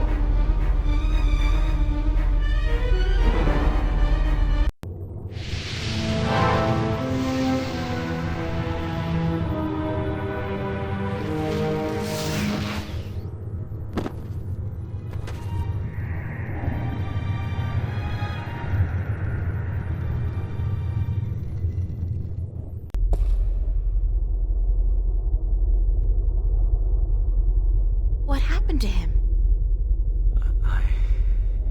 I'm alive again. You gave me back my life. I did? You don't sound like yourself. Are you okay? I do sound like myself. And I'm better than I've ever been, April. I'm whole again. So it worked? The joining of two halves? Magic and logic. Order and chaos. I'm in balance now. I am balance. And it's glorious. sorry for what I did to you, April.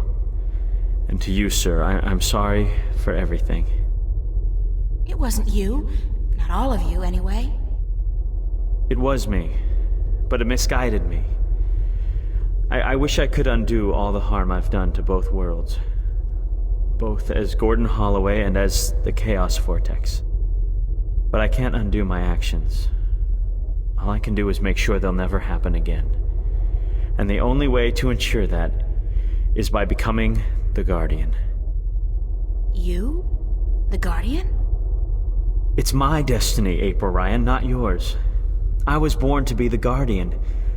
And although the Vanguard almost managed to prevent that from ever happening, they didn't succeed. And now, I'm ready. Thanks to you. But what about me?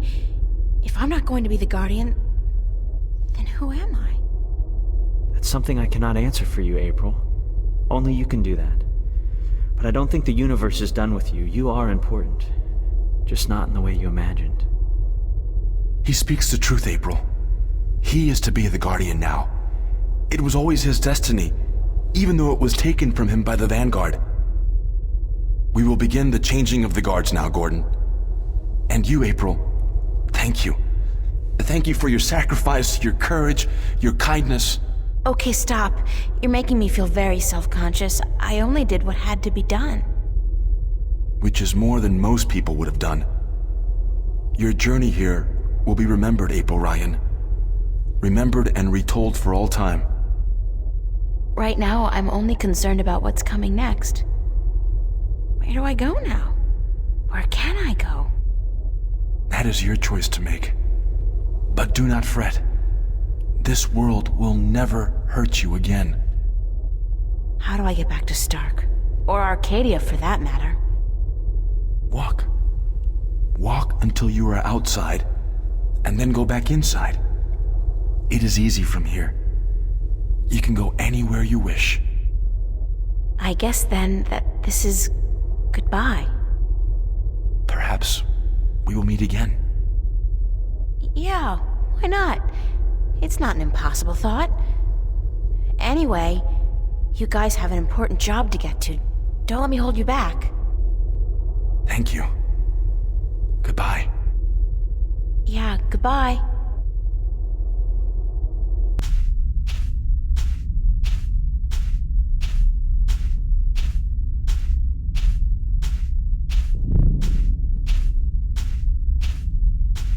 So that's the end of that.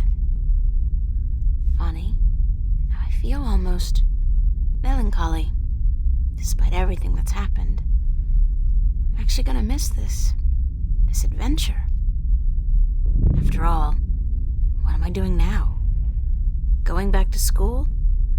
Live like nothing has happened? Like I'm just a normal person? Well, it's a long way home. I'll figure it out before I get there. Wherever there is.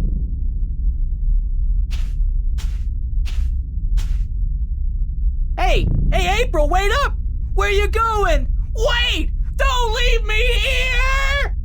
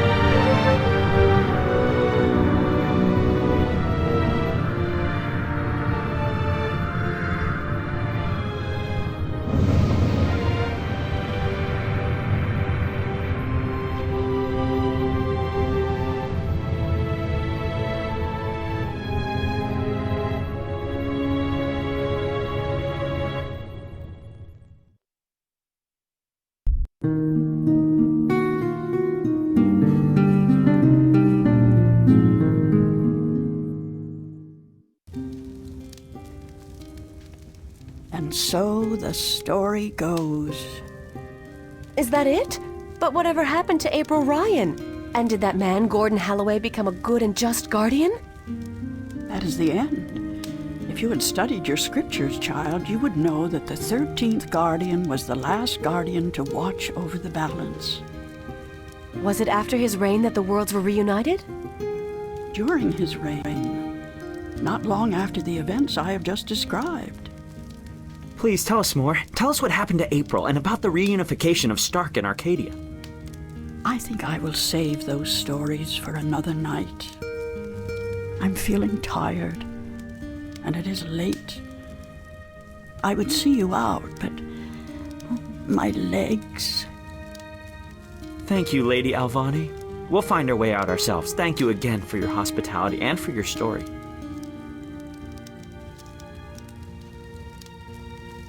And so the story goes. How strange it was to tell it again. To remember April Ryan. That was such a long, long time ago. And now my story is almost over as well. You're as healthy as ever. You still got a lot of life left in you. Wish I was half as lucky. Don't say that. You're okay. You can still fly. Fly, yes. But those cute little birds, they don't seem to appreciate that. They're holding out for their young, handsome suitors, and they don't have time for an old crow like me. Well, you got me, Crow. Isn't that something? I guess. Yeah, sure. Of course. Unless you're not planning on going out there again, are you? On a new adventure? 'Cause, I don't know. I'm kinda happy staying here. Don't worry, Crow. I think our adventuring days are over. But that doesn't mean we can't tell stories, does it? No, definitely not. Tell me one. Tell me the one about the young, beautiful warrior princess who single-handedly won the War of the Balance. I don't remember it quite like that, Crow, but let's see. This story begins a long, long time ago, when Stark and Arcadia were still to be reunited, and the Guardian was still on his throne.